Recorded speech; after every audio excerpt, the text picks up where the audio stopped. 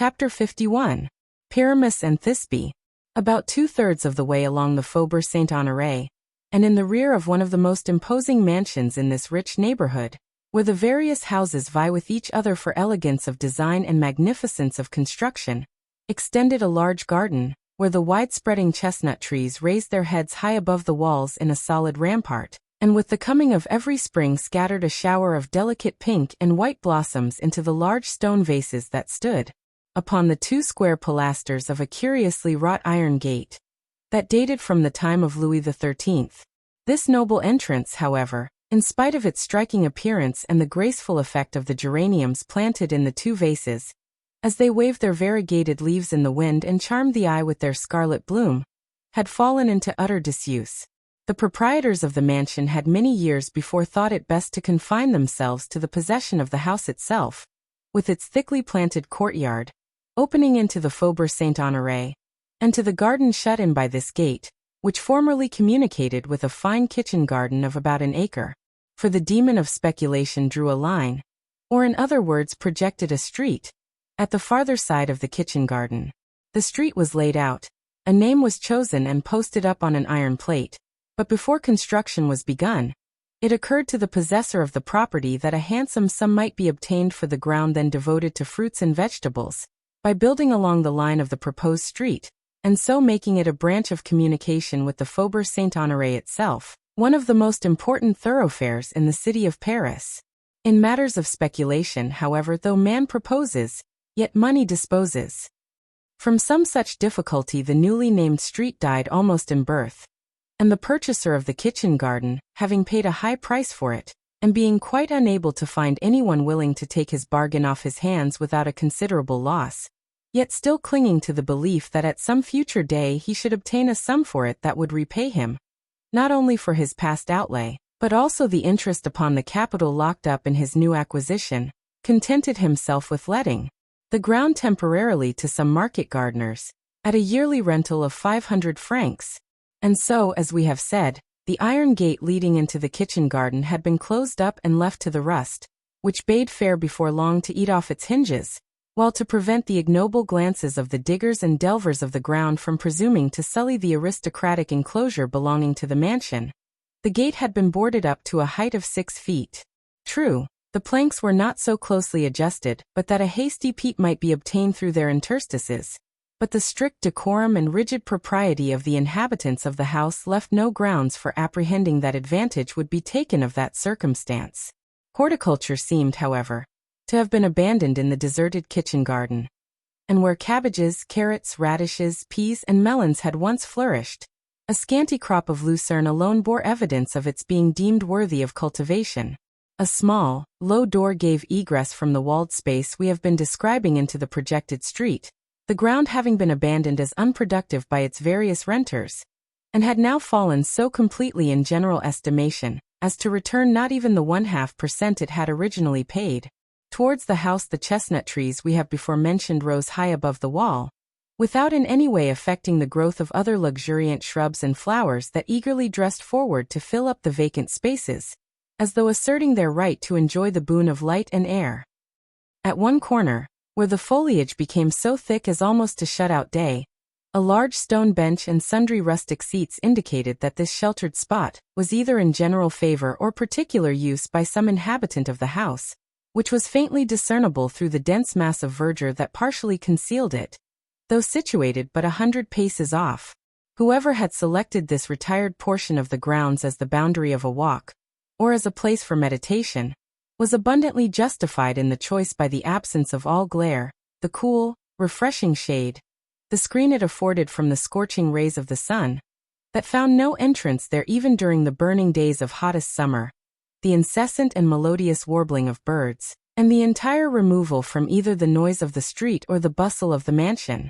On the evening of one of the warmest days spring had yet bestowed on the inhabitants of Paris, might be seen negligently thrown upon the stone bench, a book, a parasol, and a work-basket, from which hung a partly embroidered cambric handkerchief, while at a little distance from these articles was a young woman, standing close to the iron gate, endeavoring to discern something on the other side by means of the openings in the planks.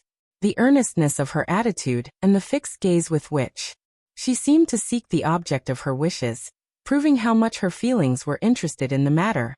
At that instant the little side gate leading from the waste ground to the street was noiselessly opened, and a tall, powerful young man appeared.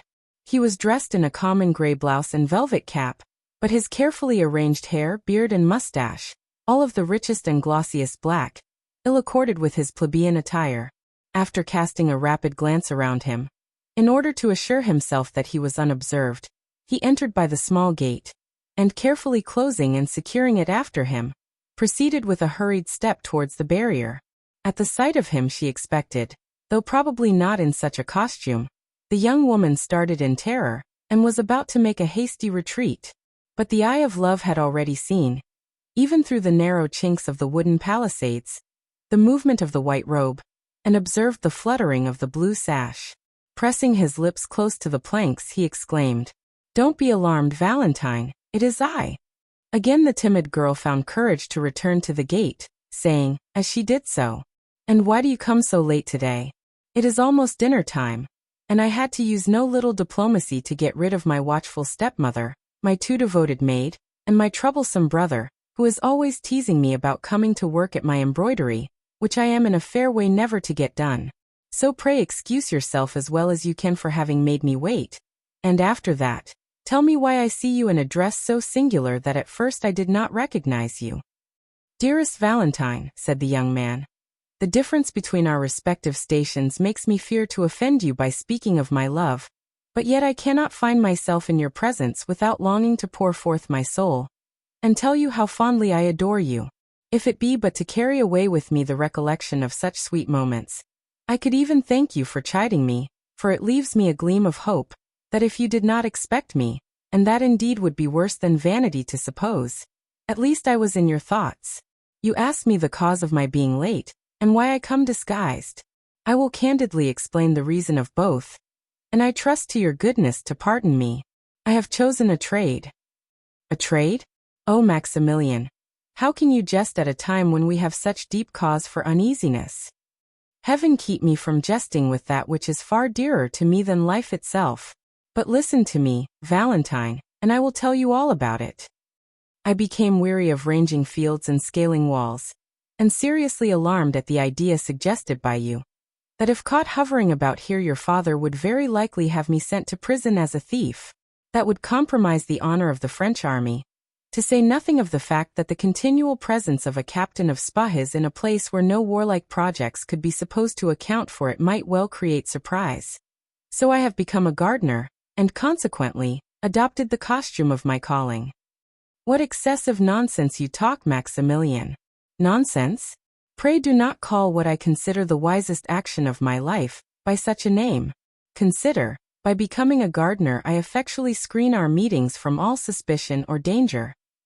30053 M. "I beseech of you, Maximilian, to cease trifling, and tell me what you really mean." "Simply, that having ascertained that the piece of ground on which I stand was to let, I made application for it, was readily accepted by the proprietor, and am now master of this fine crop of lucerne. Think of that, Valentine. There is nothing now to prevent my building myself a little hut on my plantation, and residing not 20 yards from you. Only imagine what happiness that would afford me. I can scarcely contain myself at the bare idea. Such felicity seems above all price, as a thing impossible and unattainable. But would you believe that I purchase all this delight, joy, and happiness, for which I would cheerfully have surrendered 10 years of my life, at the small cost of 500 francs per annum, paid quarterly? Henceforth we have nothing to fear.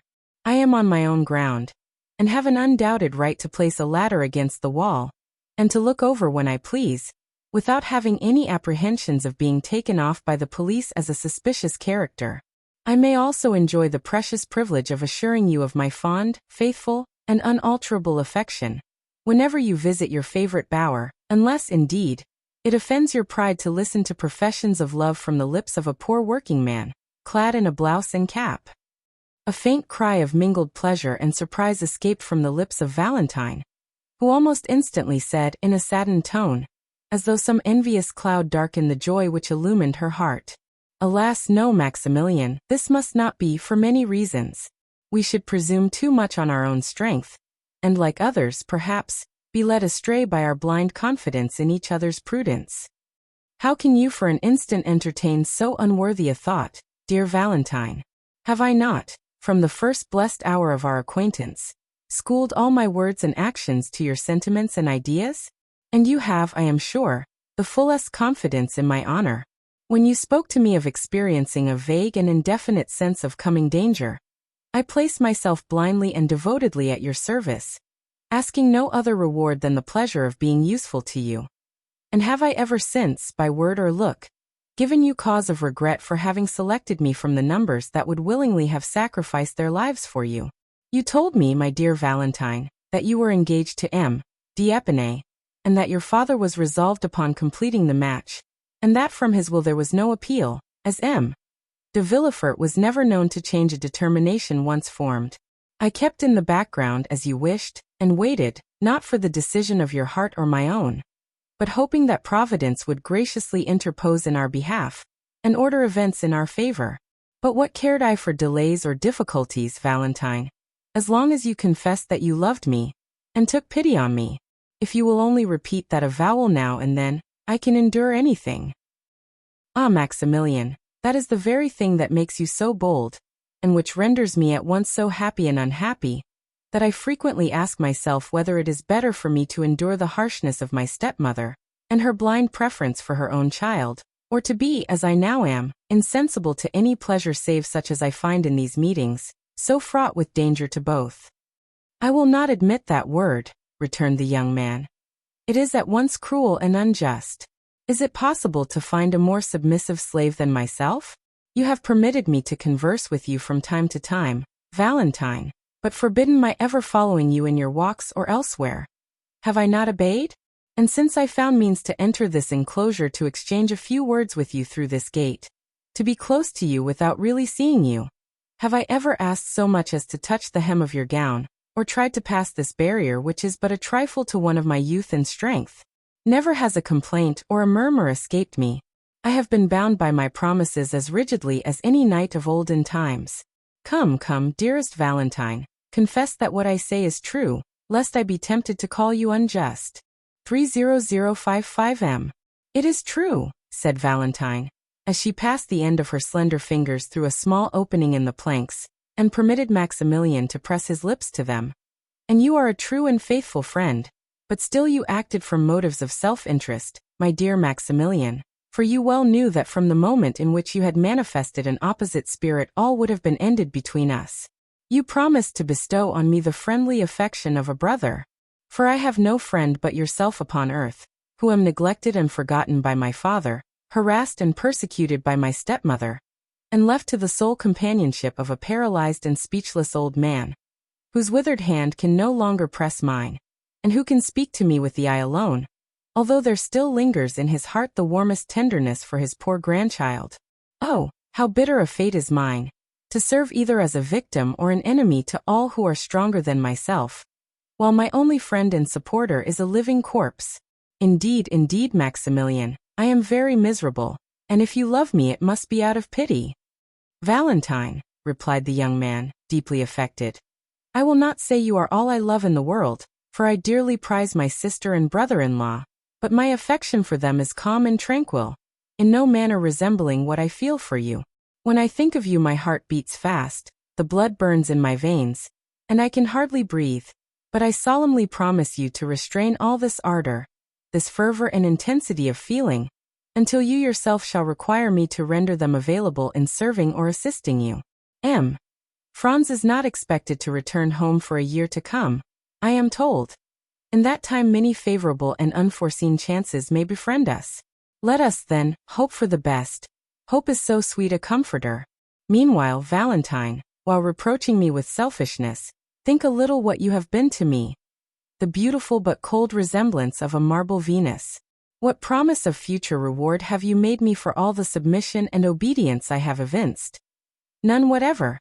What granted me? Scarcely more. You tell me of M. Franz d'Épinay, your betrothed lover, and you shrink from the idea of being his wife.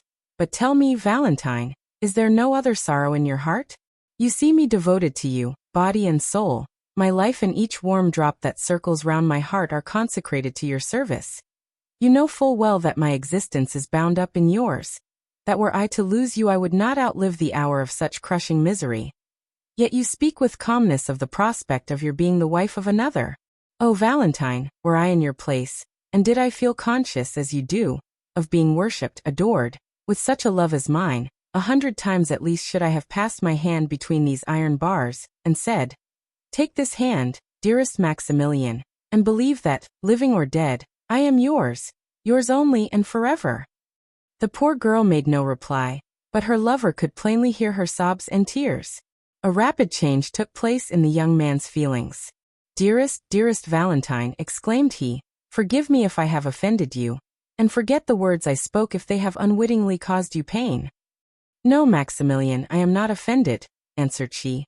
"But do you not see what a poor, helpless being I am, almost a stranger and an outcast in my father's house, where even he is seldom seen, whose will has been thwarted and spirits broken, from the age of 10 years, beneath the iron rod so sternly held over me, oppressed, mortified and persecuted, day by day, hour by hour, minute by minute. No person has cared for, even observed my sufferings, nor have I ever breathed one word on the subject, save to yourself. Outwardly and in the eyes of the world, I am surrounded by kindness and affection, but the reverse is the case. The general remark is, 'Oh, it cannot be expected that one of so stern a character as M. Villefort could lavish the tenderness some fathers do on their daughters. What though she has lost her own mother at a tender age? She has had the happiness to find a second mother in Madame de Villefort. The world, however, is mistaken. My father abandons me from utter indifference, while my stepmother detests me with a hatred so much the more terrible because it is veiled beneath a continual smile." "Hate you, sweet Valentine," exclaimed the young man. "How is it possible for anyone to do that?" "Alas," replied the weeping girl, "I am obliged to own that my stepmother's aversion to me arises from a very natural source, her overweening love for her own child, my brother Edward. But why should it? I do not know, but though unwilling to introduce money matters into our present conversation, I will just say this much, that her extreme dislike to me has its origin there, and I much fear she envies me the fortune I enjoy in right of my mother, and which will be more than doubled at the death of M. and Madame de Saint Méran, whose sole heiress I am. Madame de Villefort has nothing of her own, and hates me for being so richly endowed. Alas! How gladly would I exchange the half of this wealth for the happiness of at least sharing my father's love. God knows, I would prefer sacrificing the whole, so that it would obtain me a happy and affectionate home. Poor Valentine! I seem to myself as though living a life of bondage, yet at the same time am so conscious of my own weakness that I fear to break the restraint in which I am held, lest I fall utterly helpless. Then too, my father is not a person whose orders may be infringed with impunity. Protected as he is by his high position and firmly established reputation for talent and unswerving integrity, no one could oppose him. He is all-powerful even with the king. He would crush you at a word. Dear Maximilian, believe me when I assure you that if I do not attempt to resist my father's commands it is more on your account than my own." "But why, Valentine, do you persist in anticipating the worst? Why picture so gloomy a future?" "Because I judge it from the past. Still, consider that although I may not be, strictly speaking, what is termed an illustrious match for you, I am, for many reasons, not altogether so much beneath your alliance. The days when such distinctions were so nicely weighed and considered no longer exist in France, and the first families of the monarchy have intermarried with those of the empire. The aristocracy of the lance has allied itself with the nobility of the cannon. Now I belong to this last-named class, and certainly my prospects of military preferment are most encouraging as well as certain. My fortune, though small, is free and unfettered, and the memory of my late father is respected in our country, Valentine, as that of the most upright and honorable merchant of the city. I say our country, because you were born not far from Marseilles. Don't speak of Marseilles, I beg of you, Maximilian. That one word brings back my mother to my recollection. My angel mother, who died too soon for myself and all who knew her, but who, after watching over her child during the brief period allotted to her in this world, now, I fondly hope, watches from her home in heaven. "Oh, if my mother were still living, there would be nothing to fear, Maximilian, for I would tell her that I loved you, and she would protect us." "I fear, Valentine," replied the lover, "that were she living I should never have had the happiness of knowing you. You would then have been too happy to have stooped from your grandeur to bestow a thought on me." "Now it is you who are unjust, Maximilian," cried Valentine. "But there is one thing I wish to know." "And what is that?" inquired the young man, perceiving that Valentine hesitated. "Tell me truly, Maximilian, whether in former days, when our fathers dwelt at Marseilles, there was ever any misunderstanding between them?" "Not that I am aware of," replied the young man, "unless indeed any ill feeling might have arisen from their being of opposite parties. Your father was, as you know, a zealous partisan of the Bourbons, while mine was wholly devoted to the emperor. There could not possibly be any other difference between them. But why do you ask?" "I will tell you," replied the young girl, "for it is but right you should know. Well, on the day when your appointment as an officer of the Legion of Honor was announced in the papers, we were all sitting with my grandfather, M. Noirtier. M. Danglars was there also. You recollect M. Danglars, do you not, Maximilian, the banker, whose horses ran away with my stepmother and little brother, and very nearly killed them? While the rest of the company were discussing the approaching marriage of Mademoiselle Danglars, I was reading the paper to my grandfather, but when I came to the paragraph about you, although I had done nothing else but read it over to myself all the morning, you know you had told me all about it the previous evening, I felt so happy, and yet so nervous, at the idea of speaking your name aloud, and before so many people, that I really think I should have passed it over, but for the fear that my doing so might create suspicions as to the cause of my silence, so I summoned up all my courage, and read it as firmly and as steadily as I could. 30059M. Dear Valentine. Well, would you believe it? Directly my father caught the sound of your name, he turned round quite hastily, and like a poor silly thing, I was so persuaded that everyone must be as much affected as myself by the utterance of your name, that I was not surprised to see my father start, and almost tremble, but I even thought, though that surely must have been a mistake, that M. Danglars trembled too. Moral, cried my father, stop a bit. Then knitting his brows into a deep frown he added, surely this cannot be one of the Morel family who lived at Marseilles, and gave us so much trouble from their violent Bonapartism. I mean about the year 1815. Yes, replied M. Danglars. I believe he is the son of the old shipowner. Indeed, answered Maximilian. And what did your father say then, Valentine? Oh, such a dreadful thing, that I don't dare to tell you. Always tell me everything, said Maximilian with a smile. Ah, continued my father, still frowning, their idolized emperor treated these madmen as they deserved. He called them food for cannon, which was precisely all they were good for, and I am delighted to see that the present government have adopted this salutary principle with all its pristine vigor. If Algiers were good for nothing but to furnish the means of carrying so admirable an idea into practice, it would be an acquisition well worthy of struggling to obtain, though it certainly does cost France somewhat dear to assert her rights in that uncivilized country. Brutal politics, I must confess, said Maximilian. But don't attach any serious importance, dear, to what your father said. My father was not a bit behind yours in that sort of talk. Why, said he, does not the emperor, who has devised so many clever and efficient modes of improving the art of war, organize a regiment of lawyers, judges and legal practitioners, sending them in the hottest fire the enemy could maintain, and using them to save better men? You see, my dear, that for picturesque expression and generosity of spirit there is not much to choose between the language of either party. But what did M. Danglars say to this outburst on the part of the procureur? Oh, he laughed, and in that singular manner so peculiar to himself, half malicious, half ferocious. He almost immediately got up and took his leave. Then for the first time, I observed the agitation of my grandfather, and I must tell you, Maximilian, that I am the only person capable of discerning emotion in his paralyzed frame. And I suspected that the conversation that had been carried on in his presence, for they always say and do what they like before the dear old man, without the smallest regard for his feelings, had made a strong impression on his mind. For naturally enough, it must have pained him to hear the emperor he so devotedly loved and served spoken of in that depreciating manner. The name of M. Noirtier, interposed Maximilian, is celebrated throughout Europe. He was a statesman of high standing, and you may or may not know, Valentine, that he took a leading part in every Bonapartist conspiracy set on foot during the restoration of the Bourbons. Oh, I have often heard whispers of things that seem to me most strange. The father a Bonapartist, the son a royalist. What can have been the reason of so singular a difference in parties and politics? But to resume my story, I turned towards my grandfather, as though to question him as to the cause of his emotion.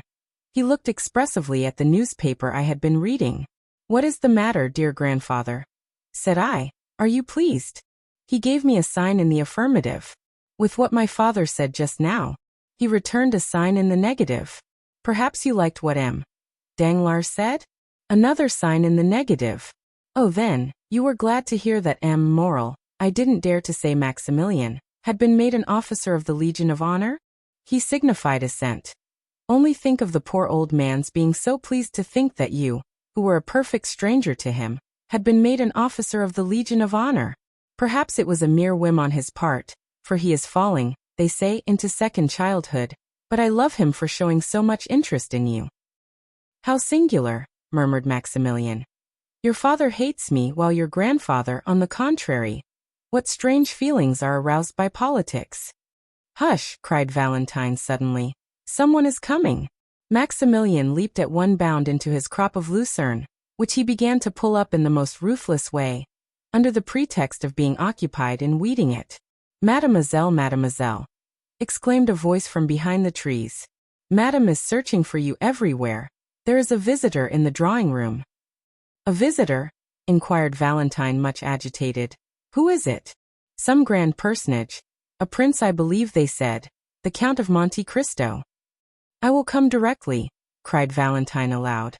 The name of Monte Cristo sent an electric shock through the young man on the other side of the iron gate, to whom Valentine's "I am coming" was the customary signal of farewell. "Now then," said Maximilian, leaning on the handle of his spade, "I would give a good deal to know how it comes about that the Count of Monte Cristo is acquainted with M. de Villefort." Chapter 52. Toxicology. It was really the Count of Monte Cristo who had just arrived at Madame de Villefort's for the purpose of returning the procureur's visit, and at his name, as may be easily imagined, the whole house was in confusion. Madame de Villefort, who was alone in her drawing-room when the Count was announced, desired that her son might be brought thither instantly to renew his thanks to the Count, and Edward, who heard this great personage talked of for 2 whole days, made all possible haste to come to him, not from obedience to his mother, or out of any feeling of gratitude to the Count, but from sheer curiosity, and that some chance remark might give him the opportunity for making one of the impertinent speeches, which made his mother say, "Oh, that naughty child!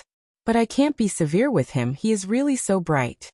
After the usual civilities, the Count inquired after M. de Villefort. "My husband dines with the Chancellor," replied the young lady. "He has just gone, and I am sure he'll be exceedingly sorry not to have had the pleasure of seeing you before he went."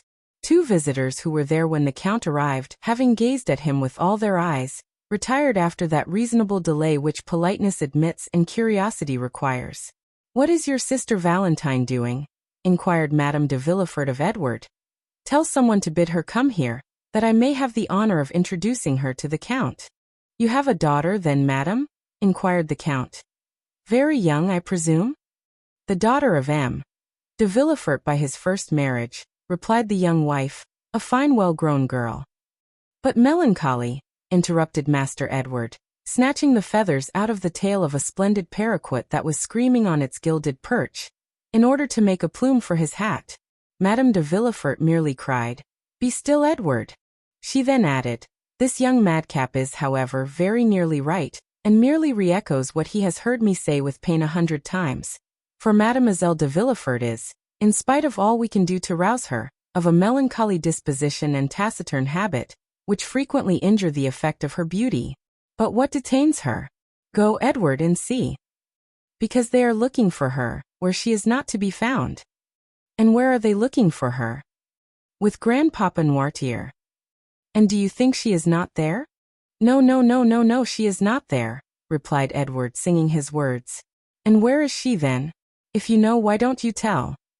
She is under the big chestnut tree, replied the spoiled brat, as he gave, in spite of his mother's commands, live flies to the parrot, which seemed keenly to relish such fare. Madame de Villefort stretched out her hand to ring, intending to direct her waiting maid to the spot where she would find Valentine.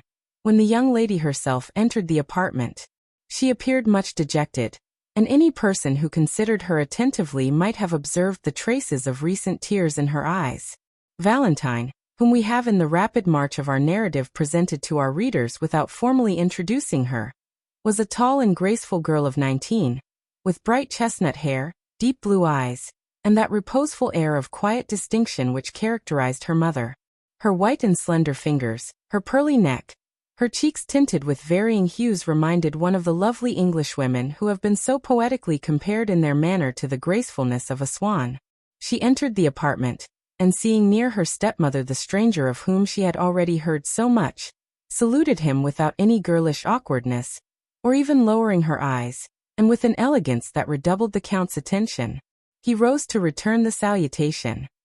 Mademoiselle de Villefort, my stepdaughter, said Madame de Villefort to Monte Cristo, leaning back on her sofa and motioning towards Valentine with her hand. And M. de Monte Cristo, King of China, Emperor of Cochin China, said the young imp, looking slyly towards his sister. Madame de Villefort at this really did turn pale, and was very nearly angry with this household plague, who answered to the name of Edward, but the Count on the contrary smiled, and appeared to look at the boy complacently, which caused the maternal heart to bound again with joy and enthusiasm. But madam, replied the Count, continuing the conversation, and looking by turns at Madame de Villefort and Valentine, have I not already had the honor of meeting yourself and mademoiselle before? I could not help thinking so just now. The idea came over my mind, and as mademoiselle entered the sight of her was an additional ray of light thrown on a confused remembrance. Excuse the remark. I do not think it likely, sir. Mademoiselle de Villefort is not very fond of society, and we very seldom go out, said the young lady. Then it was not in society that I met with mademoiselle or yourself, madam, or this charming little merry boy. Besides, the Parisian world is entirely unknown to me, for as I believe I told you, I have been in Paris but very few days. No, but perhaps you will permit me to call to mind. Stay. The Count placed his hand on his brow as if to collect his thoughts. No, it was somewhere, away from here. It was, I do not know, but it appears that this recollection is connected with a lovely sky and some religious fate. Mademoiselle was holding flowers in her hand. The interesting boy was chasing a beautiful peacock in a garden. And you, madam, were under the trellis of some arbor. Pray come to my aid, madam. Do not these circumstances appeal to your memory? No, indeed, replied Madame de Villefort. And yet it appears to me, sir, that if I had met you anywhere, the recollection of you must have been imprinted on my memory. Perhaps the Count saw us in Italy, said Valentine timidly. Yes, in Italy. It was in Italy most probably, replied Monte Cristo. You have traveled then in Italy, mademoiselle?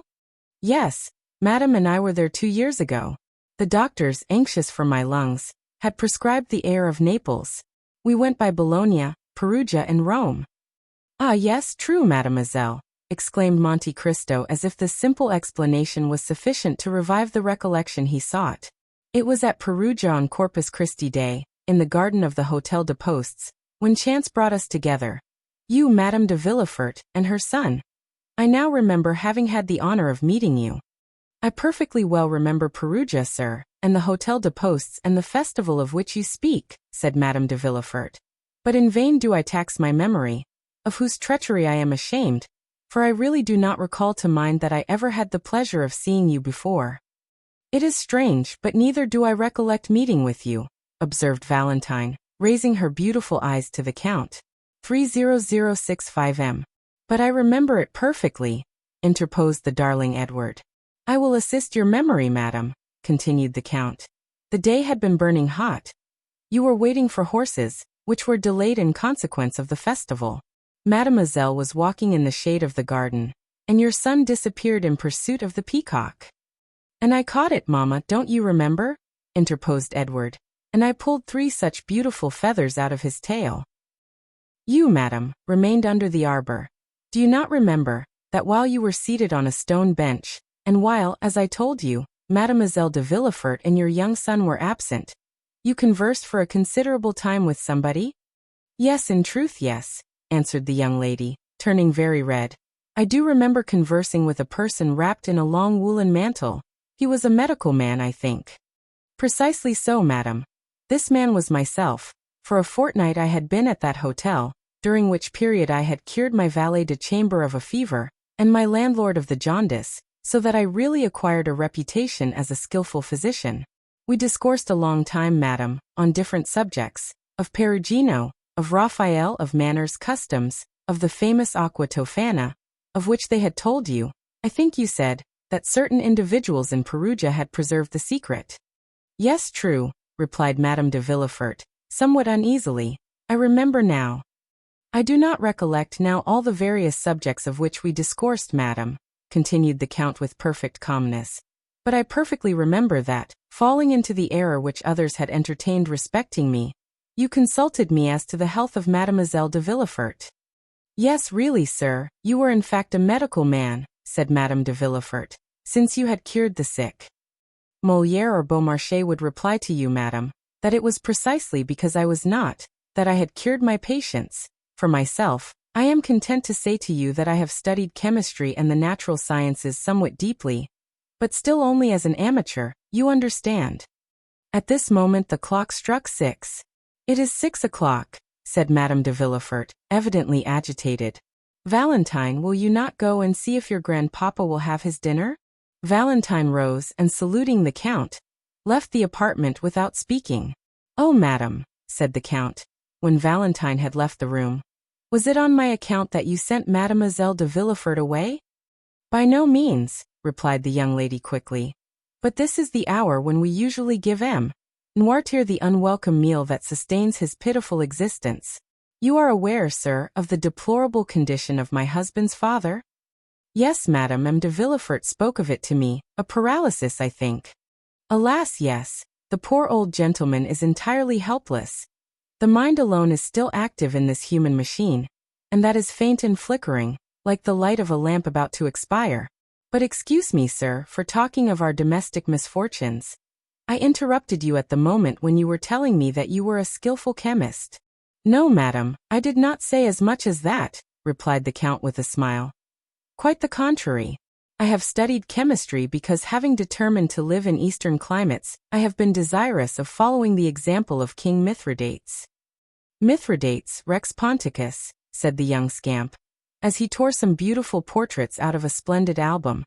The individual who took cream in his cup of poison every morning at breakfast. Edward, you naughty boy, exclaimed Madame de Villefort, snatching the mutilated book from the urchin's grasp. You are positively past bearing. You really disturb the conversation. Go, leave us, and join your sister Valentine in dear Grandpapa Noirtier's room. The album, said Edward sulkily. What do you mean? The album. I want the album. How dare you tear out the drawings? Oh, it amuses me. Go at once. I won't go unless you give me the album, said the boy, seating himself doggedly in an armchair, according to his habit of never giving way. Take it then, and pray disturb us no longer, said Madame de Villefort, giving the album to Edward, who then went towards the door, led by his mother. The Count followed her with his eyes. Let us see if she shuts the door after him, he muttered. Madame de Villefort closed the door carefully after the child, the Count appearing not to notice her. Then, casting a scrutinizing glance around the chamber, the young wife returned to her chair, in which she seated herself. Allow me to observe, madam, said the Count, with that kind tone he could assume so well. You are really very severe with that dear clever child. Oh, sometimes severity is quite necessary, replied Madame de Villefort, with all a mother's real firmness.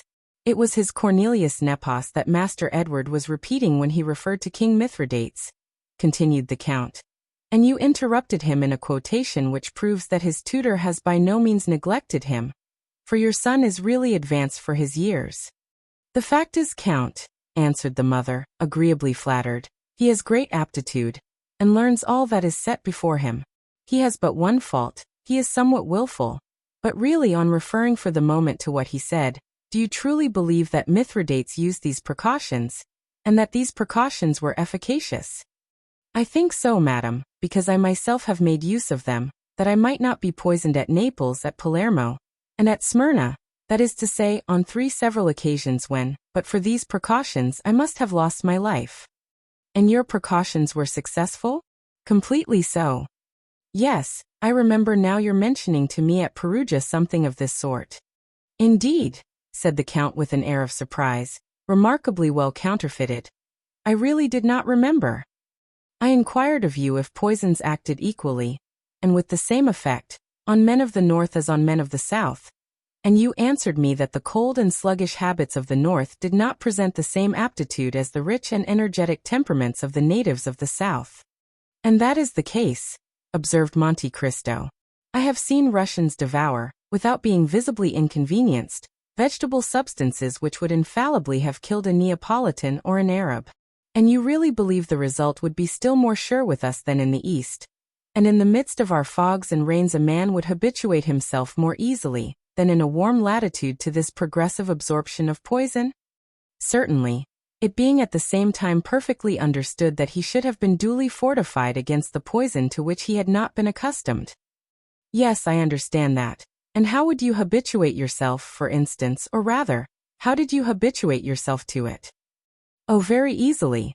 Suppose you knew beforehand the poison that would be made use of against you. Suppose the poison was, for instance, brucine. Brucine is extracted from the false angostura, 8, is it not? Inquired Madame de Villefort. Precisely, madam, replied Monte Cristo. But I perceive I have not much to teach you. Allow me to compliment you on your knowledge. Such learning is very rare among ladies. Oh, I am aware of that, said Madame de Villefort. But I have a passion for the occult sciences, which speak to the imagination like poetry, and are reducible to figures like an algebraic equation. But go on, I beg of you. What you say interests me to the greatest degree. 30069M. Well, replied Monte Cristo, suppose then that this poison was brucine, and you were to take 1 milligram the first day, 2 milligrams the second day, and so on. Well, at the end of 10 days you would have taken a centigram, at the end of 20 days, increasing another milligram, you would have taken 300 centigrams, that is to say, a dose which you would support without inconvenience, and which would be very dangerous for any other person who had not taken the same precautions as yourself.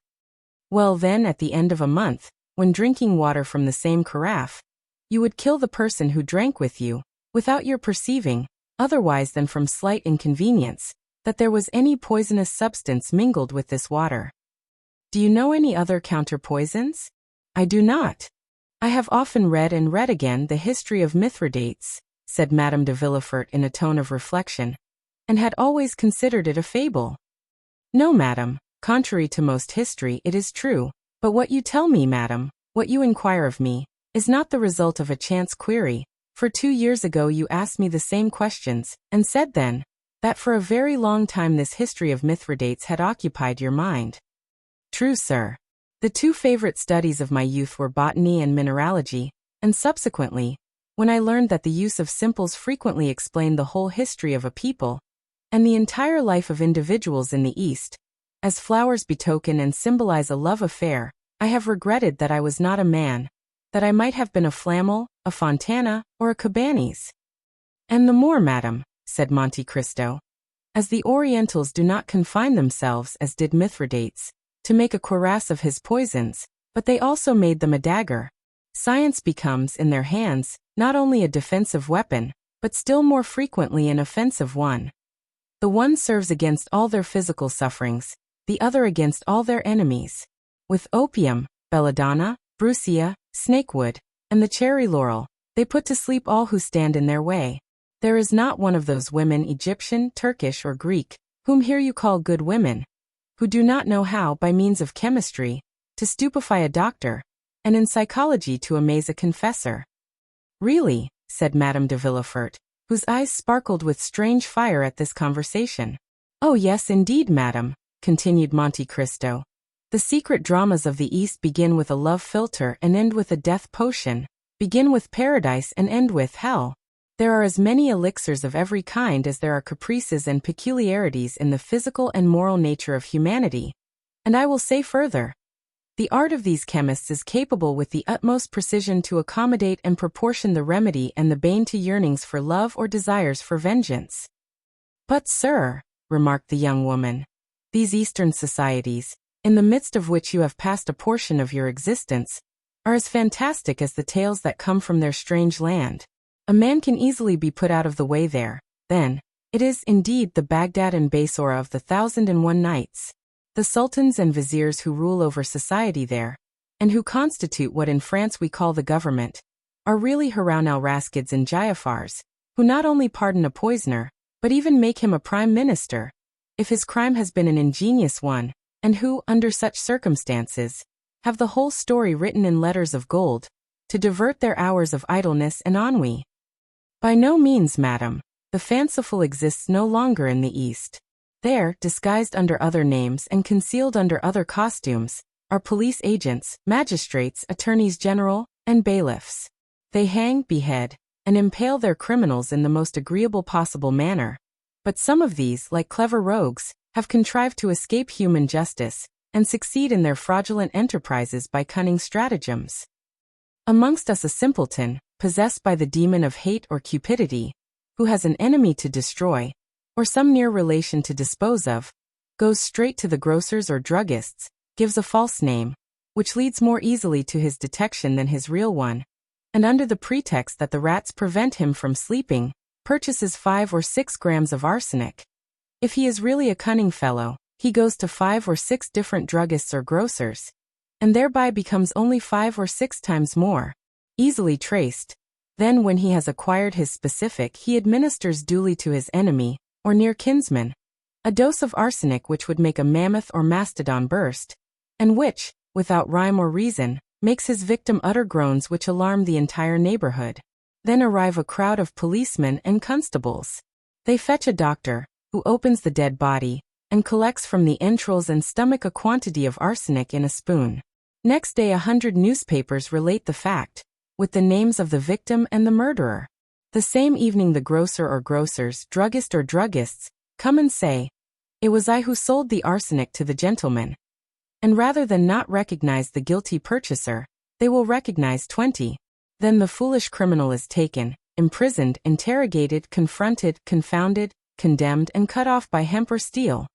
Or if she be a woman of any consideration, they lock her up for life. This is the way in which you northerns understand chemistry, madam. Desrues was, however, I must confess, more skillful. What would you have, sir? Said the lady, laughing. We do what we can. All the world has not the secret of the Medicis or the Borgias. Now, replied the Count, shrugging his shoulders, shall I tell you the cause of all these stupidities? It is because at your theatres, by what at least I could judge by reading the pieces they play, they see persons swallow the contents of a phial, or suck the button of a ring, and fall dead instantly. 5 minutes afterwards the curtain falls, and the spectators depart. They are ignorant of the consequences of the murder. They see neither the police commissary with his badge of office, nor the corporal with his 4 men. And so the poor fools believe that the whole thing is as easy as lying. But go a little way from France, go either to Aleppo or Cairo, or only to Naples or Rome, and you will see people passing by you in the streets. People erect, smiling, and fresh-colored, of whom Asmodeus, if you were holding on by the skirt of his mantle, would say, "That man was poisoned 3 weeks ago. He will be a dead man in a month." Then, remarked Madame de Villefort, they have again discovered the secret of the famous aqua tofana that they said was lost at Perugia. Ah, but madam, does mankind ever lose anything? The arts change about and make a tour of the world. Things take a different name, and the vulgar do not follow them. That is all, but there is always the same result. Poisons act particularly on some organ or another. One on the stomach, another on the brain, another on the intestines. Well, the poison brings on a cough, the cough an inflammation of the lungs, or some other complaint catalogued in the book of science, which, however, by no means precludes it from being decidedly mortal. And if it were not, would be sure to become so, thanks to the remedies applied by foolish doctors, who are generally bad chemists, and which will act in favor of or against the malady, as you please. And then there is a human being killed according to all the rules of art and skill, and of whom justice learns nothing, as was said by a terrible chemist of my acquaintance. The worthy Abbé Adelmonte of Taormina, in Sicily, who has studied these national phenomena very profoundly. It is quite frightful, but deeply interesting, said the young lady, motionless with attention. I thought, I must confess, that these tales were inventions of the Middle Ages. Yes, no doubt, but improved upon by ours. What is the use of time, rewards of merit, medals, crosses, Monthyon prizes, if they do not lead society towards more complete perfection? Yet man will never be perfect until he learns to create and destroy. He does know how to destroy, and that is half the battle. So, added Madame de Villefort, constantly returning to her object, the poisons of the Borgias, the Medicis, the Renés, the Ruggieris, and later, probably, that of Baron de Trenck, whose story has been so misused by modern drama and romance, were objects of art, madame, and nothing more, replied the Count. Do you suppose that the real savant addresses himself stupidly to the mere individual? By no means. Science loves eccentricities, leaps and bounds, trials of strength, fancies, if I may be allowed so to term them. Thus, for instance, the excellent Abbé Adelmonte, of whom I spoke just now, made in this way some marvelous experiments. Really? Yes, I will mention one to you. He had a remarkably fine garden, full of vegetables, flowers, and fruit. From amongst these vegetables he selected the most simple, a cabbage, for instance. For 3 days he watered this cabbage with a distillation of arsenic. On the third, the cabbage began to droop and turn yellow. At that moment he cut it. In the eyes of everybody it seemed fit for table, and preserved its wholesome appearance. It was only poison to the Abbé Adelmonte. He then took the cabbage to the room where he had rabbits. For the Abbé Adelmonte had a collection of rabbits, cats, and guinea pigs, fully as fine as his collection of vegetables, flowers, and fruit. Well, the Abbé Adelmonte took a rabbit, and made it eat a leaf of the cabbage. The rabbit died. What magistrate would find, or even venture to insinuate, anything against this? What procureur has ever ventured to draw up an accusation against M. Magendie or M. Flourens in consequence of the rabbits, cats, and guinea pigs they have killed? Not one. So then the rabbit dies, and justice takes no notice. This rabbit dead, the Abbé Adelmonte has its entrails taken out by his cook and thrown on the dunghill. On this dunghill is a hen, who, pecking these intestines, is in her turn taken ill, and dies next day. At the moment when she is struggling in the convulsions of death, a vulture is flying by. There are a good many vultures in Adelmonte's country. This bird darts on the dead fowl, and carries it away to a rock, where it dines off its prey. 3 days afterwards, this poor vulture, which has been very much indisposed since that dinner, suddenly feels very giddy while flying aloft in the clouds, and falls heavily into a fish pond. The pike, eels, and carp eat greedily always, as everybody knows. Well, they feast on the vulture. Now suppose that next day, one of these eels or pike or carp, poisoned at the 4th remove, is served up at your table. Well then, your guests will be poisoned at the 5th remove, and die, at the end of 8 or 10 days, of pains in the intestines, sickness, or abscess of the pylorus. The doctors open the body and say with an air of profound learning, the subject has died of a tumor on the liver, or of typhoid fever. But, remarked Madame de Villefort, all these circumstances which you link thus to one another may be broken by the least accident. The vulture may not see the fowl, or may fall 100 yards from the fish pond. Ah, that is where the art comes in. To be a great chemist in the East, one must direct chance, and this is to be achieved. Madame de Villefort was in deep thought, yet listened attentively. But, she exclaimed suddenly, arsenic is indelible, indestructible. In whatsoever way it is absorbed, it will be found again in the body of the victim from the moment when it has been taken in sufficient quantity to cause death. Precisely so, cried Monte Cristo. Precisely so. And this is what I said to my worthy Adelmonte. He reflected, smiled, and replied to me by a Sicilian proverb, which I believe is also a French proverb. My son, the world was not made in a day, but in 7. Return on Sunday. On the Sunday following I did return to him. Instead of having watered his cabbage with arsenic, he had watered it this time with a solution of salts, having their basis in strychnine, strychnus colubrina, as the learned term it. Now the cabbage had not the slightest appearance of disease in the world, and the rabbit had not the smallest distrust. Yet 5 minutes afterwards the rabbit was dead. The fowl pecked at the rabbit, and the next day was a dead hen. This time we were the vultures, so we opened the bird, and this time all special symptoms had disappeared. There were only general symptoms. There was no peculiar indication in any organ. An excitement of the nervous system, that was it. A case of cerebral congestion, nothing more.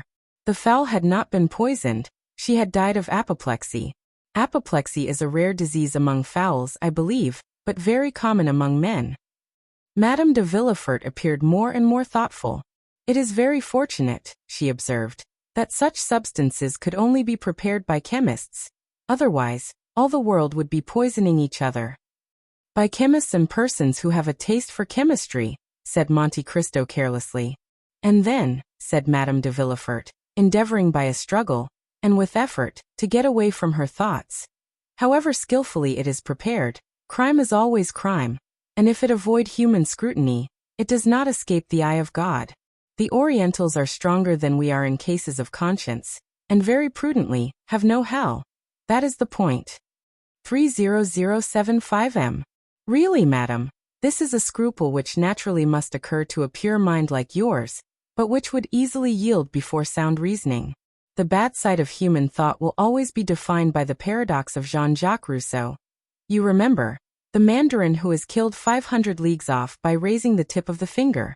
Man's whole life passes in doing these things, and his intellect is exhausted by reflecting on them. You will find very few persons who will go and brutally thrust a knife in the heart of a fellow creature, or will administer to him, in order to remove him from the surface of the globe on which we move with life and animation, that quantity of arsenic of which we just now talked. Such a thing is really out of rule, eccentric or stupid. To attain such a point, the blood must be heated to 36 degrees, the pulse be, at least, at 90, and the feelings excited beyond the ordinary limit. But suppose one pass, as is permissible in philology, from the word itself to its softened synonym. Then, instead of committing an ignoble assassination, you make an elimination. You merely and simply remove from your path the individual who is in your way, and that without shock or violence, without the display of the sufferings which, in the case of becoming a punishment, make a martyr of the victim, and a butcher, in every sense of the word, of him who inflicts them. Then there will be no blood, no groans, no convulsions, and above all, no consciousness of that horrid and compromising moment of accomplishing the act. Then one escapes the clutch of the human law, which says, do not disturb society.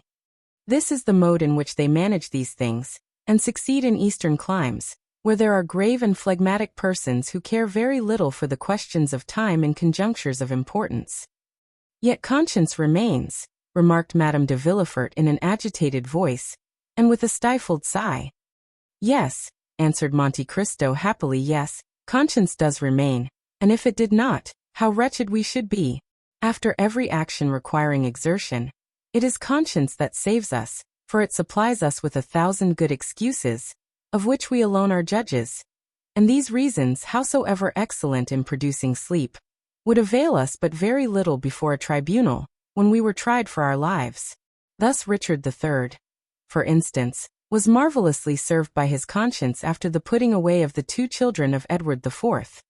In fact, he could say, these 2 children of a cruel and persecuting king, who have inherited the vices of their father, which I alone could perceive in their juvenile propensities. These 2 children are impediments in my way of promoting the happiness of the English people, whose unhappiness they, the children, would infallibly have caused. Thus was Lady Macbeth served by her conscience, when she sought to give her son, and not her husband, whatever Shakespeare may say, a throne. Ah, maternal love is a great virtue, a powerful motive. So powerful that it excuses a multitude of things. Even if, after Duncan's death, Lady Macbeth had been at all pricked by her conscience. Madame de Villefort listened with avidity to these appalling maxims and horrible paradoxes, delivered by the Count with that ironical simplicity which was peculiar to him. After a moment's silence, the lady inquired, "Do you know, my dear Count," she said, "that you are a very terrible reasoner, and that you look at the world through a somewhat distempered medium? Have you really measured the world by scrutinies, or through alembics and crucibles? For you must indeed be a great chemist, and the elixir you administered to my son, which recalled him to life almost instantaneously, 30077M. Oh, do not place any reliance on that, madam. 1 drop of that elixir sufficed to recall life to a dying child, but 3 drops would have impelled the blood into his lungs in such a way as to have produced most violent palpitations. 6 would have suspended his respiration, and caused syncope more serious than that in which he was. 10 would have destroyed him. You know, madam, how suddenly I snatched him from those phials which he so imprudently touched. Is it then so terrible a poison? Oh no. In the first place, let us agree that the word poison does not exist, because in medicine use is made of the most violent poisons, which become, according as they are employed, most salutary remedies. What then is it? A skillful preparation of my friends the worthy Abbé del Monte, who taught me the use of it. Oh, observed Madame de Villefort, it must be an admirable antispasmodic. Perfect, madam, as you have seen, replied the Count, and I frequently make use of it, with all possible prudence though be it observed, he added with a smile of intelligence. Most assuredly, responded Madame de Villefort in the same tone. As for me, so nervous, and so subject to fainting fits, I should require a Dr. Adelmonte to invent for me some means of breathing freely and tranquilizing my mind, in the fear I have of dying some fine day of suffocation.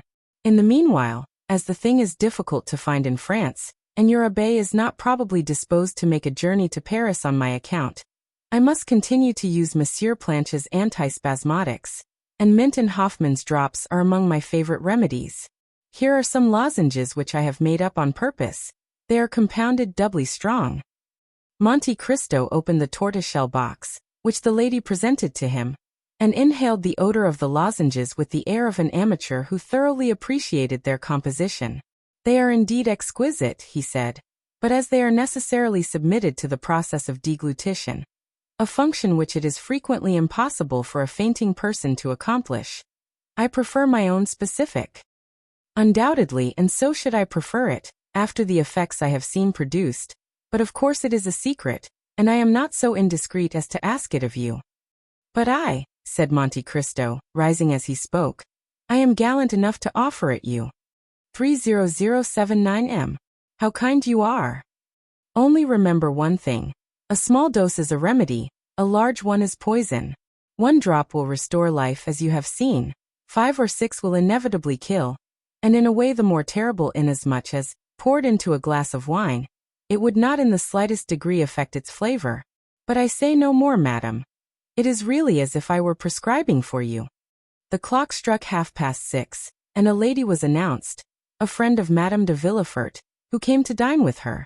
If I had had the honor of seeing you for the 3rd or 4th time, Count, instead of only for the 2nd, said Madame de Villefort. If I had had the honor of being your friend, instead of only having the happiness of being under an obligation to you, I should insist on detaining you to dinner, and not allow myself to be daunted by a first refusal. 1,000 thanks, madam, replied Monte Cristo, but I have an engagement which I cannot break. I have promised to escort to the Academy a Greek princess of my acquaintance who has never seen your grand opera, and who relies on me to conduct her thither. Adieu then, sir, and do not forget the prescription. Ah, in truth, madam. To do that I must forget the hour's conversation I have had with you, which is indeed impossible.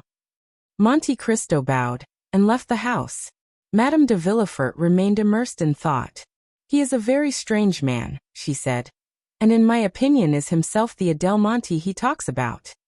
As to Monte Cristo, the result had surpassed his utmost expectations. Good, said he as he went away.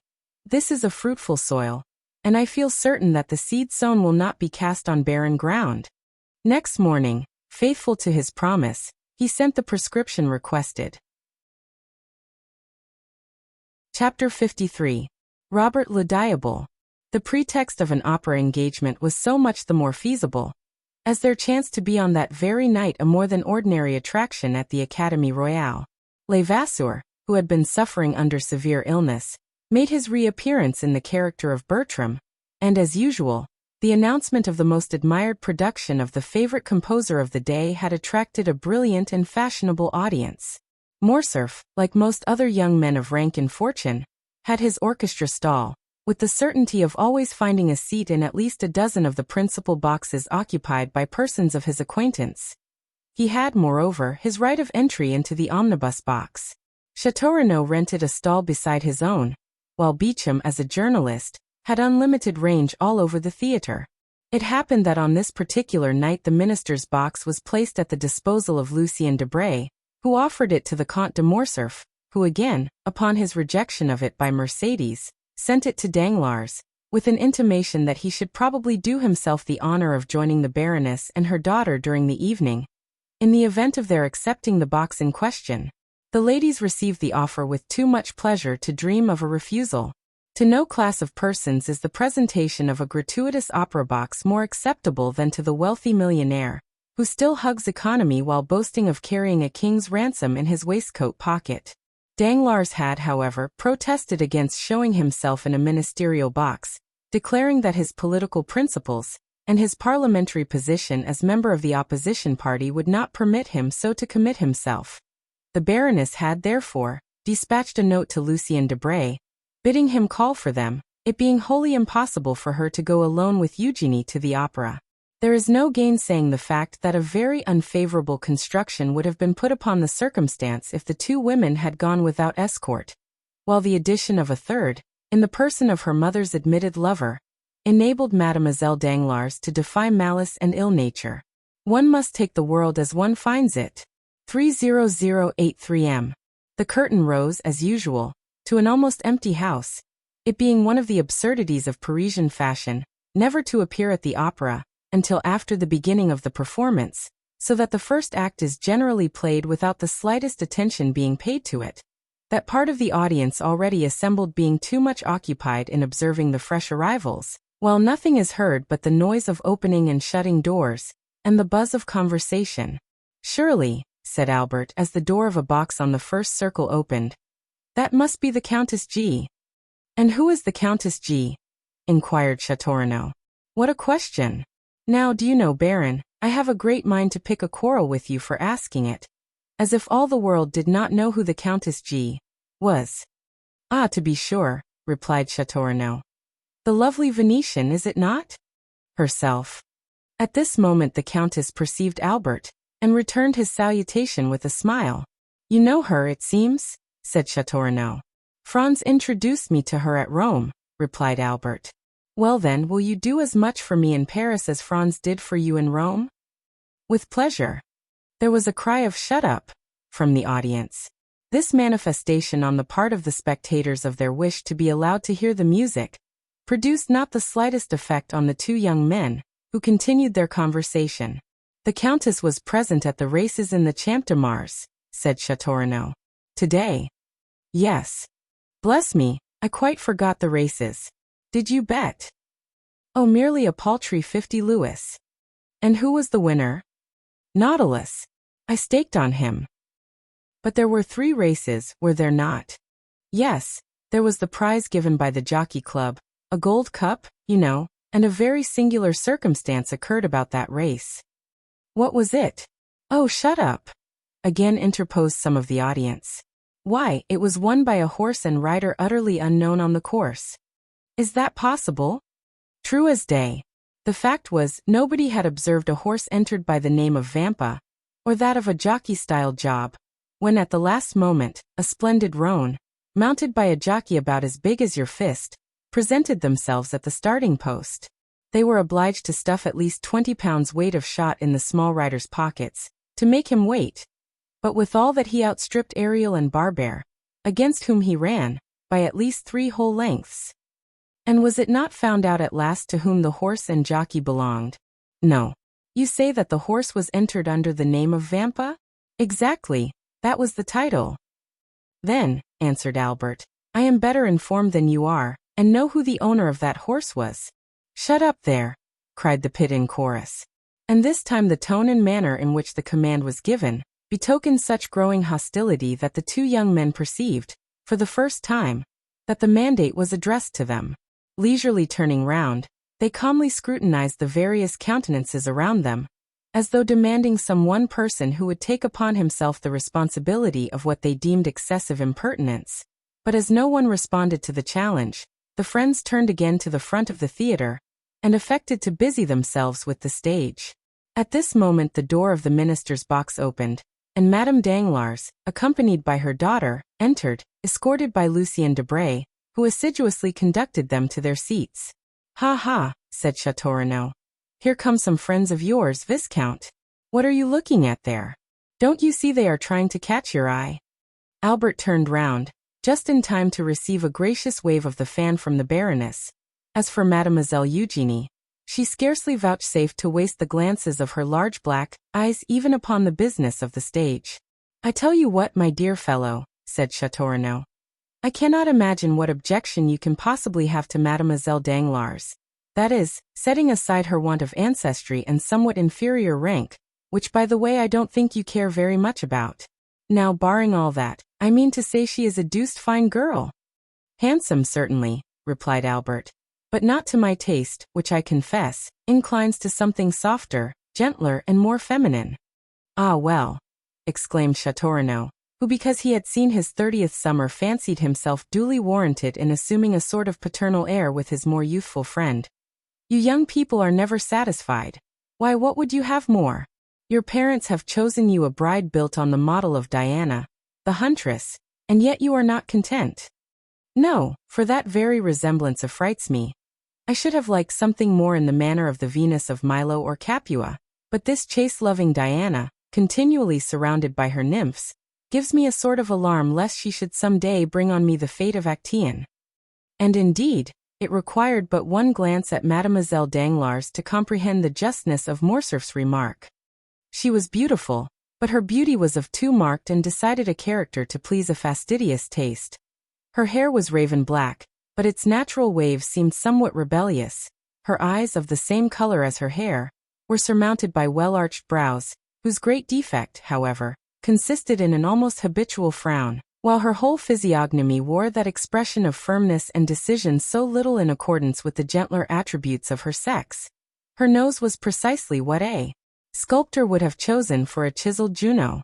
Her mouth, which might have been found fault with as too large, displayed teeth of pearly whiteness, rendered still more conspicuous by the brilliant carmine of her lips, contrasting vividly with her naturally pale complexion. But that which completed the almost masculine look Morcerf found so little to his taste, was a dark mole, of much larger dimensions than these freaks of nature generally are, placed just at the corner of her mouth, and the effect tended to increase the expression of self-dependence that characterized her countenance. The rest of Mademoiselle Eugénie's person was in perfect keeping with the head just described. She indeed reminded one of Diana, as Château Renaud observed, but her bearing was more haughty and resolute. As regarded her attainments, the only fault to be found with them was the same that a fastidious connoisseur might have found with her beauty, that they were somewhat too erudite and masculine for so young a person. She was a perfect linguist, a first-rate artist, wrote poetry and composed music.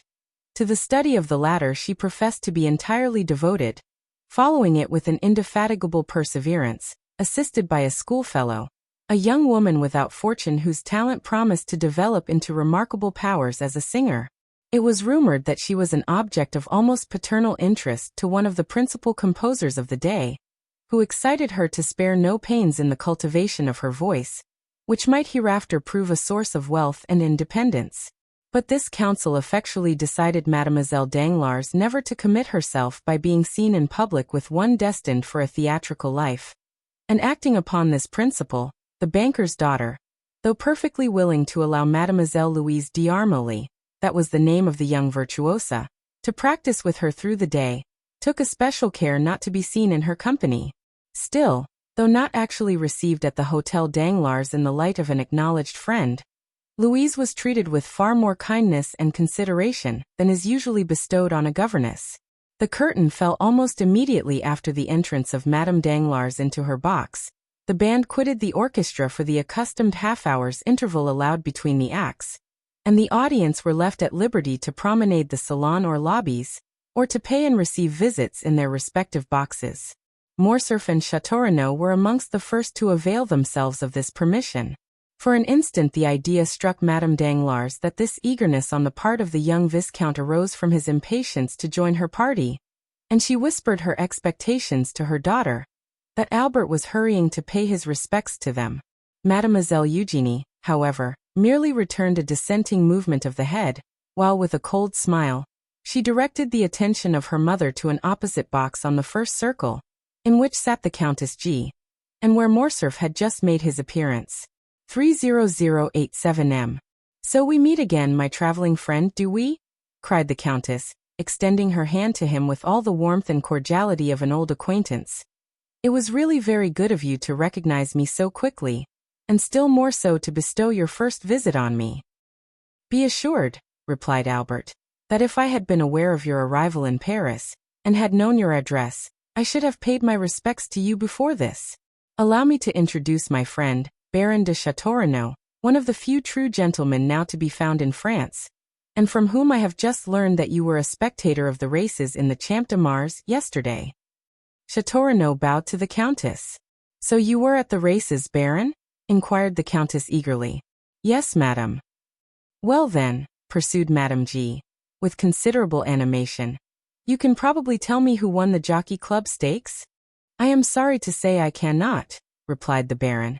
And I was just asking the same question of Albert. Are you very anxious to know, Countess? Asked Albert. To know what? The name of the owner of the winning horse? Excessively. Only imagine. But do tell me, Viscount, whether you really are acquainted with it or no? I beg your pardon, madam. But you were about to relate some story, were you not? You said, only imagine, and then paused. Pray continue. Well then listen.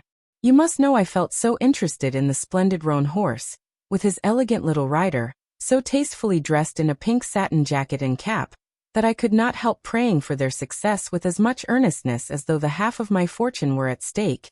And when I saw them outstrip all the others, and come to the winning post in such gallant style, I actually clapped my hands with joy.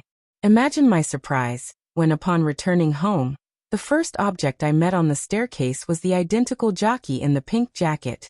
I concluded that, by some singular chance, the owner of the winning horse must live in the same hotel as myself. But as I entered my apartments, I beheld the very gold cup awarded as a prize to the unknown horse and rider. Inside the cup was a small piece of paper, on which were written these words, from Lord Ruthven to Countess G. Precisely, I was sure of it, said Morcerf.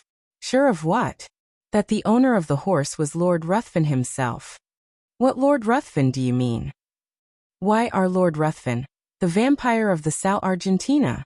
Is it possible? Exclaimed the Countess. Is he here in Paris? To be sure, why not? And you visit him? Meet him at your own house and elsewhere? I assure you he is my most intimate friend, and M.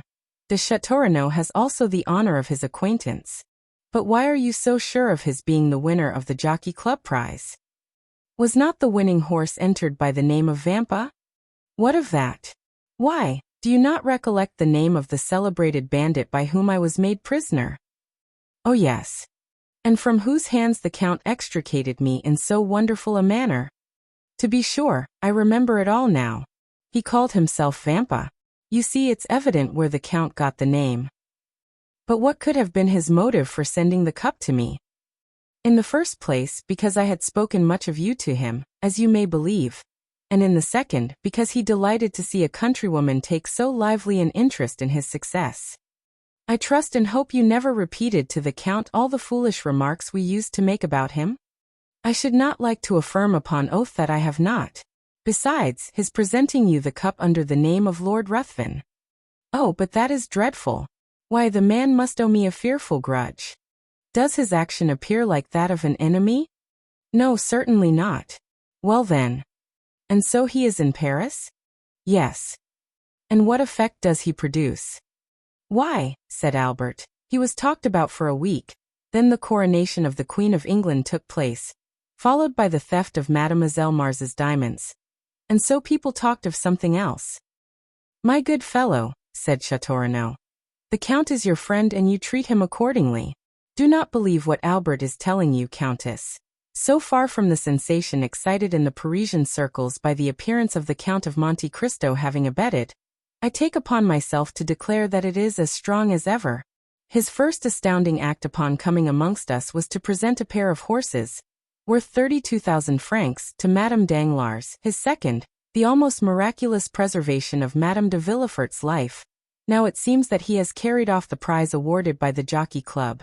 I therefore maintain, in spite of Morcerf, that not only is the Count the object of interest at this present moment, but also that he will continue to be so for a month longer if he pleases to exhibit an eccentricity of conduct which, after all, may be his ordinary mode of existence."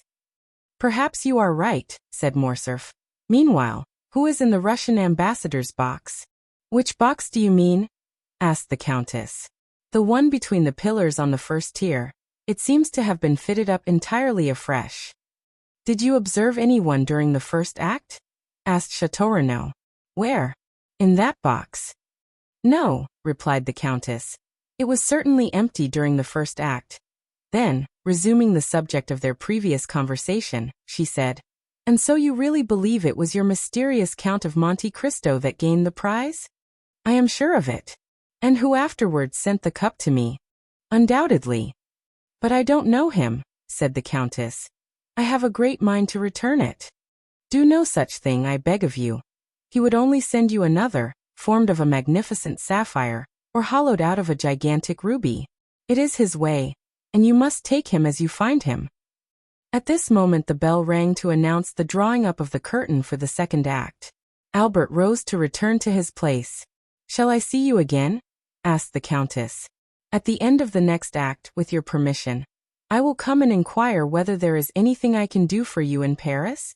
"Pray take notice," said the Countess, "that my present residence is 22 Rue de Rivoli, and that I am at home to my friends every Saturday evening. So now you are both forewarned." The young men bowed and quitted the box. Upon reaching their stalls, they found the whole of the audience in the parterre standing up, and directing their gaze towards the box formerly possessed by the Russian ambassador. A man of from 35 to 40 years of age, dressed in deep black, had just entered, accompanied by a young woman dressed after the Eastern style.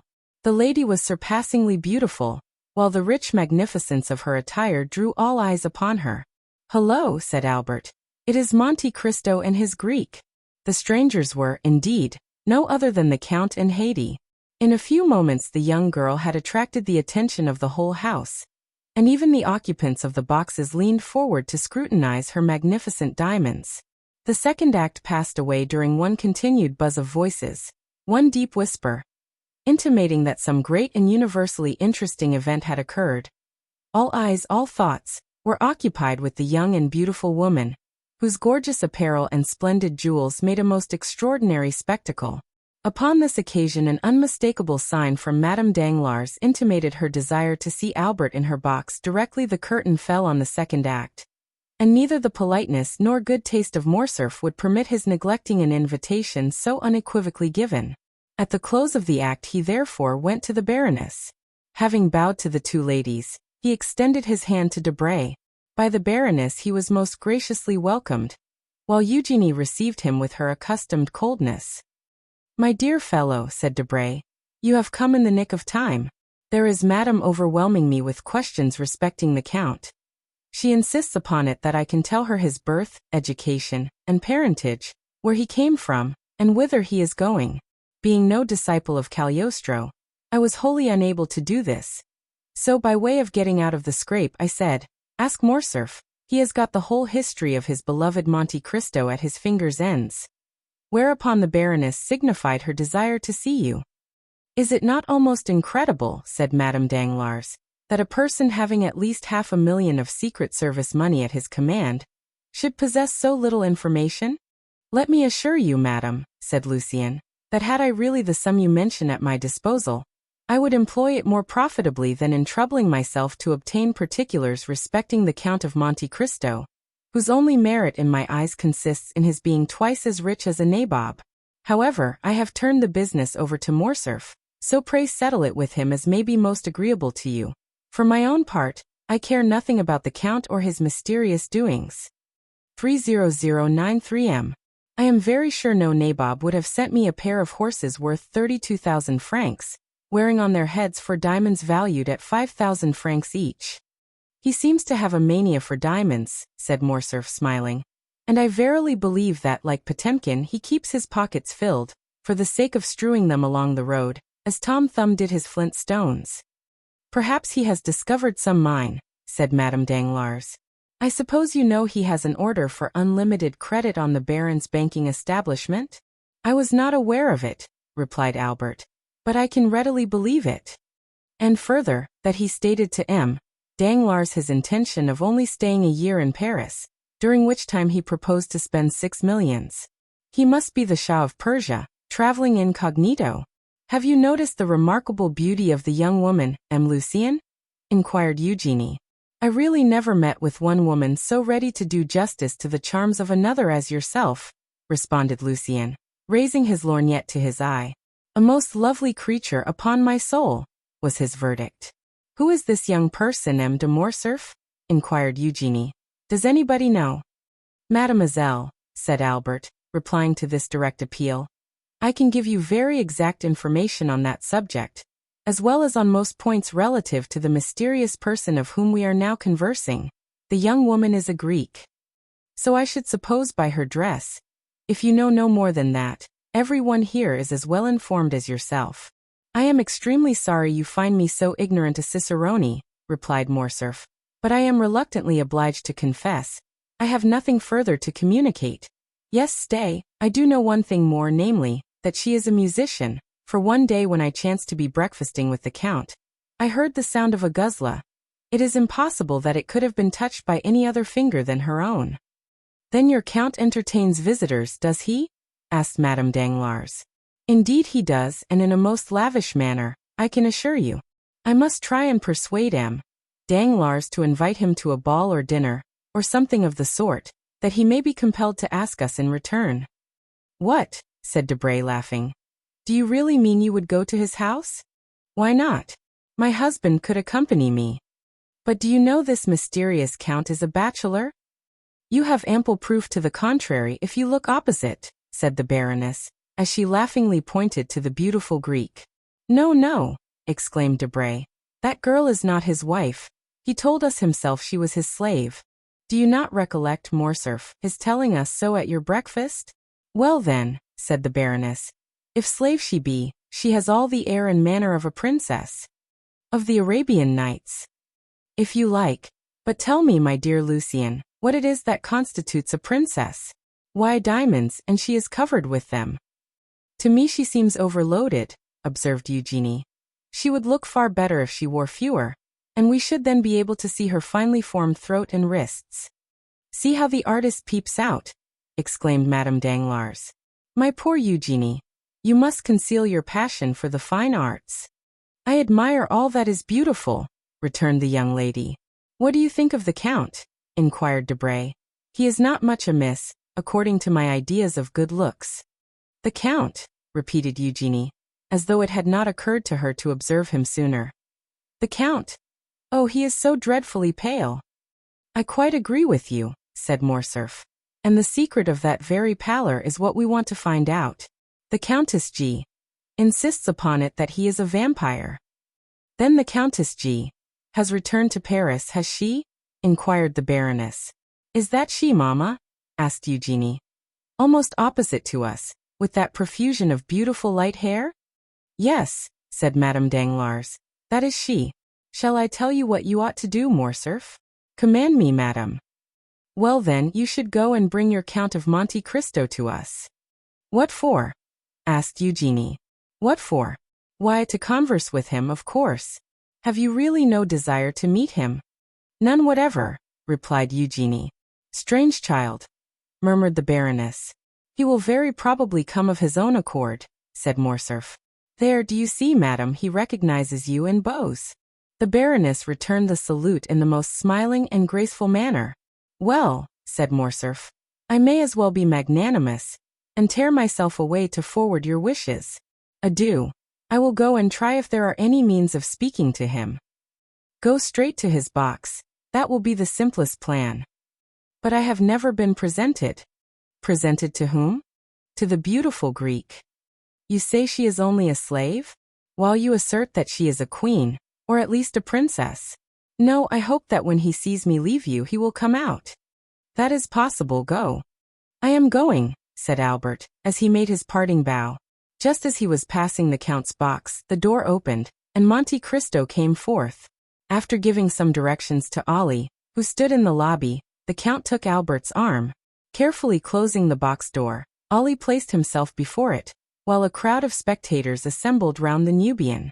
"Upon my word," said Monte Cristo, "Paris is a strange city, and the Parisians a very singular people. See that cluster of persons collected around poor Ollie, who is as much astonished as themselves. Really one might suppose he was the only Nubian they had ever beheld.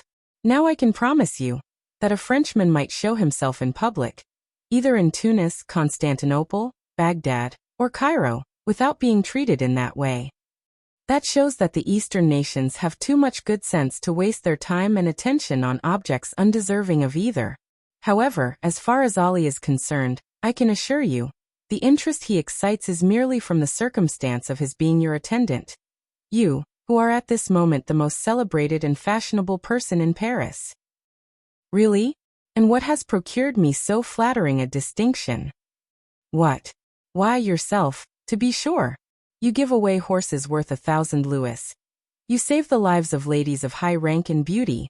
Under the name of Major Black you run thoroughbreds ridden by tiny urchins not larger than marmots. Then, when you have carried off the golden trophy of victory, instead of setting any value on it, you give it to the first handsome woman you think of. And who has filled your head with all this nonsense?" "Why, in the first place, I heard it from Madame Danglars, who, by the by, is dying to see you in her box, or to have you seen there by others. Secondly, I learned it from Beauchamp's journal. And thirdly, from my own imagination." "Why, if you sought concealment, did you call your horse Vampa?" "That was an oversight certainly," replied the Count. "But tell me, does the Count of Morcerf never visit the opera? I have been looking for him, but without success." "He will be here tonight." "In what part of the house?" "In the Baroness's box, I believe." "That charming young woman with her is her daughter?" "Yes." "I congratulate you." Morcerf smiled. "We will discuss that subject at length some future time," said he. "But what do you think of the music?" "What music?" "Why, the music you have been listening to." "Oh, it is well enough as the production of a human composer, sung by featherless bipeds, to quote the late Diogenes. From which it would seem, my dear Count, that you can at pleasure enjoy the seraphic strains that proceed from the 7 choirs of Paradise. 30097 You are right, in some degree, when I wish to listen to sounds more exquisitely attuned to melody than mortal ear ever yet listened to, I go to sleep." "Then sleep here, my dear Count. The conditions are favorable. What else was opera invented for?" "No, thank you. Your orchestra is too noisy. To sleep after the manner I speak of, absolute calm and silence are necessary, and then a certain preparation." "I know, the famous hashish." "Precisely. So, my dear Viscount, whenever you wish to be regaled with music, come and sup with me." "I have already enjoyed that treat when breakfasting with you," said Morcerf. "Do you mean at Rome?" "I do." "Ah then, I suppose you heard Haydée's Guzla. The poor exile frequently beguiles a weary hour in playing over to me the airs of her native land." Morcerf did not pursue the subject, and Monte Cristo himself fell into a silent reverie. The bell rang at this moment for the rising of the curtain. "You will excuse my leaving you," said the Count, turning in the direction of his box. "What? Are you going?" "Pray say everything that is kind to Countess G. on the part of her friend the vampire." "And what message shall I convey to the Baroness?" "That, with her permission, I shall do myself the honor of paying my respects in the course of the evening." The third act had begun, and during its progress the Count of Morcerf, according to his promise, made his appearance in the box of Madame Danglars. The Count of Morcerf was not a person to excite either interest or curiosity in a place of public amusement. His presence, therefore, was wholly unnoticed, save by the occupants of the box in which he had just seated himself. The quick eye of Monte Cristo, however, marked his coming, and a slight though meaning smile passed over his lips.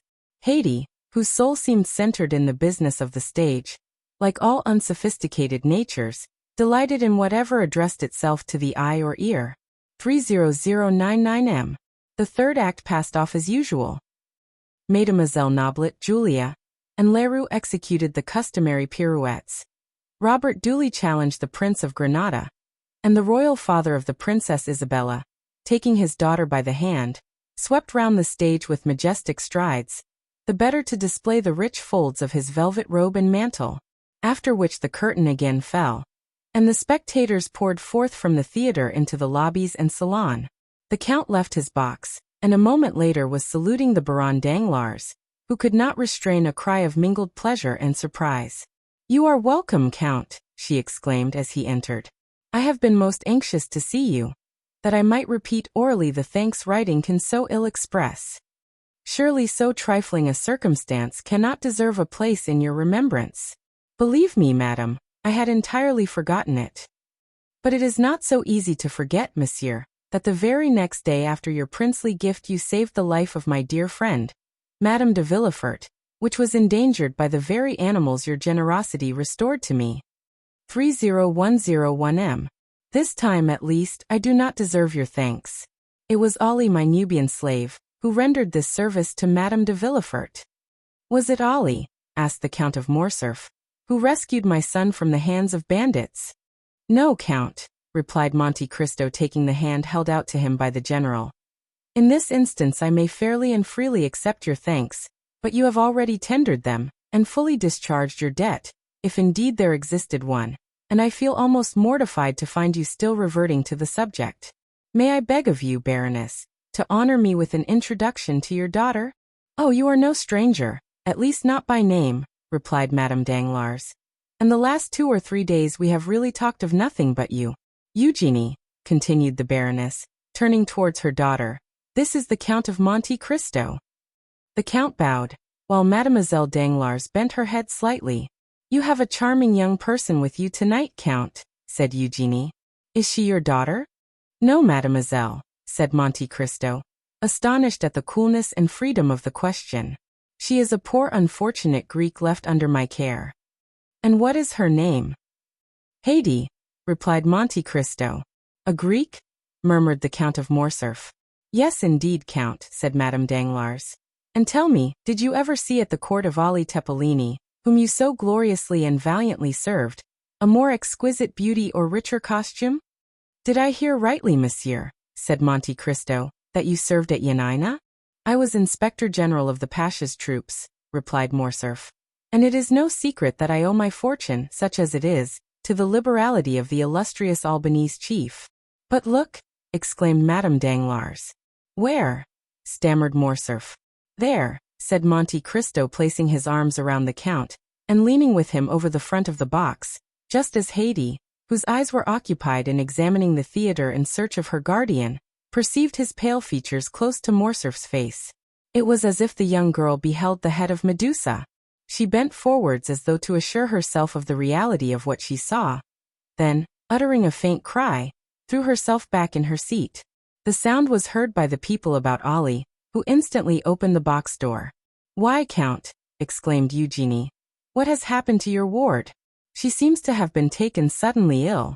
"Very probably," answered the Count. "But do not be alarmed on her account. Haydée's nervous system is delicately organized, and she is peculiarly susceptible to the odors even of flowers.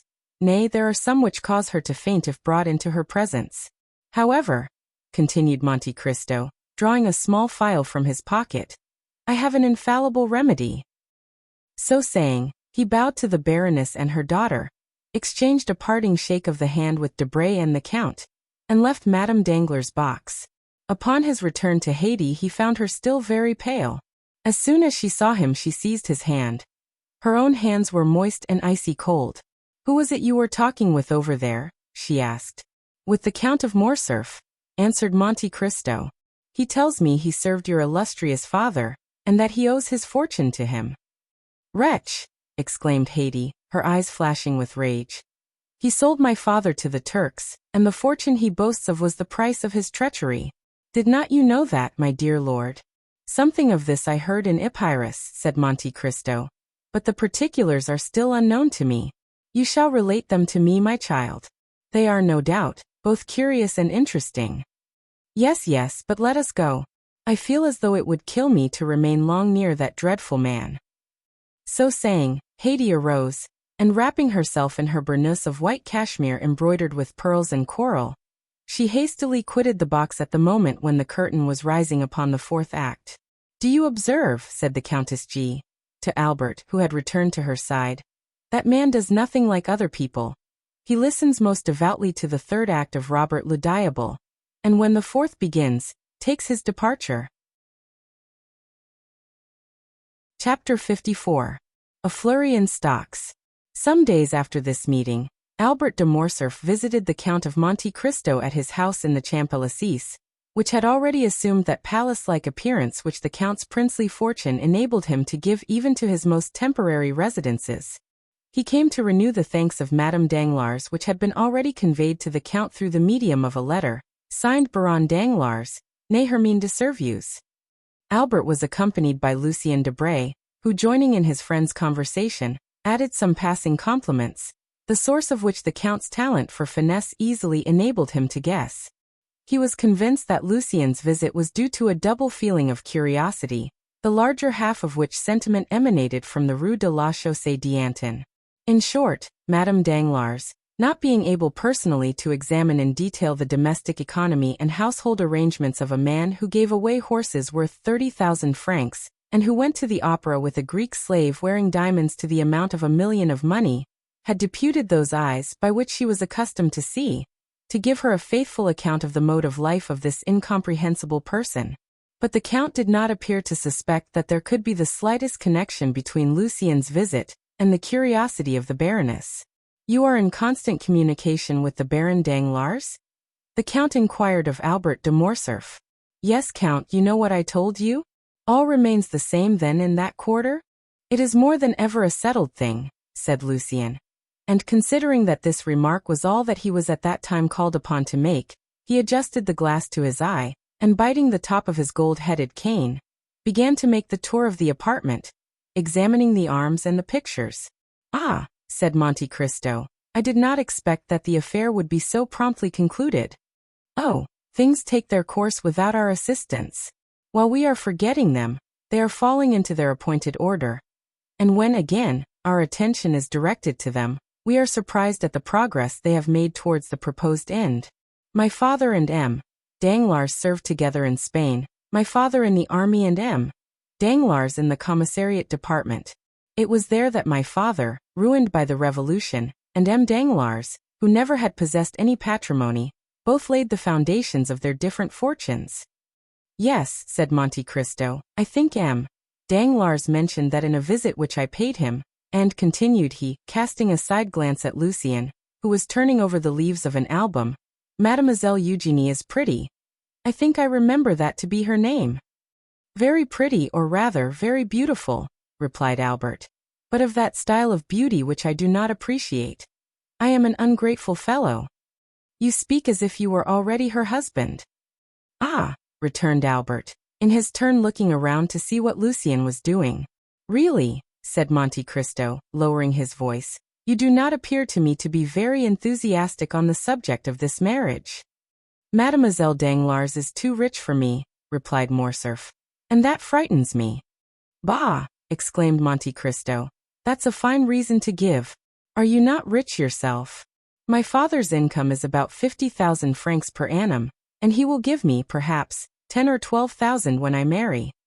That, perhaps, might not be considered a large sum, in Paris especially," said the Count. "But everything does not depend on wealth, and it is a fine thing to have a good name, and to occupy a high station in society. Your name is celebrated, your position magnificent. And then the Comte de Morcerf is a soldier, and it is pleasing to see the integrity of a Bayard united to the poverty of a de Guesclin. Disinterestedness is the brightest ray in which a noble sword can shine. As for me, I consider the union with Mademoiselle Danglars a most suitable one. She will enrich you, and you will ennoble her." Albert shook his head, and looked thoughtful. "There is still something else," said he. "I confess," observed Monte Cristo, "that I have some difficulty in comprehending your objection to a young lady who is both rich and beautiful." "Oh," said Morcerf, "this repugnance, if repugnance it may be called, is not all on my side." "Whence can it arise then? For you told me your father desired the marriage." "It is my mother who dissents," She has a clear and penetrating judgment, and does not smile on the proposed union. I cannot account for it, but she seems to entertain some prejudice against the Danglars. 30107M. Ah, said the Count in a somewhat forced tone. That may be easily explained. The Comtesse de Morcerf, who is aristocracy and refinement itself, does not relish the idea of being allied by your marriage with one of ignoble birth. That is natural enough. I do not know if that is her reason, said Albert, but one thing I do know, that if this marriage be consummated, it will render her quite miserable. There was to have been a meeting 6 weeks ago in order to talk over and settle the affair, but I had such a sudden attack of indisposition. Real? Interrupted the Count, smiling. Oh, real enough, from anxiety doubtless. At any rate they postpone the matter for 2 months. There is no hurry, you know. I am not yet 21, and Eugenie is only 17, but the 2 months expire next week. It must be done. My dear Count, you cannot imagine how my mind is harassed. How happy you are in being exempt from all this. Well, and why should not you be free too? What prevents you from being so? Oh, it will be too great a disappointment to my father if I do not marry Mademoiselle Danglars. Marry her then, said the Count, with a significant shrug of the shoulders. Yes, replied Morcerf, but that will plunge my mother into positive grief. Then do not marry her, said the Count. Well, I shall see. I will try and think over what is the best thing to be done. You will give me your advice, will you not, and if possible extricate me from my unpleasant position? I think, rather than give pain to my dear mother, I would run the risk of offending the Count. Monte Cristo turned away. He seemed moved by this last remark. Ah, said he to Debray, who had thrown himself into an easy-chair at the farthest extremity of the salon, and who held a pencil in his right hand and an account book in his left. What are you doing there? Are you making a sketch after Poussin? Oh no, was the tranquil response. I am too fond of art to attempt anything of that sort. I am doing a little sum in arithmetic. In arithmetic? Yes, I am calculating. By the way, Morcerf, that indirectly concerns you. I am calculating what the House of Danglars must have gained by the last rise in Haiti bonds. From 206 they have risen to 409 in 3 days, and the prudent banker had purchased at 206. Therefore he must have made 300,000 livres. That is not his biggest scoop, said Morcerf. Did he not make 1,000,000 in Spaniards this last year? My dear fellow, said Lucien, here is the Count of Monte Cristo, who will say to you as the Italians do, Denaro e santita, meta della meta. 9. When they tell me such things, I only shrug my shoulders and say nothing. But you were speaking of Haitians? Said Monte Cristo. Ah, Haitians. That is quite another thing. Haitians are the écarté of French stock-jobbing. We may like billard, delight in whist, be enraptured with Boston, and yet grow tired of them all, but we always come back to écarté. It is not only a game, it is a hors d'oeuvre. M. Danglars sold yesterday at 405, and pockets 300,000 francs. Had he but waited till today, the price would have fallen to 205, and instead of gaining 300,000 francs, he would have lost 20 or 25,000. And what has caused the sudden fall from 409 to 206? Asked Monte Cristo. I am profoundly ignorant of all these stock-jobbing intrigues. Because, said Albert, laughing, one piece of news follows another, and there is often great dissimilarity between them. Ah, said the Count, I see that M. Danglars is accustomed to play at gaining or losing 300,000 francs in a day. He must be enormously rich. It is not he who plays, exclaimed Lucien. It is Madame Danglars. She is indeed daring. But you who are a reasonable being, Lucien, and who knows how little dependence is to be placed on the news, since you are at the fountainhead, surely you ought to prevent it, said Morcerf with a smile. How can I, if her husband fails in controlling her? Asked Lucien. You know the character of the Baroness. No one has any influence with her, and she does precisely what she pleases. Ah, if I were in your place, said Albert. Well, I would reform her.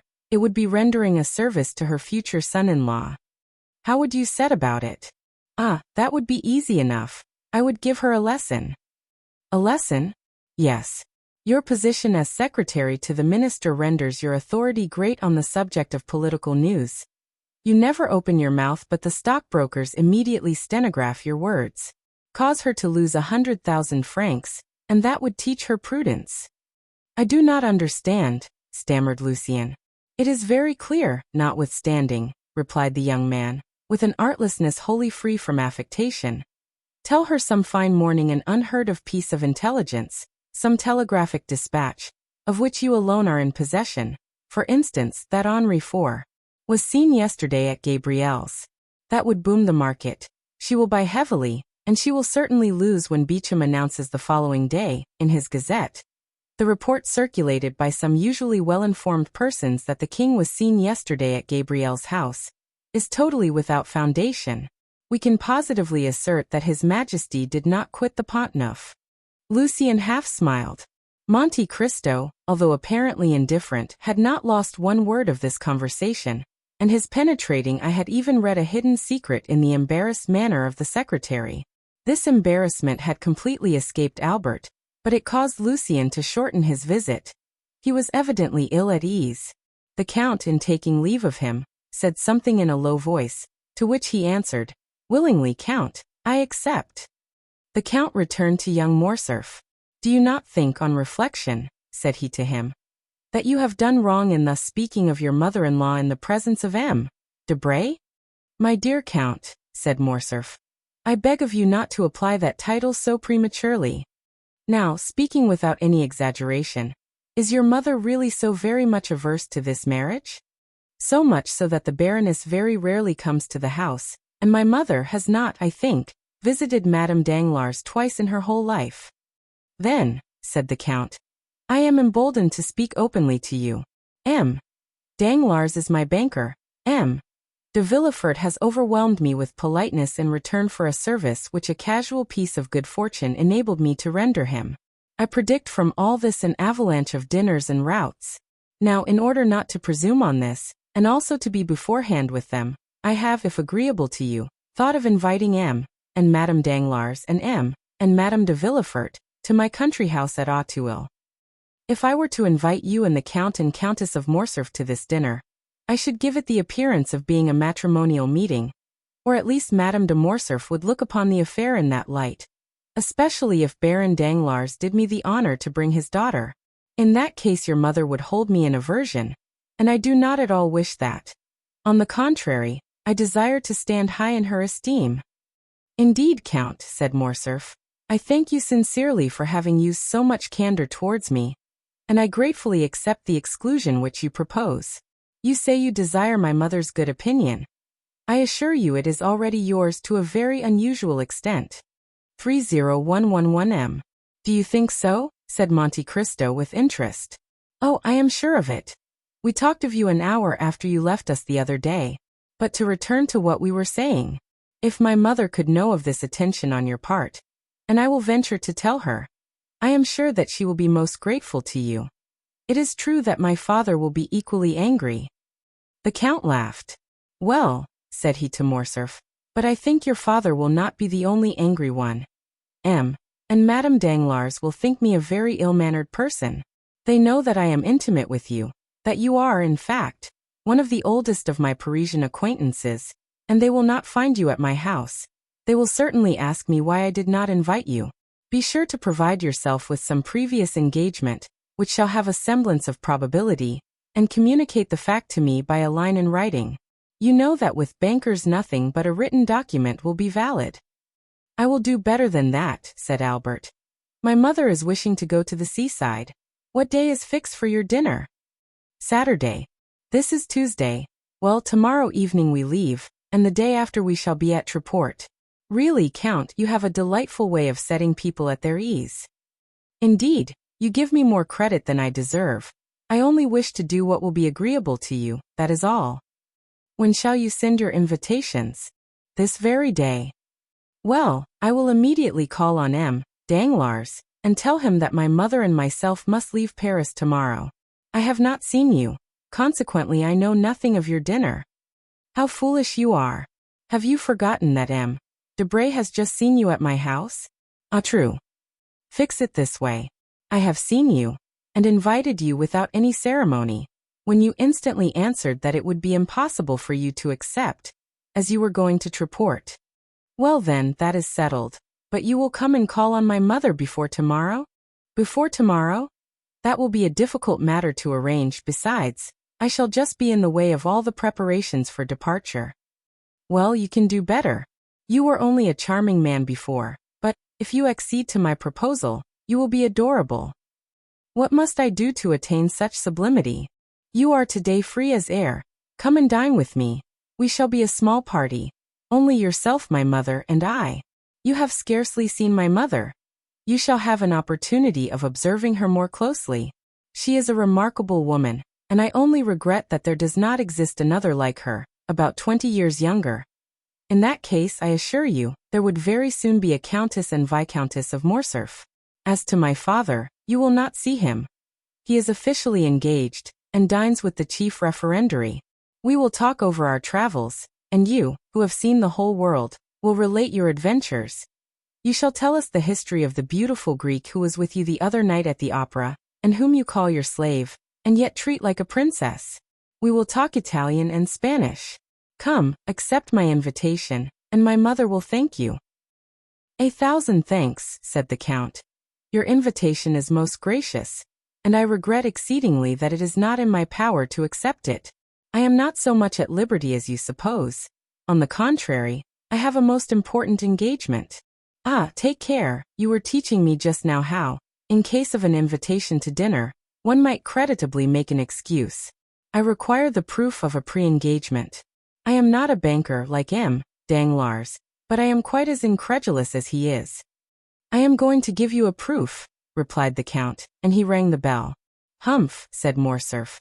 This is the second time you have refused to dine with my mother. It is evident that you wish to avoid her. Monte Cristo started. Oh, you do not mean that, said he. Besides, here comes the confirmation of my assertion. Baptistin entered, and remained standing at the door. I had no previous knowledge of your visit, had I? Indeed, you are such an extraordinary person, that I would not answer for it. At all events, I could not guess that you would invite me to dinner. Probably not. Well, listen, Baptistin, what did I tell you this morning when I called you into my laboratory? To close the door against visitors as soon as the clock struck 5, replied the valet. What then? Ah, my dear Count, said Albert. No, I wish to do away with that mysterious reputation that you have given me, my dear Viscount. It is tiresome to be always acting Manfred. I wish my life to be free and open. Go on, Baptistin. Then to admit no one except Major Bartolomeo Cavalcanti and his son. You hear, Major Bartolomeo Cavalcanti, a man who ranks amongst the most ancient nobility of Italy, whose name Dante has celebrated in the 10th canto of the Inferno. You remember it, do you not? Then there is his son, Andrea, a charming young man, about your own age, Viscount, bearing the same title as yourself, and who is making his entry into the Parisian world, aided by his father's millions. The Major will bring his son with him this evening, the Contino, as we say in Italy. He confides him to my care. If he proves himself worthy of it, I will do what I can to advance his interests. You will assist me in the work, will you not? Most undoubtedly. This Major Cavalcanti is an old friend of yours, then? By no means. He is a perfect nobleman, very polite, modest, and agreeable, such as may be found constantly in Italy, descendants of very ancient families. I have met him several times at Florence, Bologna, and Lucca, and he has now communicated to me the fact of his arrival in Paris. The acquaintances one makes in traveling have a sort of claim on one. They everywhere expect to receive the same attention which you once paid them by chance, as though the civilities of a passing hour were likely to awaken any lasting interest in favor of the man in whose society you may happen to be thrown in the course of your journey. This good Major Cavalcanti is come to take a second view of Paris, which he only saw in passing through in the time of the Empire, when he was on his way to Moscow. I shall give him a good dinner, he will confide his son to my care, I will promise to watch over him. I shall let him follow in whatever path his folly may lead him, and then I shall have done my part. Certainly, I see you are a model mentor, said Albert. Goodbye. We shall return on Sunday. By the way, I have received news of Franz. Have you? Is he still amusing himself in Italy? I believe so. However, he regrets your absence extremely.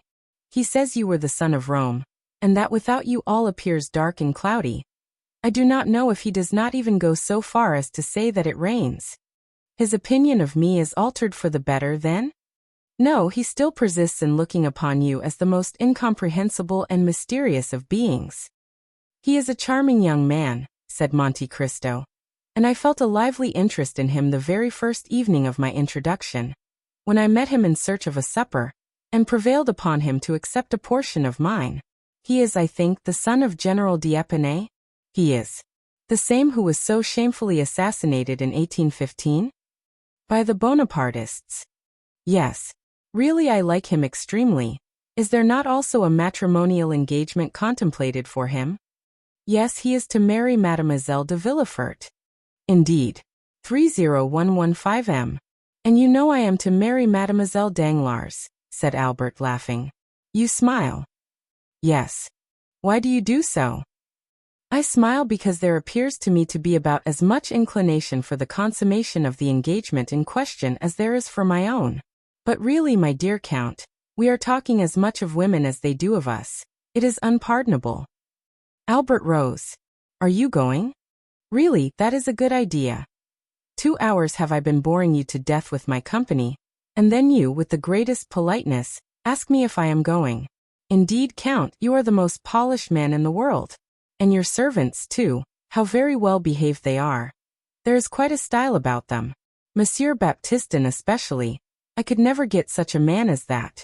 My servants seem to imitate those you sometimes see in a play, who, because they have only a word or two to say, acquit themselves in the most awkward manner possible. Therefore, if you part with them, Baptistin, give me the refusal of him. By all means. That is not all. Give my compliments to your illustrious Lucanese, Cavalcante of the Cavalcanti, and if by any chance he should be wishing to establish his son, find him a wife very rich, very noble on her mother's side at least, and a baroness in right of her father. I will help you in the search. Aha! You will do as much as that, will you? Yes. Well, really, nothing is certain in this world. Oh, Count, what a service you might render me. I should like you 100 times better if, by your intervention, I could manage to remain a bachelor, even were it only for 10 years. Nothing is impossible, gravely replied Monte Cristo. And taking leave of Albert, he returned into the house, and struck the gong 3 times. Bertuccio appeared. Monsieur Bertuccio, you understand that I intend entertaining company on Saturday at Auteuil. Bertuccio slightly started. I shall require your services to see that all be properly arranged. It is a beautiful house, or at all events may be made so. There must be a good deal done before it can deserve that title, Your Excellency, for the tapestried hangings are very old. Let them all be taken away and changed then, with the exception of the sleeping chamber which is hung with red damask. You will leave that exactly as it is. Bertuccio bowed. You will not touch the garden either. As to the yard, you may do what you please with it. I should prefer that being altered beyond all recognition. I will do everything in my power to carry out your wishes, Your Excellency. I should be glad, however, to receive Your Excellency's commands concerning the dinner. Really, my dear M. Bertuccio, said the Count, since you have been in Paris, you have become quite nervous and apparently out of your element. You no longer seem to understand me. But surely Your Excellency will be so good as to inform me whom you are expecting to receive? I do not yet know myself, neither is it necessary that you should do so. Lucullus dines with Lucullus. That is quite sufficient. Bertuccio bowed and left the room. Chapter 55. Major Cavalcanti.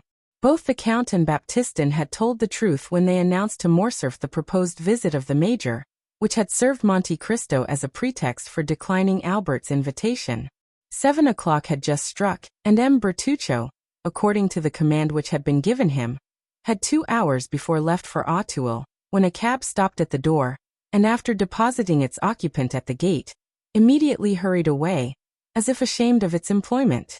The visitor was about 52 years of age, dressed in one of the green surtouts, ornamented with black frogs, which have so long maintained their popularity all over Europe. He wore trousers of blue cloth, boots tolerably clean, but not of the brightest polish and a little too thick in the soles, buckskin gloves, a hat somewhat resembling in shape those usually worn by the gendarmes, and a black cravat striped with white, which if the proprietor had not worn it of his own free will, might have passed for a halter, so much did it resemble one.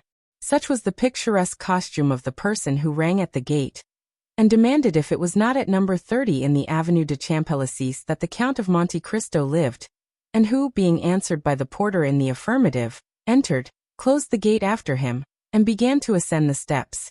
The small and angular head of this man, his white hair and thick grey mustaches, caused him to be easily recognized by Baptistin, who had received an exact description of the expected visitor, and who was awaiting him in the hall. Therefore, scarcely had the stranger time to pronounce his name before the Count was apprised of his arrival. He was ushered into a simple and elegant drawing-room, and the Count rose to meet him with a smiling air. "Ah, my dear sir, you are most welcome. I was expecting you." "Indeed," said the Italian. "Was your Excellency then aware of my visit?" "Yes. I had been told that I should see you today at 7 o'clock. "Then you have received full information concerning my arrival?" "Of course." "Ah, so much the better. I feared this little precaution might have been forgotten." 30119M. "What precaution?" "That of informing you beforehand of my coming." "Oh no, it has not." "But you are sure you are not mistaken?" "Very sure." "It really was I whom your Excellency expected at 7 o'clock this evening? I will prove it to you beyond a doubt." "Oh no, never mind that," said the Italian. "It is not worth the trouble." "Yes, yes," said Monte Cristo. His visitor appeared slightly uneasy. "Let me see," said the Count. "Are you not the Marquis Bartolomeo Cavalcanti?" "Bartolomeo Cavalcanti," joyfully replied the Italian. "Yes, I am really he." "Ex-major in the Austrian service?" "Was I a major?" timidly asked the old soldier. "Yes," said Monte Cristo, "you were a major. That is the title the French give to the post which you filled in Italy." "Very good," said the major. "I do not demand more, you understand." "Your visit here today is not of your own suggestion, is it?" said Monte Cristo. "No, certainly not." "You were sent by some other person?" "Yes." "By the excellent Abbé Busoni?" "Exactly so," said the delighted major. "And you have a letter?" "Yes, there it is." "Give it to me then." And Monte Cristo took the letter, which he opened and read. The major looked at the Count with his large staring eyes, and then took a survey of the apartment, but his gaze almost immediately reverted to the proprietor of the room. "Yes, yes, I see. Major Cavalcanti, a worthy patrician of Lucca, a descendant of the Cavalcanti of Florence," continued Monte Cristo, reading aloud. "Possessing an income of 500,000. Monte Cristo raised his eyes from the paper, and bowed. "500,000, said he. "Magnificent." "500,000 is it?"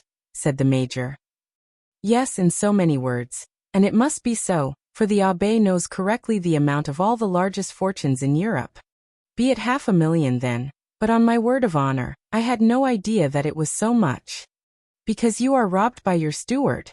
You must make some reformation in that quarter." "You have opened my eyes," said the Italian gravely. "I will show the gentleman the door." Monte Cristo resumed the perusal of the letter. "And who only needs one thing more to make him happy?" "Yes, indeed, but one," said the major with a sigh. "Which is to recover a lost and adored son." "A lost and adored son. Stolen away in his infancy, either by an enemy of his noble family or by the gypsies." "At the age of 5 years," said the major with a deep sigh, and raising his eye to heaven. "Unhappy father," said Monte Cristo. The Count continued. "I have given him renewed life and hope, in the assurance that you have the power of restoring the son whom he has vainly sought for 15 years.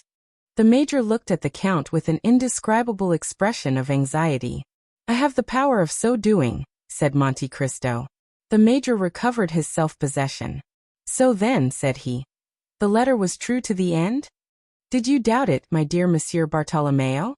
"No, indeed. Certainly not. A good man, a man holding religious office, as does the Abbé Busoni, could not condescend to deceive or play off a joke, But your Excellency has not read all. Ah, true, said Monte Cristo, there is a postscript. Yes, yes, repeated the Major. Yes, there is a postscript. In order to save Major Cavalcanti the trouble of drawing on his banker, I send him a draft for 2,000 francs to defray his traveling expenses, and credit on you for the further sum of 48,000 francs, which you still owe me. The Major awaited the conclusion of the postscript, apparently with great anxiety. Very good, said the Count. He said very good, muttered the Major. Then, sir, replied he. Then what? Asked Monte Cristo. Then the postscript. Well, what of the postscript? Then the postscript is as favorably received by you as the rest of the letter?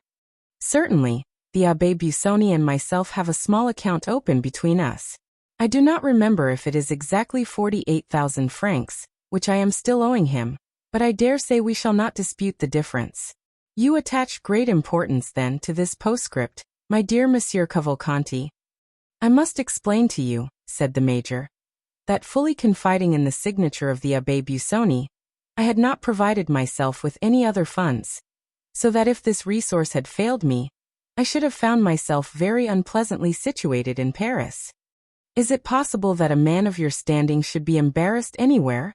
Said Monte Cristo. Why, really I know no one, said the Major. But then you yourself are known to others? Yes, I am known, so that. Proceed, my dear Monsieur Cavalcanti. So that you will remit to me these 48,000 francs. Certainly, at your first request. The Major's eyes dilated with pleasing astonishment. But sit down, said Monte Cristo. Really I do not know what I have been thinking of. I have positively kept you standing for the last quarter of an hour. Don't mention it. The Major drew an armchair towards him, and proceeded to seat himself. Now, said the Count, what will you take, a glass of sherry, port, or Alicante? Alicante, if you please. It is my favorite wine. I have some that is very good. You will take a biscuit with it, will you not? Yes, I will take a biscuit, as you are so obliging. Monte Cristo rang. Baptistin appeared. The Count advanced to meet him. Well, said he in a low voice. The young man is here, said the valet de chambre in the same tone. Into what room did you take him? Into the blue drawing-room, according to your Excellency's orders. That's right. Now bring the Alicante and some biscuits. Baptistin left the room. Really, said the Major, I am quite ashamed of the trouble I am giving you. Pray don't mention such a thing, said the Count. Baptistin re-entered with glasses, wine, and biscuits. The Count filled one glass, but in the other he only poured a few drops of the ruby-colored liquid. The bottle was covered with spiders' webs, and all the other signs which indicate the age of wine more truly than do wrinkles on a man's face. The Major made a wise choice. He took the full glass and a biscuit. The Count told Baptistin to leave the plate within reach of his guest, who began by sipping the Alicante with an expression of great satisfaction, and then delicately steeped his biscuit in the wine. 30123 So, sir, you lived at Lucca, did you? You were rich, noble, held in great esteem. Had all that could render a man happy. All, said the Major, hastily swallowing his biscuit. Positively all. And yet there was one thing wanting in order to complete your happiness? Only one thing, said the Italian. And that one thing, your lost child. Ah, said the Major, taking a second biscuit, that consummation of my happiness was indeed wanting. The worthy Major raised his eyes to heaven and sighed. Let me hear then, said the Count, who this deeply regretted son was, for I always understood you were a bachelor. That was the general opinion, sir, said the Major. And I? Yes, replied the Count. And you confirmed the report. A youthful indiscretion, I suppose, which you were anxious to conceal from the world at large.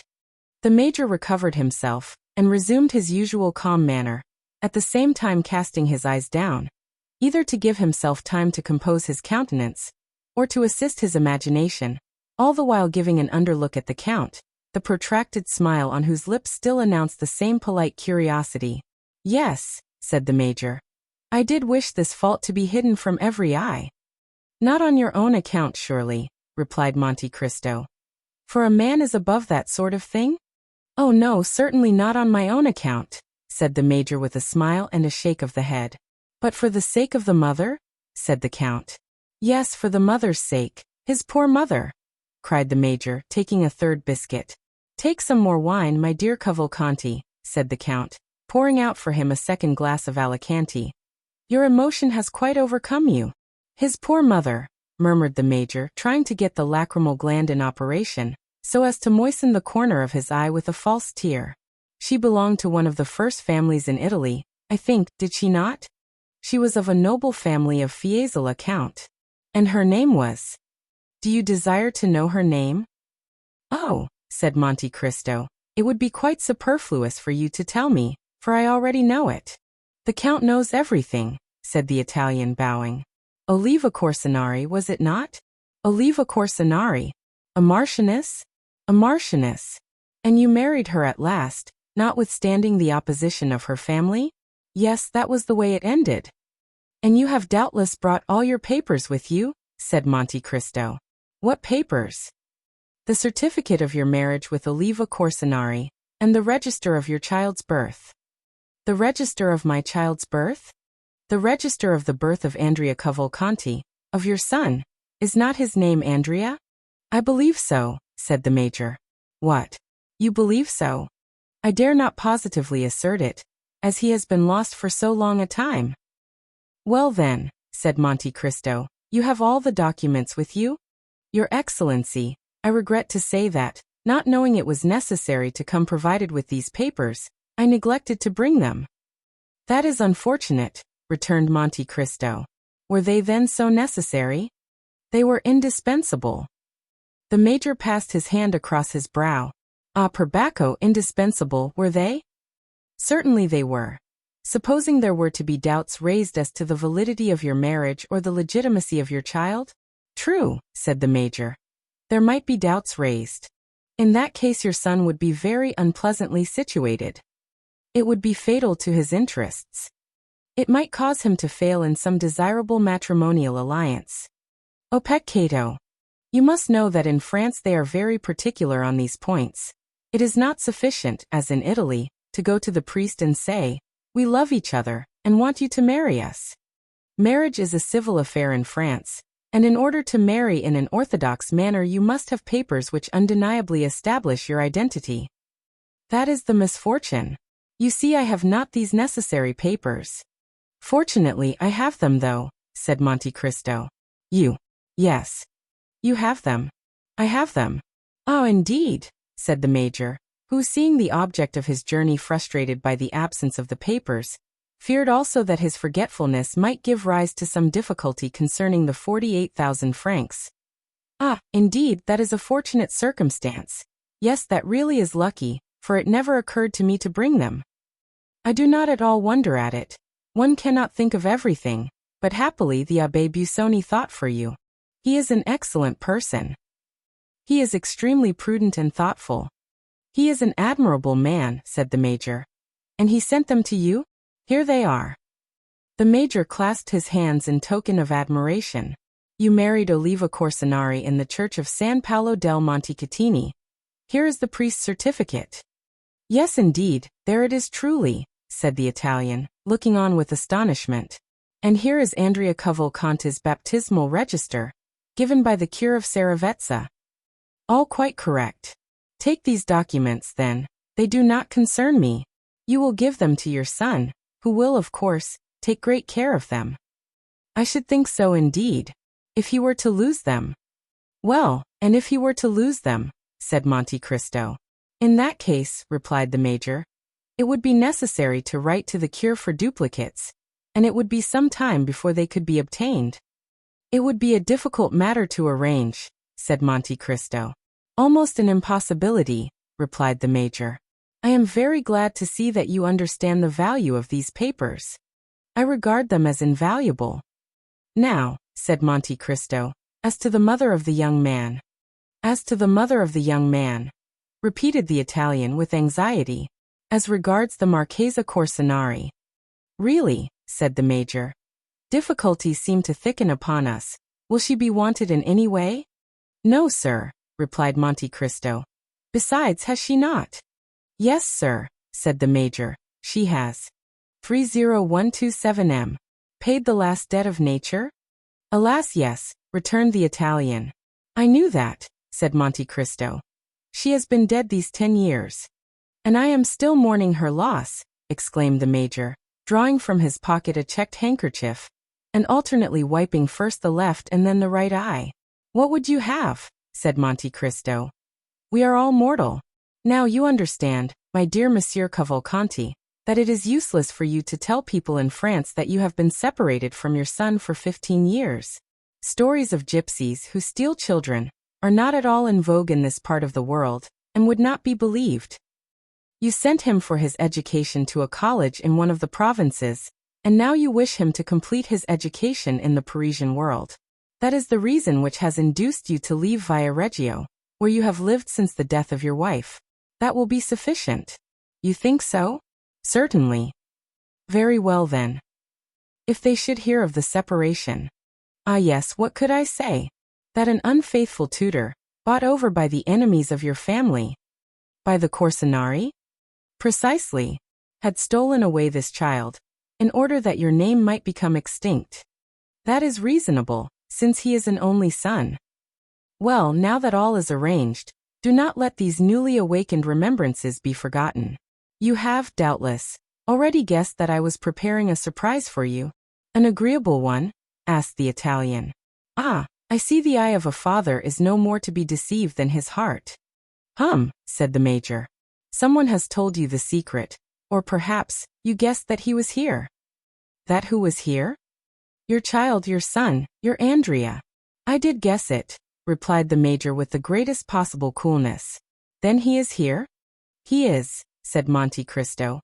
When the valet de chambre came in just now, he told me of his arrival. Ah, very well, said the Major, clutching the buttons of his coat at each exclamation. My dear sir, said Monte Cristo, I understand your emotion. You must have time to recover yourself. I will, in the meantime, go and prepare the young man for this much-desired interview, for I presume that he is not less impatient for it than yourself. I should quite imagine that to be the case, said Cavalcanti. Well, in a quarter of an hour he shall be with you. You will bring him, then? You carry your goodness so far as even to present him to me yourself. No, I do not wish to come between a father and son. Your interview will be private. But do not be uneasy. Even if the powerful voice of nature should be silent, you cannot well mistake him. He will enter by this door. He is a fine young man, of fair complexion, a little too fair, perhaps, pleasing in manners, but you will see and judge for yourself. By the way, said the Major, you know I have only the 2,000 francs which the Abbé Busoni sent me. This sum I have expended upon traveling expenses, and you want money. That is a matter of course, my dear M. Cavalcanti. Well, here are 8,000 francs on account. The Major's eyes sparkled brilliantly. It is 40,000 francs which I now owe you, said Monte Cristo. Does your Excellency wish for a receipt? Said the Major, at the same time slipping the money into the inner pocket of his coat. For what? Said the Count. I thought you might want it to show the Abbé Busoni. Well, when you receive the remaining 40,000, you shall give me a receipt in full. Between honest men such excessive precaution is, I think, quite unnecessary. Yes, so it is between perfectly upright people. One word more, said Monte Cristo. Say on. You will permit me to make one remark? Certainly, pray do so. Then I should advise you to leave off wearing that style of dress. Indeed, said the Major, regarding himself with an air of complete satisfaction. Yes, it may be worn at Viareggio, but that costume, however elegant in itself, has long been out of fashion in Paris. That's unfortunate. Oh, if you really are attached to your old mode of dress, you can easily resume it when you leave Paris. But what shall I wear? What you find in your trunks. In my trunks? I have but one portmanteau. I dare say you have nothing else with you. What is the use of boring oneself with so many things? Besides, an old soldier always likes to march with as little baggage as possible. That is just the case, precisely so. But you are a man of foresight and prudence. Therefore you sent your luggage on before you. It has arrived at the Hôtel de Princes, Rue de Richelieu. It is there you are to take up your quarters. Then in these trunks. I presume you have given orders to your valet de chambre to put in all you are likely to need. Your plain clothes and your uniform. On grand occasions you must wear your uniform. That will look very well. Do not forget your crosses. They still laugh at them in France, and yet always wear them for all that. Very well, said the Major, who was in ecstasy at the attention paid him by the Count. Now, said Monte Cristo, that you have fortified yourself against all painful excitement, prepare yourself, my dear M. Cavalcanti, to meet your lost Andrea. Saying which Monte Cristo bowed, and disappeared behind the tapestry, leaving the Major fascinated beyond expression with the delightful reception which he had received at the hands of the Count. Chapter 56. Andrea Cavalcanti. The Count of Monte Cristo entered the adjoining room, which Baptistin had designated as the drawing-room, and found there a young man, of graceful demeanor and elegant appearance, who had arrived in a cab about half an hour previously. Baptistin had not found any difficulty in recognizing the person who presented himself at the door for admittance. He was certainly the tall young man with light hair, red beard, black eyes, and brilliant complexion, whom his master had so particularly described to him. When the Count entered the room, the young man was carelessly stretched on a sofa, tapping his boot with the gold-headed cane which he held in his hand. On perceiving the Count, he rose quickly. "The Count of Monte Cristo, I believe?" said he. "Yes, sir, and I think I have the honor of addressing Count Andrea Cavalcanti?" "Count Andrea Cavalcanti," repeated the young man, accompanying his words with a bow. "You are charged with a letter of introduction addressed to me, are you not?" said the Count. "I did not mention that, because the signature seemed to me so strange. The letter signed Sinbad the Sailor, is it not?" "Exactly so. Now, as I have never known any Sinbad, with the exception of the one celebrated in the 1001 Nights. Well, it is one of his descendants and a great friend of mine. He is a very rich Englishman, eccentric almost to insanity, and his real name is Lord Wilmore." "Ah, indeed? Then that explains everything that is extraordinary," said Andrea. "He is then the same Englishman whom I met at Yes, indeed. Well, monsieur, I am at your service." "If what you say be true," replied the Count, smiling, "perhaps you will be kind enough to give me some account of yourself and your family?" "Certainly, I will do so," said the young man, with a quickness which gave proof of his ready invention. "I am, as you have said, the Count Andrea Cavalcanti, son of Major Bartolomeo Cavalcanti, a descendant of the Cavalcanti whose names are inscribed in the Golden Book at Florence. Our family, although still rich, for my father's income amounts to 500,000, has experienced many misfortunes, and I myself was, at the age of 5 years, taken away by the treachery of my tutor, so that for 15 years I have not seen the author of my existence. Since I have arrived at years of discretion and become my own master, I have been constantly seeking him, but all in vain. At length I received this letter from your friend, which states that my father is in Paris, and authorizes me to address myself to you for information respecting him." "Really, all you have related to me is exceedingly interesting," said Monte Cristo, observing the young man with a gloomy satisfaction. "And you have done well to conform in everything to the wishes of my friend Sinbad, for your father is indeed here, and is seeking you." The Count, from the moment of first entering the drawing-room, had not once lost sight of the expression of the young man's countenance. He had admired the assurance of his look and the firmness of his voice, but at these words, so natural in themselves, "Your father is indeed here, and is seeking you," young Andrea started and exclaimed, "My father? Is my father here?" "Most undoubtedly," replied Monte Cristo. "Your father, Major Bartolomeo Cavalcanti." The expression of terror which, for the moment, had overspread the features of the young man, had now disappeared. "Ah, yes, that is the name, certainly. Major Bartolomeo Cavalcanti. And you really mean to say, monsieur, that my dear father is here?" "Yes, sir, and I can even add that I have only just left his company. The history which he related to me of his lost son touched me to the quick. Indeed, his griefs, hopes, and fears on that subject might furnish material for a most touching and pathetic poem. At length, he one day received a letter, stating that the abductors of his son now offered to restore him, or at least to give notice where he might be found, on condition of receiving a large sum of money, by way of ransom. Your father did not hesitate an instant, and the sum was sent to the frontier of Piedmont, with a passport signed for Italy. You were in the south of France, I think. Yes, replied Andrea with an embarrassed air. I was in the south of France. A carriage was to await you at Nice? Precisely so, and it conveyed me from Nice to Genoa, from Genoa to Turin, from Turin to Chabris, from Chabris to Pont-de-Beauvoisine, and from Pont-de-Beauvoisine to Paris. 30133 m. Indeed? Then your father ought to have met with you on the road, for it is exactly the same route which he himself took, and that is how we have been able to trace your journey to this place. But, said Andrea, if my father had met me, I doubt if he would have recognized me. I must be somewhat altered since he last saw me. Oh, the voice of nature, said Monte Cristo. True, interrupted the young man. I had not looked upon it in that light. Now, replied Monte Cristo, there is only one source of uneasiness left in your father's mind, which is this. He is anxious to know how you have been employed during your long absence from him, how you have been treated by your persecutors, and if they have conducted themselves towards you with all the deference due to your rank. Finally, he is anxious to see if you have been fortunate enough to escape the bad moral influence to which you have been exposed, and which is infinitely more to be dreaded than any physical suffering. He wishes to discover if the fine abilities with which nature had endowed you have been weakened by want of culture. And in short, whether you consider yourself capable of resuming and retaining in the world the high position to which your rank entitles you. Sir, exclaimed the young man, quite astounded, I hope no false report.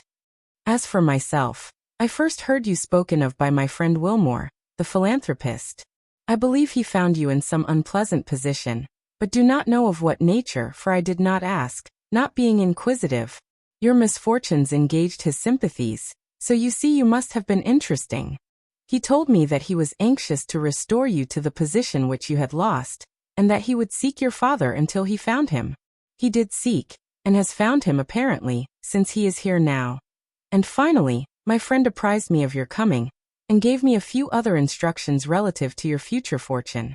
I am quite aware that my friend Wilmore is peculiar, but he is sincere, and as rich as a gold mine. Consequently, he may indulge his eccentricities without any fear of their ruining him, and I have promised to adhere to his instructions.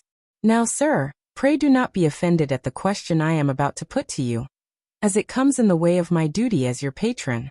I would wish to know if the misfortunes which have happened to you, misfortunes entirely beyond your control, and which in no degree diminish my regard for you, I would wish to know if they have not, in some measure, contributed to render you a stranger to the world in which your fortune and your name entitle you to make a conspicuous figure.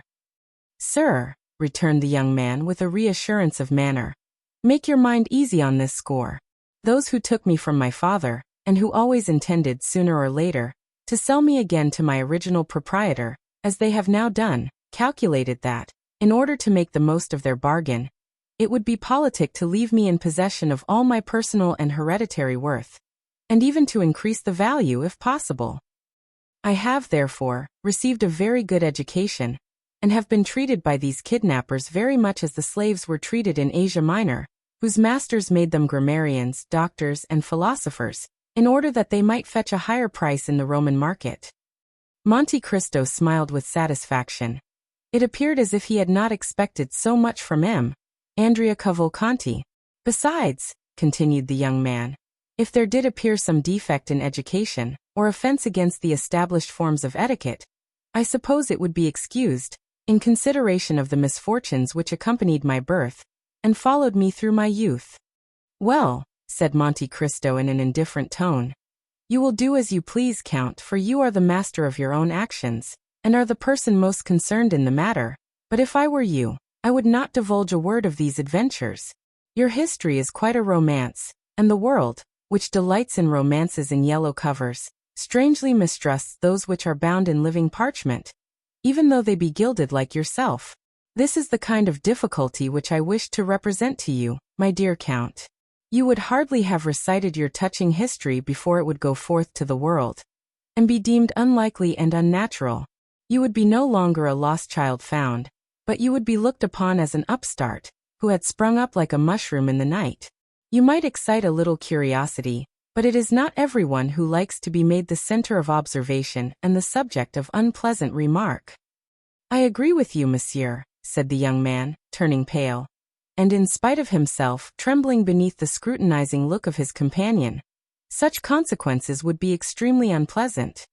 Nevertheless, you must not exaggerate the evil, said Monte Cristo, for by endeavoring to avoid one fault you will fall into another. You must resolve upon one simple and single line of conduct, and for a man of your intelligence, this plan is as easy as it is necessary. You must form honorable friendships, and by that means counteract the prejudice which may attach to the obscurity of your former life. Andrea visibly changed countenance. I would offer myself as your surety and friendly adviser, said Monte Cristo. Did I not possess a moral distrust of my best friends, and a sort of inclination to lead others to doubt them too? Therefore, in departing from this rule, I should, as the actors say, be playing a part quite out of my line, and should therefore run the risk of being hissed, which would be an act of folly. However, your excellency, said Andrea, in consideration of Lord Wilmore, by whom I was recommended to you. Yes, certainly, interrupted Monte Cristo. But Lord Wilmore did not omit to inform me, my dear Andrea, that the season of your youth was rather a stormy one. Ah, said the Count, watching Andrea's countenance. I do not demand any confession from you. It is precisely to avoid that necessity that your father was sent for from Lucca. You shall soon see him. He is a little stiff and pompous in his manner, and he is disfigured by his uniform, but when it becomes known that he has been for 18 years in the Austrian service, all that will be pardoned. We are not generally very severe with the Austrians. In short, you will find your father a very presentable person, I assure you. Ah, sir, you have given me confidence. It is so long since we were separated, that I have not the least remembrance of him, and besides, you know that in the eyes of the world a large fortune covers all defects. He is a millionaire, his income is 500,000 francs. Then, said the young man with anxiety, I shall be sure to be placed in an agreeable position. One of the most agreeable possible, my dear sir. He will allow you an income of 50,000 livres per annum during the whole time of your stay in Paris. Then in that case I shall always choose to remain there. You cannot control circumstances, my dear sir. Man proposes and God disposes. Andrea sighed. But, said he, so long as I do remain in Paris, and nothing forces me to quit it, do you mean to tell me that I may rely on receiving the sum you just now mentioned to me? You may. Shall I receive it from my father? Asked Andrea, with some uneasiness. Yes, you will receive it from your father personally, but Lord Wilmore will be the security for the money. He has, at the request of your father, opened an account of 5,000 francs a month at M. Danglars, which is one of the safest banks in Paris. And does my father mean to remain long in Paris? Asked Andrea. Only a few days, replied Monte Cristo. His service does not allow him to absent himself more than 2 or 3 weeks together. Ah, my dear father, exclaimed Andrea, evidently charmed with the idea of his speedy departure. Therefore, said Monte Cristo, feigning to mistake his meaning, therefore I will not, for another instant, retard the pleasure of your meeting. Are you prepared to embrace your worthy father? I hope you do not doubt it. 30137M. Go, then, into the drawing-room, my young friend, where you will find your father awaiting you. Andrea made a low bow to the Count, and entered the adjoining room. Monte Cristo watched him till he disappeared, and then touched a spring in a panel made to look like a picture, which, in sliding partly from the frame, discovered to view a small opening, so cleverly contrived that it revealed all that was passing in the drawing-room now occupied by Cavalcanti and Andrea. The young man closed the door behind him, and advanced towards the Major, who had risen when he heard steps approaching him. Ah, my dear father, said Andrea in a loud voice, in order that the Count might hear him in the next room. Is it really you? How do you do, my dear son? Said the Major gravely. After so many years of painful separation, said Andrea, in the same tone of voice, and glancing towards the door, what a happiness it is to meet again. Indeed it is, after so long a separation. Will you not embrace me, sir? Said Andrea. 30139M. If you wish it, my son, said the Major. And the two men embraced each other after the fashion of actors on the stage, that is to say, each rested his head on the other's shoulder. "Then we are once more reunited?" said Andrea. "Once more," replied the Major. "Never more to be separated?" "Why, as to that, I think, my dear son, you must be by this time so accustomed to France as to look upon it almost as a second country." "The fact is," said the young man, "that I should be exceedingly grieved to leave it. As for me, you must know I cannot possibly live out of Lucca. Therefore I shall return to Italy as soon as I can. But before you leave France, my dear father, I hope you will put me in possession of the documents which will be necessary to prove my descent." "Certainly. I am come expressly on that account. It has cost me much trouble to find you, but I had resolved on giving them into your hands, and if I had to recommence my search, it would occupy all the few remaining years of my life." "Where are these papers, then?" "Here they are."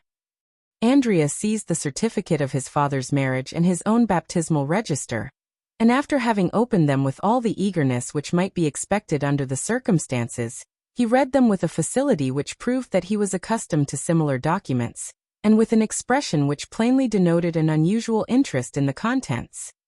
When he had perused the documents, an indefinable expression of pleasure lighted up his countenance, and looking at the Major with a most peculiar smile, he said in very excellent Tuscan, "Then there is no longer any such thing in Italy as being condemned to the galleys?" The Major drew himself up to his full height. "Why? What do you mean by that question?"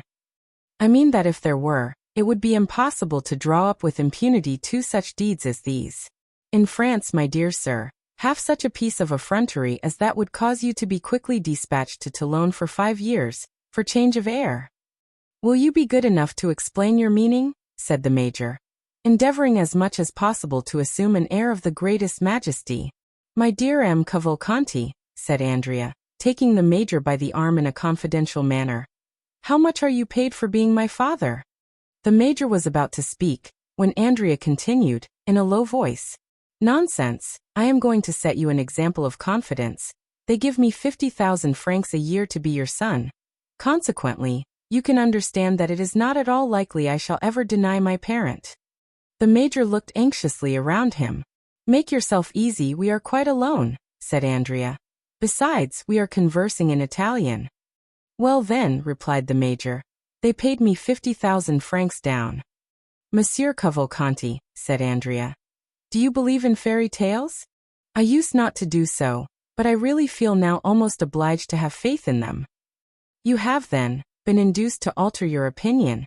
You have had some proofs of their truth?" The Major drew from his pocket a handful of gold. "Most palpable proofs," said he, "as you may perceive." "You think, then, that I may rely on the Count's promises?" "Certainly I do." "You are sure he will keep his word with me?" "To the letter, but at the same time, remember, we must continue to play our respective parts. I as a tender father, and I as a dutiful son, as they choose that I shall be descended from you." "Whom do you mean by they?" "Ma foi, I can hardly tell, but I was alluding to those who wrote the letter."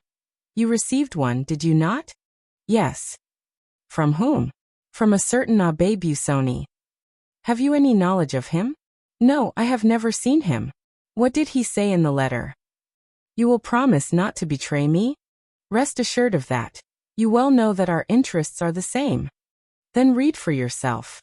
And the Major gave a letter into the young man's hand. Andrea read in a low voice, "You are poor. A miserable old age awaits you. Would you like to become rich, or at least independent? Set out immediately for Paris, and demand of the Count of Monte Cristo, Avenue de Champelices, number 30, the son whom you had by the Marchesa Corsinari, and who was taken from you at 5 years of age. This son is named Andrea Cavalcanti.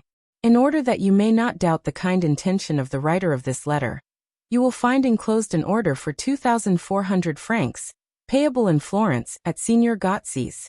Also a letter of introduction to the Count of Monte Cristo, on whom I give you a draft of 48,000 francs. Remember to go to the Count on the May 26th at 7 o'clock in the evening. Signed, Abbé Busoni. It is the same." "What do you mean?" said the Major. "I was going to say that I received a letter almost to the same effect." You. Yes. From the Abbé Busoni? No. From whom then? From an Englishman called Lord Wilmore, who takes the name of Sinbad the Sailor. And of whom you have no more knowledge than I of the Abbé Busoni? You are mistaken. There I am ahead of you. You have seen him then? Yes, once. Where? Ah, that is just what I cannot tell you. If I did, I should make you as wise as myself, which it is not my intention to do. And what did the letter contain? Read it. You are poor and your future prospects are dark and gloomy. Do you wish for a name? Should you like to be rich, and your own master? Parbleu, said the young man. Was it possible there could be two answers to such a question? Take the post-chaise which you will find waiting at the Porte de Jeans, as you enter Nice. Pass through Turin, Chabéry, and Pont de Beauvoisin. Go to the Count of Monte Cristo, Avenue de Champelissier, on the 26th of May, at 7 o'clock in the evening, and demand of him your father. You are the son of the Marchese Cavalcanti, and the Marchesa Oliva Corsinari. The Marquis will give you some papers which will certify this fact, and authorize you to appear under that name in the Parisian world. As to your rank, an annual income of 50,000 livres will enable you to support it admirably. I enclose a draft for 5,000 livres, payable on M. Feria, banker at Nice, and also a letter of introduction to the Count of Monte Cristo, whom I have directed to supply all your wants. Sinbad the Sailor. Humph, said the Major. Very good. You have seen the Count, you say? I have only just left him. And has he conformed to all that the letter specified? He has. Do you understand it? Not in the least. There is a dupe somewhere. At all events, it is neither you nor I. Certainly not. Well then. Why, it does not much concern us. Do you think it does? No, I agree with you there. We must play the game to the end, and consent to be blindfolded. Ah, you shall see. I promise you I will sustain my part to admiration. I never once doubted your doing so. Monte Cristo chose this moment for re-entering the drawing-room. On hearing the sound of his footsteps, the two men threw themselves in each other's arms, and while they were in the midst of this embrace, the Count entered. Well, Marquis, said Monte Cristo, you appear to be in no way disappointed in the son whom your good fortune has restored to you. Ah, your Excellency, I am overwhelmed with delight. And what are your feelings? Said Monte Cristo, turning to the young man. As for me, my heart is overflowing with happiness. Happy father, happy son, said the Count. There is only one thing which grieves me, observed the Major, and that is the necessity for my leaving Paris so soon. Ah, my dear M. Cavalcanti, I trust you will not leave before I have had the honor of presenting you to some of my friends. I am at your service, sir, replied the Major. Now, sir, said Monte Cristo, addressing Andrea, make your confession. To whom? Tell M. Cavalcanti something of the state of your finances. Ma foi, monsieur, you have touched upon a tender chord. Do you hear what he says, Major? Certainly I do. But do you understand? I do. Your son says he requires money. Well, what would you have me do? Said the Major. You should furnish him with some, of course, replied Monte Cristo. Yes, you, said the Count, at the same time advancing towards Andrea, and slipping a packet of banknotes into the young man's hand. What is this? It is from your father. From my father? Yes. Did you not tell him just now that you wanted money? Well then, he deputes me to give you this. Am I to consider this as part of my income on account? No, it is for the first expenses of your settling in Paris. Ah, how good my dear father is. Silence, said Monte Cristo. He does not wish you to know that it comes from him. I fully appreciate his delicacy, said Andrea, cramming the notes hastily into his pocket. And now, gentlemen, I wish you good morning, said Monte Cristo. And when shall we have the honor of seeing you again, your Excellency? Asked Cavalcanti. Ah, said Andrea. When may we hope for that pleasure? On Saturday, if you will. Yes. Let me see Saturday. I am to dine at my country house at Auteuil, on that day, Rue de la Fontaine, number 28. Several persons are invited, and among others, M. Danglars, your banker. I will introduce you to him, for it will be necessary he should know you, as he is to pay your money. Full dress? Said the major half aloud. Oh yes, certainly, said the count. Uniform cross-knee breeches. And how shall I be dressed? Demanded Andrea. 30145M. Oh, very simply.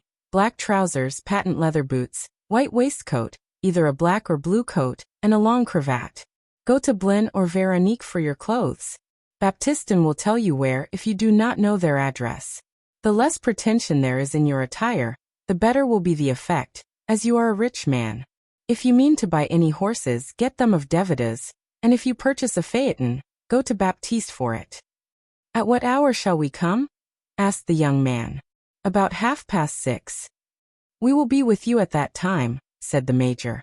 The two Cavalcanti bowed to the count, and left the house. Monte Cristo went to the window, and saw them crossing the street, arm in arm. There go two miscreants, said he. It is a pity they are not really related. Then, after an instant of gloomy reflection, Come, I will go to see the Morels, said he. I think that disgust is even more sickening than hatred. Chapter 57. In the Lucerne Patch. Our readers must now allow us to transport them again to the enclosure surrounding M. de Villefort's house, and behind the gate, half screened from view by the large chestnut trees, which on all sides spread their luxuriant branches, we shall find some people of our acquaintance. This time Maximilian was the first to arrive. He was intently watching for a shadow to appear among the trees, and awaiting with anxiety the sound of a light step on the gravel walk. At length, the long-desired sound was heard, and instead of one figure, as he had expected, he perceived that two were approaching him.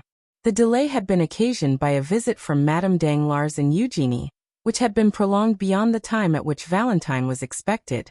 That she might not appear to fail in her promise to Maximilian, she proposed to Mademoiselle Danglars that they should take a walk in the garden, being anxious to show that the delay, which was doubtless a cause of vexation to him, was not occasioned by any neglect on her part.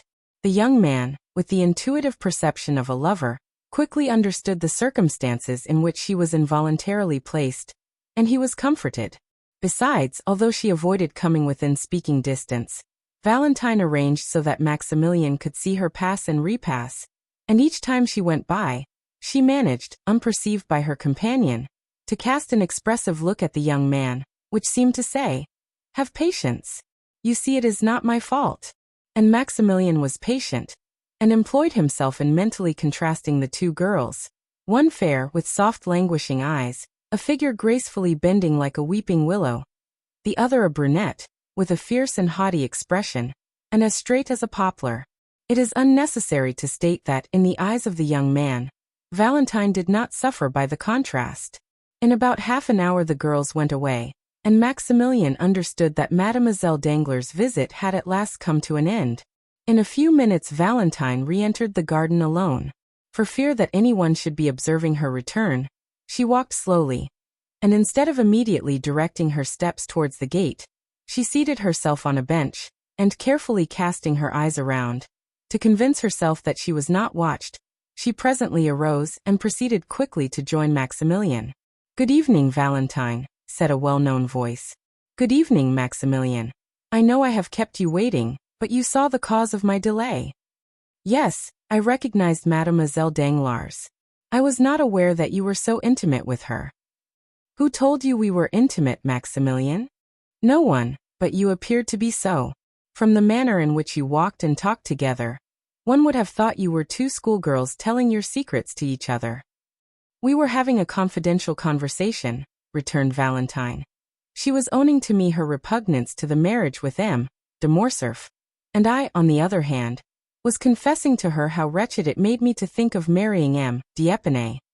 Dear Valentine, that will account to you for the unreserved manner which you observed between me and Eugenie, as in speaking of the man whom I could not love, my thoughts involuntarily reverted to him on whom my affections were fixed." "Ah, how good you are to say so, Valentine. You possess a quality which can never belong to Mademoiselle Danglars. It is that indefinable charm which is to a woman what perfume is to the flower and flavor to the fruit, for the beauty of either is not the only quality we seek. It is your love which makes you look upon everything in that light." No, Valentine, I assure you such is not the case. I was observing you both when you were walking in the garden, and on my honor, without at all wishing to depreciate the beauty of Mademoiselle Danglars, I cannot understand how any man can really love her.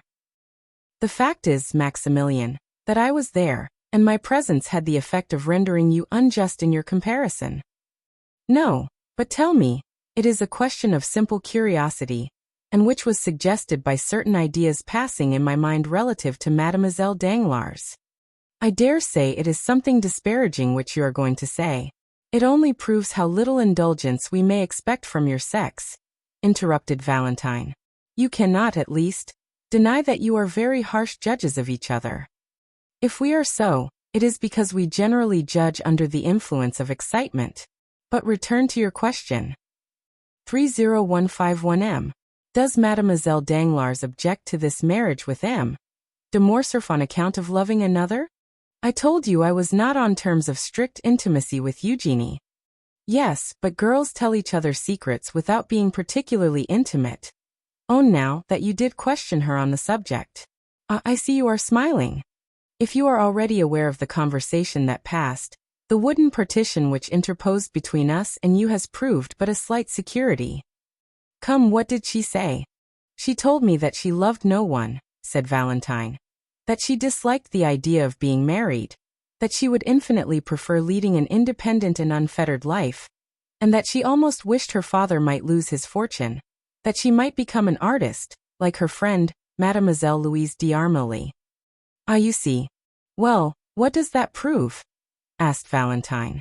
Nothing, replied Maximilian. Then why did you smile? Why, you know very well that you are reflecting on yourself, Valentine.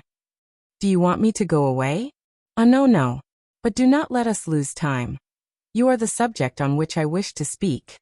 True, we must be quick, for we have scarcely 10 minutes more to pass together. Ma foi, said Maximilian in consternation. Yes, you are right.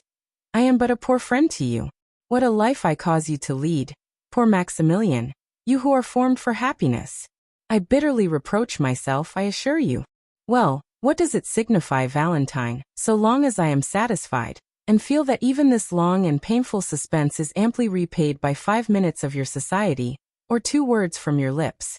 And I have also a deep conviction that heaven would not have created 2 hearts, harmonizing as ours do, and almost miraculously brought us together, to separate us at last. Those are kind and cheering words. You must hope for us both, Maximilian. That will make me at least partly happy. But why must you leave me so soon? I do not know particulars. I can only tell you that Madame de Villefort sent to request my presence, as she had a communication to make on which a part of my fortune depended. Let them take my fortune. I am already too rich. And perhaps when they have taken it, they will leave me in peace and quietness. You would love me as much if I were poor, would you not, Maximilian? Oh, I shall always love you. What should I care for either riches or poverty, if my Valentine was near me, and I felt certain that no one could deprive me of her? But do you not fear that this communication may relate to your marriage? I do not think that is the case. However it may be, Valentine, you must not be alarmed. I assure you that, as long as I live, I shall never love anyone else. Do you think to reassure me when you say that, Maximilian? Pardon me, you are right. I am a brute. But I was going to tell you that I met M. de Morcerf the other day. Well, Monsieur Franz is his friend, you know. What then? Monsieur de Morcerf has received a letter from Franz, announcing his immediate return. Valentine turned pale, and leaned her hand against the gate. Heavens, if it were that! But no, the communication would not come through Madame de Villefort. Why not? Because I scarcely know why, but it has appeared as if Madame de Villefort secretly objected to the marriage, although she did not choose openly to oppose it. Is it so? Then I feel as if I could adore Madame de Villefort. Do not be in such a hurry to do that, said Valentine with a sad smile. If she objects to your marrying M. d'Épinay, she would be all the more likely to listen to any other proposition. No, Maximilian, it is not suitors to which Madame de Villefort objects, it is marriage itself. Marriage? If she dislikes that so much, why did she ever marry herself? You do not understand me, Maximilian. About a year ago, I talked of retiring to a convent. Madame de Villefort, in spite of all the remarks which she considered it her duty to make, secretly approved of the proposition. My father consented to it at her instigation, and it was only on account of my poor grandfather that I finally abandoned the project. You can form no idea of the expression of that old man's eye when he looks at me, the only person in the world whom he loves, and, I had almost said, by whom he is beloved in return.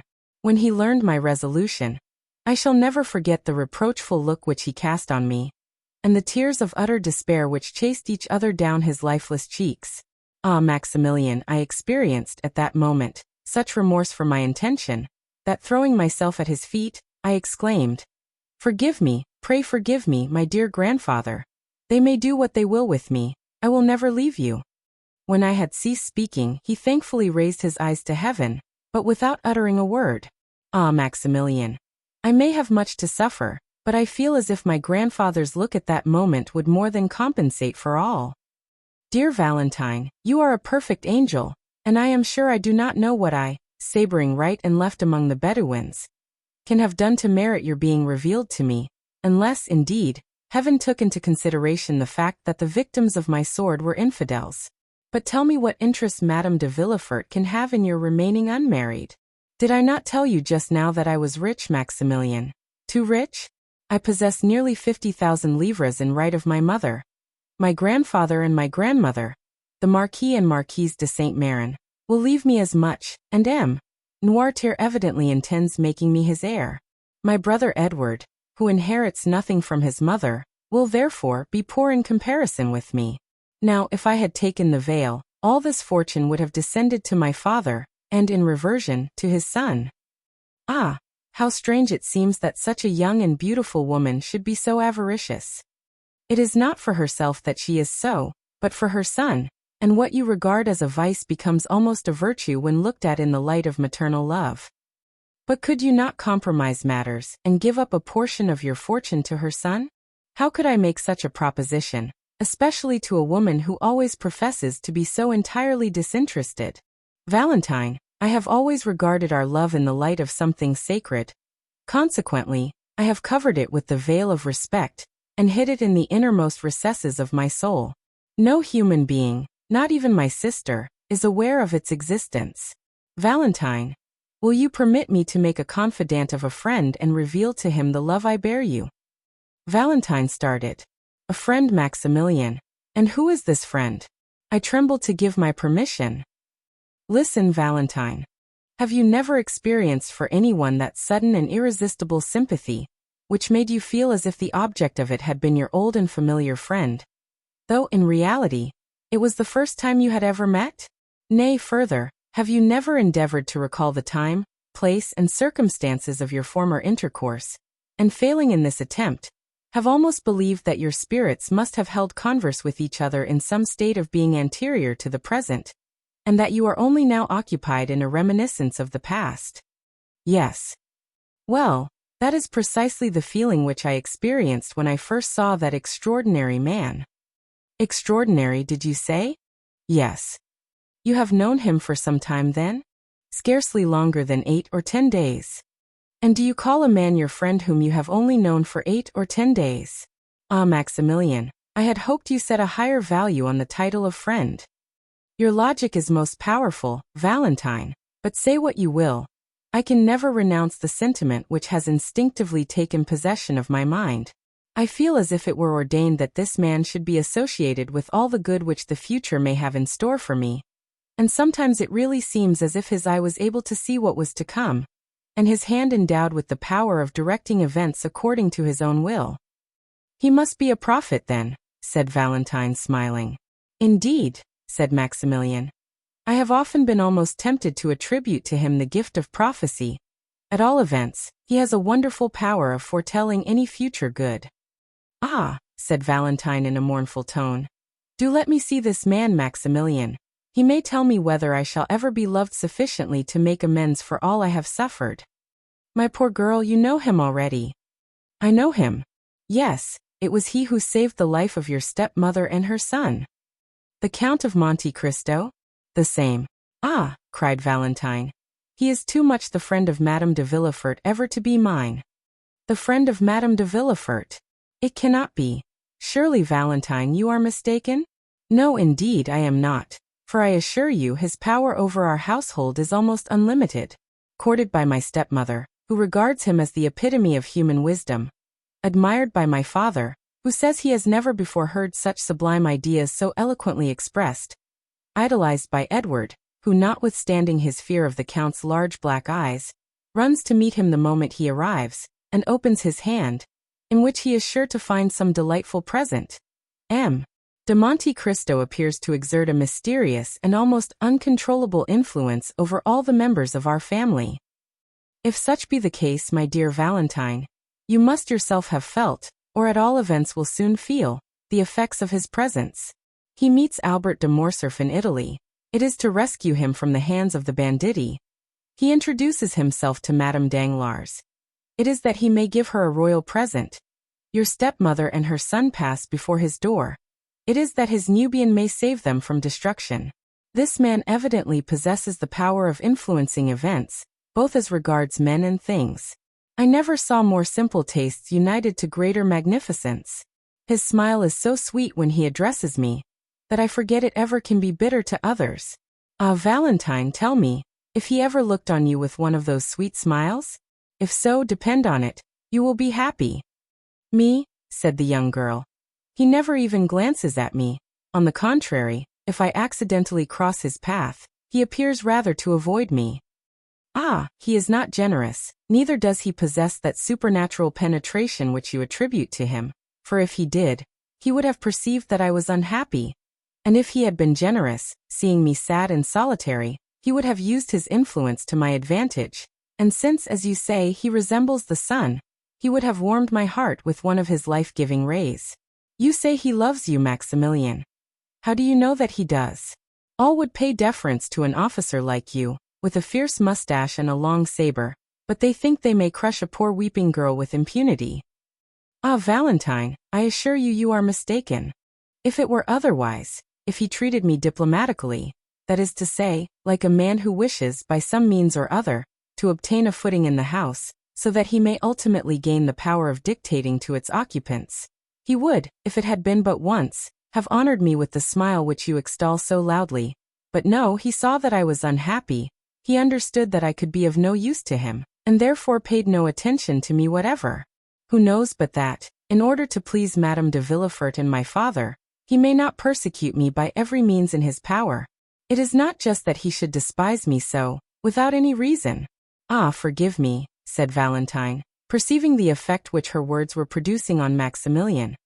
I have done wrong, for I have given utterance to thoughts concerning that man which I did not even know existed in my heart. I do not deny the influence of which you speak, or that I have not myself experienced it, but with me it has been productive of evil rather than good. Well, Valentine, said Morrel with a sigh, we will not discuss the matter further.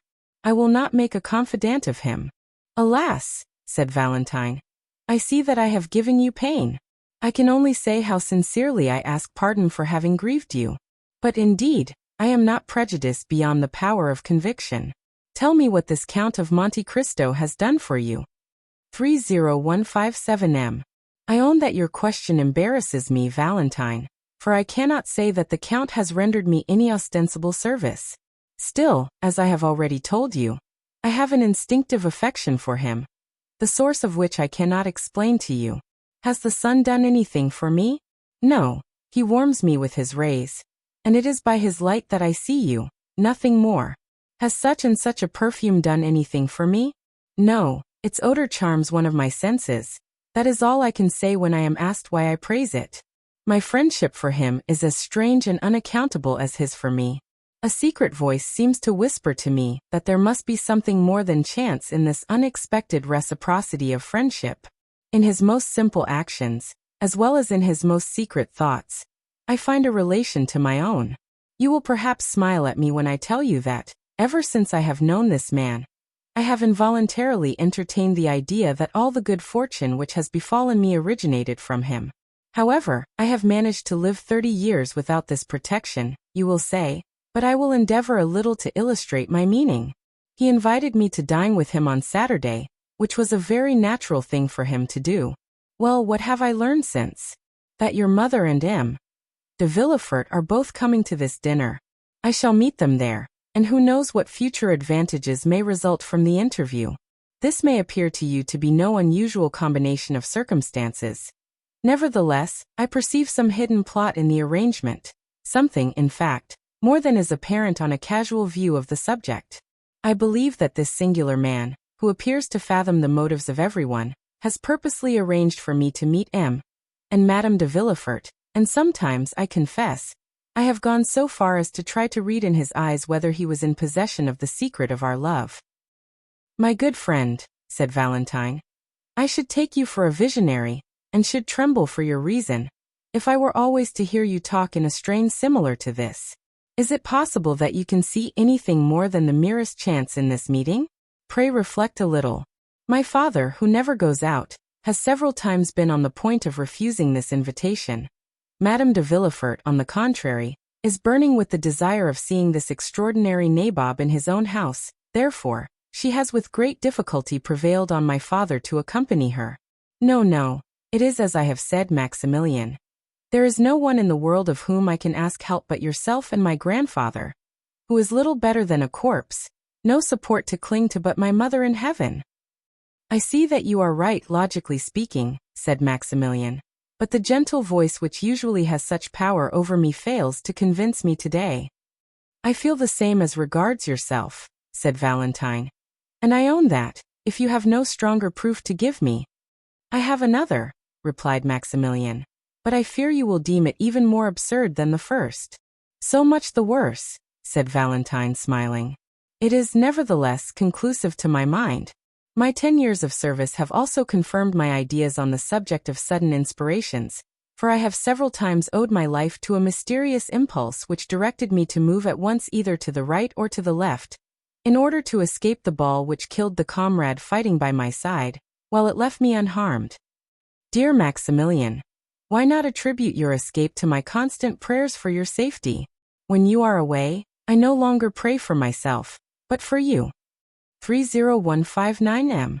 Yes, since you have known me, said Morel, smiling, but that cannot apply to the time previous to our acquaintance, Valentine. You are very provoking, and will not give me credit for anything, but let me hear this second proof, which you yourself own to be absurd. Well, look through this opening, and you will see the beautiful new horse which I rode here. Ah, what a beautiful creature, cried Valentine. Why did you not bring him close to the gate, so that I could talk to him and pat him? He is, as you see, a very valuable animal, said Maximilian. You know that my means are limited, and that I am what would be designated a man of moderate pretensions. Well, I went to a horse dealer's, where I saw this magnificent horse, which I have named Medea. I asked the price. They told me it was 4,500 francs. I was therefore obliged to give it up, as you may imagine, but I own I went away with rather a heavy heart, for the horse had looked at me affectionately, had rubbed his head against me and, when I mounted him, had pranced in the most delightful way imaginable, so that I was altogether fascinated with him. The same evening some friends of mine visited me, M. de Chateaurenaud, M. de Bray, and 5 or 6 other choice spirits, whom you do not know even by name. They proposed a game of billard. I never play, for I am not rich enough to afford to lose, or sufficiently poor to desire to gain. But I was at my own house, you understand, so there was nothing to be done but to send for the cards, which I did. Just as they were sitting down to table, M. de Monte Cristo arrived. He took his seat amongst them, they played, and I won. I am almost ashamed to say that my gains amounted to 5,000 francs. We separated at midnight. I could not defer my pleasure, so I took a cabriolet and drove to the horse dealer's. Feverish and excited, I rang at the door. The person who opened it must have taken me for a madman, for I rushed at once to the stable. Medea was standing at the rack, eating his hay. I immediately put on the saddle and bridle, to which operation he lent himself with the best grace possible. Then, putting the 4,500 francs into the hands of the astonished dealer, I proceeded to fulfill my intention of passing the night in riding in the Champs-Élysées. As I rode by the Count's house, I perceived a light in one of the windows. and fancied I saw the shadow of his figure moving behind the curtain. Now, Valentine, I firmly believe that he knew of my wish to possess this horse, and that he lost expressly to give me the means of procuring him. My dear Maximilian, you are really too fanciful. You will not love even me long. A man who accustoms himself to live in such a world of poetry and imagination must find far too little excitement in a common, everyday sort of attachment such as ours. But they are calling me. Do you hear? Ah, Valentine, said Maximilian. Give me but one finger through this opening in the grating, one finger, the littlest finger of all, that I may have the happiness of kissing it. Maximilian, we said we would be to each other as two voices, two shadows. As you will, Valentine. Shall you be happy if I do what you wish? Oh yes. Valentine mounted on a bench, and passed not only her finger but her whole hand through the opening. Maximilian uttered a cry of delight, and springing forwards, seized the hand extended towards him, and imprinted on it a fervent and impassioned kiss. The little hand was then immediately withdrawn, and the young man saw Valentine hurrying towards the house, as though she were almost terrified at her own sensations. Chapter 58. M. Noirtier de Villefort. We will now relate what was passing in the house of the king's attorney after the departure of Madame Danglars and her daughter, and during the time of the conversation between Maximilian and Valentine, which we have just detailed. M. de Villefort entered his father's room, followed by Madame de Villefort. Both of the visitors, after saluting the old man and speaking to Barrois, a faithful servant, who had been 25 years in his service, took their places on either side of the paralytic. M. Noirtier was sitting in an armchair, which moved upon casters, in which he was wheeled into the room in the morning, and in the same way drawn out again at night. He was placed before a large glass, which reflected the whole apartment, and so, without any attempt to move, which would have been impossible, he could see all who entered the room and everything which was going on around him. M. Noirtier, although almost as immovable as a corpse, looked at the newcomers with a quick and intelligent expression, perceiving at once, by their ceremonious courtesy, that they were come on business of an unexpected and official character. Sight and hearing were the only senses remaining, and they, like two solitary sparks, remained to animate the miserable body which seemed fit for nothing but the grave. It was only, however, by means of one of these senses that he could reveal the thoughts and feelings that still occupied his mind, and the look by which he gave expression to his inner life was like the distant gleam of a candle which a traveler sees by night across some desert place, and knows that a living being dwells beyond. The silence and obscurity. Noirtier's hair was long and white, and flowed over his shoulders, while in his eyes, shaded by thick black lashes, was concentrated, as it often happens with an organ which is used to the exclusion of the others, all the activity, address, force, and intelligence which were formerly diffused over his whole body. And so although the movement of the arm, the sound of the voice and the agility of the body, were wanting, the speaking eye sufficed for all. He commanded with it. It was the medium through which his thanks were conveyed. In short, his whole appearance produced on the mind the impression of a corpse with living eyes, and nothing could be more startling than to observe the expression of anger or joy suddenly lighting up these organs, while the rest of the rigid and marble-like features were utterly deprived of the power of participation. 3 persons only could understand this language of the poor paralytic. These were Villefort, Valentine, and the old servant of whom we have already spoken. But as Villefort saw his father but seldom, and then only when absolutely obliged, and as he never took any pains to please or gratify him when he was there, all the old man's happiness was centered in his granddaughter. Valentine, by means of her love, her patience and her devotion, had learned to read in Noirtier's look all the varied feelings which were passing in his mind. To this dumb language, which was so unintelligible to others, she answered by throwing her whole soul into the expression of her countenance. And in this manner were the conversations sustained between the blooming girl and the helpless invalid, whose body could scarcely be called a living one, but who nevertheless possessed a fund of knowledge and penetration, united with a will as powerful as ever although clogged by a body rendered utterly incapable of obeying its impulses. Valentine had solved the problem, and was able easily to understand his thoughts, and to convey her own in return, and through her untiring and devoted assiduity, it was seldom that, in the ordinary transactions of everyday life, she failed to anticipate the wishes of the living, thinking mind, or the wants of the almost inanimate body. As to the servant, he had, as we have said, been with his master for 25 years, therefore he knew all his habits, and it was seldom that Noirtier found it necessary to ask for anything, so prompt was he in administering to all the necessities of the invalid. Villefort did not need the help of either Valentine or the domestic in order to carry on with his father the strange conversation, which he was about to begin. As we have said, he perfectly understood the old man's vocabulary, and if he did not use it more often, it was only indifference and ennui which prevented him from so doing. He therefore allowed Valentine to go into the garden, sent away Barrois, and after having seated himself at his father's right hand, while Madame de Villefort placed herself on the left, he addressed him thus: "I trust you will not be displeased, sir, that Valentine has not come with us, or that I dismissed Barrois, for our conference will be one which could not with propriety be carried on in the presence of either. Madame de Villefort and I have a communication to make to you." Noirtier's face remained perfectly passive during this long preamble, while on the contrary, Villefort's eye was endeavoring to penetrate into the inmost recesses of the old man's heart.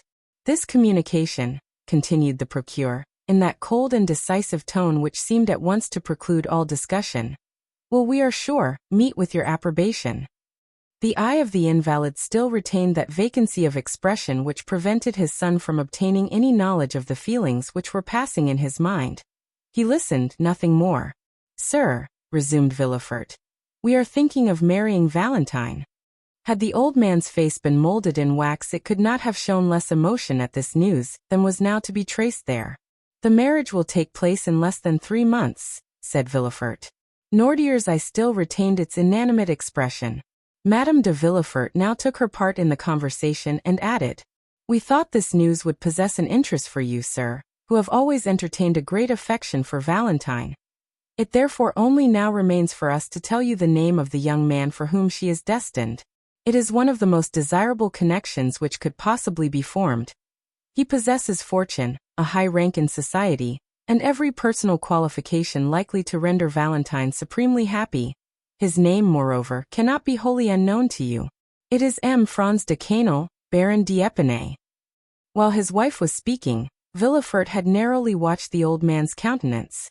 When Madame de Villefort pronounced the name of Franz, the pupil of M. Noirtier's eye began to dilate, and his eyelids trembled with the same movement that may be perceived on the lips of an individual about to speak, and he darted a lightning glance at Madame de Villefort and his son. The procureur, who knew the political hatred which had formerly existed between M. Noirtier and the elder d'Épinay, well understood the agitation and anger which the announcement had produced, but feigning not to perceive either, he immediately resumed the narrative begun by his wife. "Sir," said he, "you are aware that Valentine is about to enter her 19th year, which renders it important that she should lose no time in forming a suitable alliance.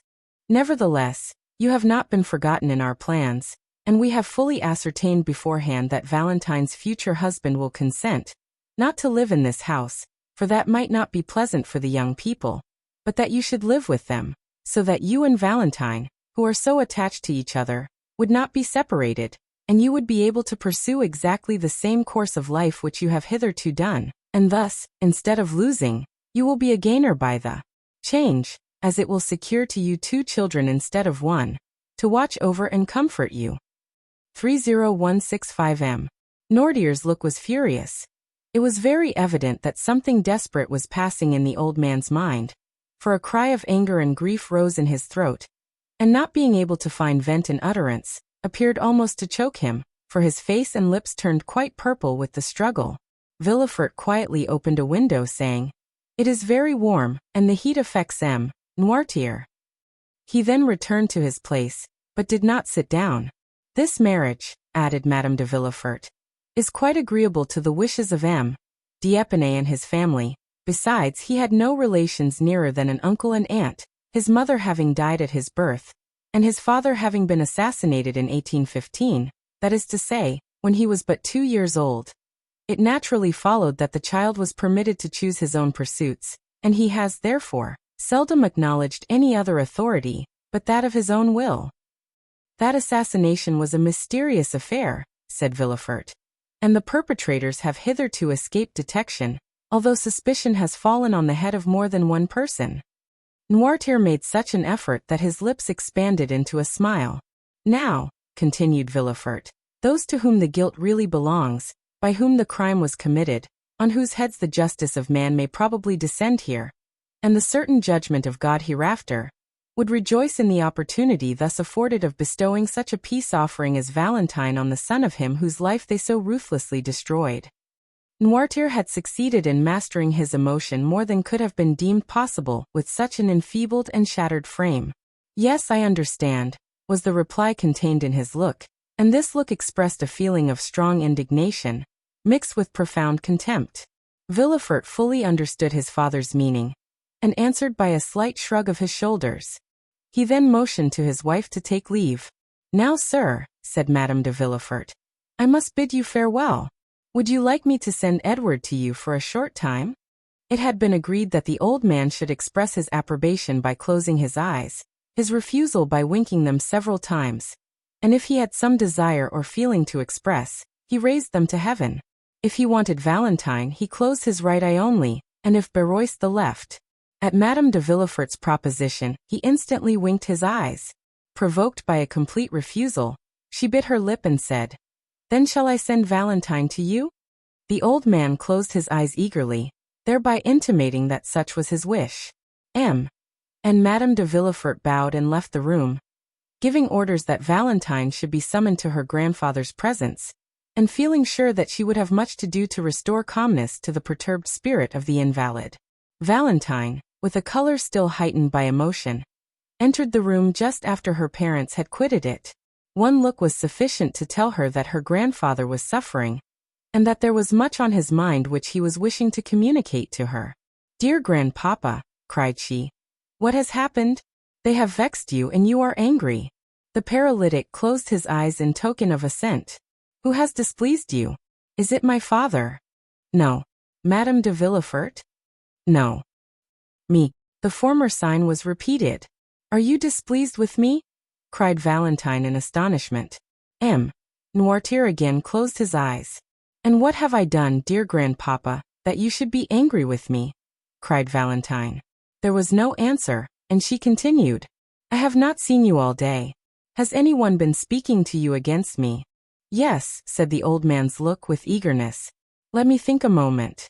I do assure you, grandpapa, I am, and Madame de Villefort have just left this room.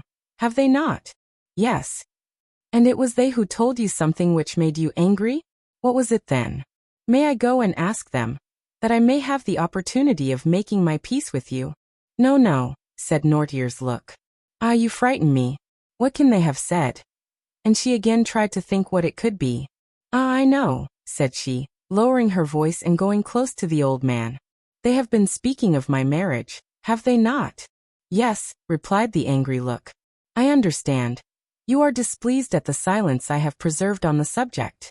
The reason of it was, that they had insisted on my keeping the matter a secret, and begged me not to tell you anything of it. They did not even acquaint me with their intentions, and I only discovered them by chance. That is why I have been so reserved with you, dear grandpapa. Pray forgive me. But there was no look calculated to reassure her.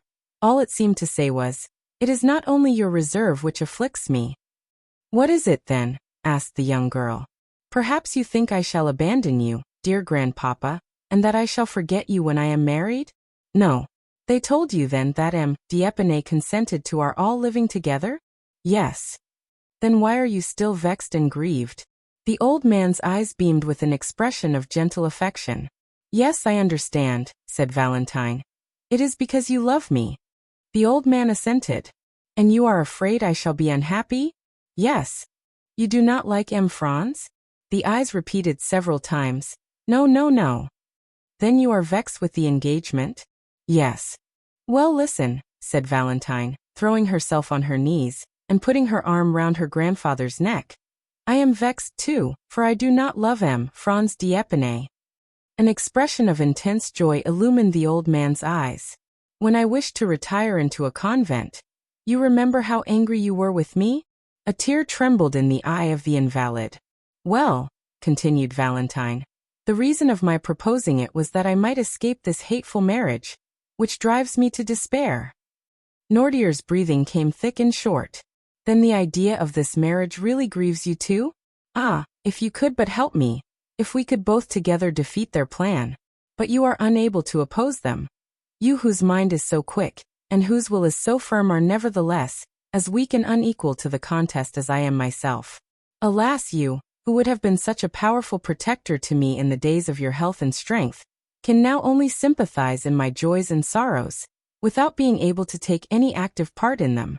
However, this is much, and calls for gratitude, and heaven has not taken away all my blessings when it leaves me your sympathy and kindness.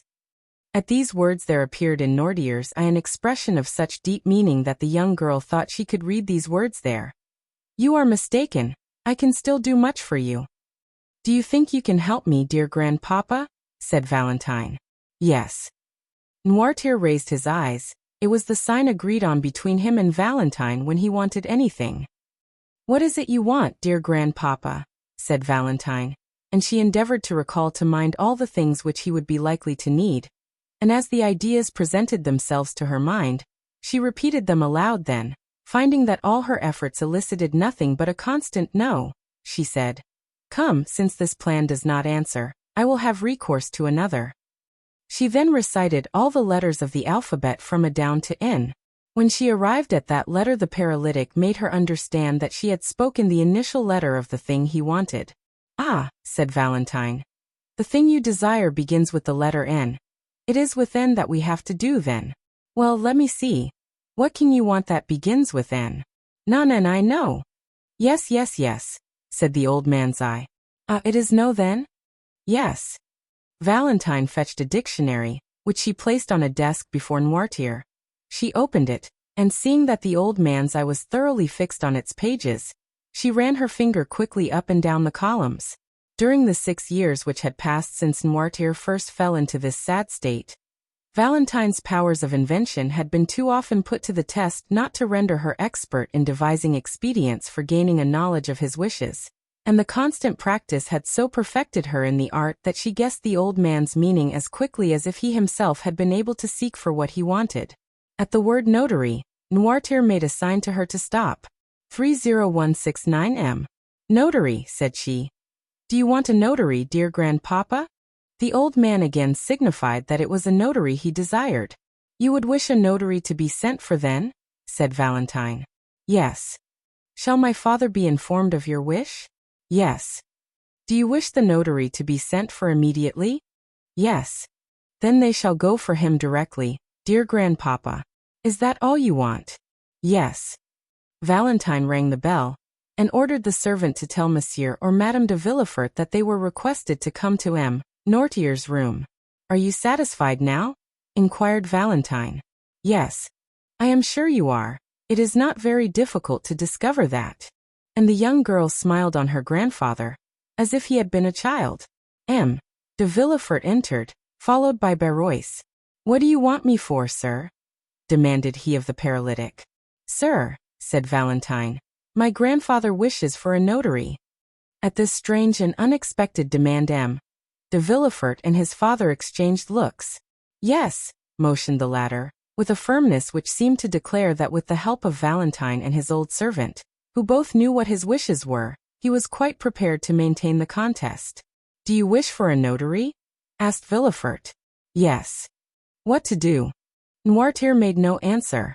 What do you want with a notary? Again repeated Villefort. The invalid's eye remained fixed, by which expression he intended to intimate that his resolution was unalterable. Is it to do us some ill turn? Do you think it is worthwhile? Said Villefort. Still, said Barrois, with the freedom and fidelity of an old servant, if Noirtier asks for a notary, I suppose he really wishes for a notary. Therefore I shall go at once and fetch one. Barrois acknowledged no master but Noirtier, and never allowed his desires in any way to be contradicted. 30171 Yes, I do want a notary, motioned the old man, shutting his eyes with a look of defiance, which seemed to say, and I should like to see the person who dares to refuse my request. You shall have a notary as you absolutely wish for one, sir, said Villefort. But I shall explain to him your state of health, and make excuses for you, for the scene cannot fail of being a most ridiculous one." "Never mind that," said Barrois. "I shall go and fetch a notary nevertheless." And the old servant departed triumphantly on his mission. Chapter 59. The Will. As soon as Barrois had left the room, Noirtier looked at Valentine with a malicious expression that said many things.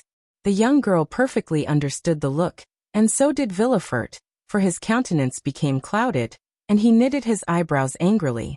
He took a seat, and quietly awaited the arrival of the notary. Noirtier saw him seat himself with an appearance of perfect indifference, at the same time giving a side look at Valentine, which made her understand that she also was to remain in the room. 3/4 of an hour after, Barrois returned, bringing the notary with him. "Sir," said Villefort after the first salutations were over, "you were sent for by M. Noirtier, whom you see here. All his limbs have become completely paralyzed.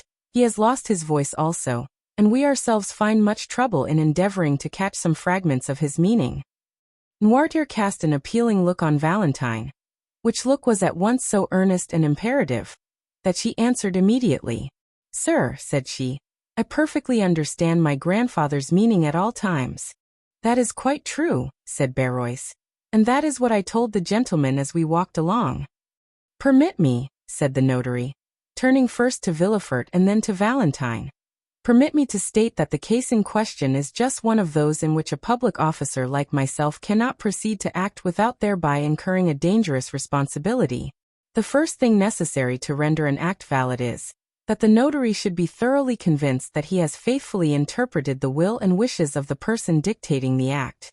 Now I cannot be sure of the approbation or disapprobation of a client who cannot speak, and as the object of his desire or his repugnance cannot be clearly proved to me, on account of his want of speech, my services here would be quite useless, and cannot be legally exercised." The notary then prepared to retire. An imperceptible smile of triumph was expressed on the lips of the procureur.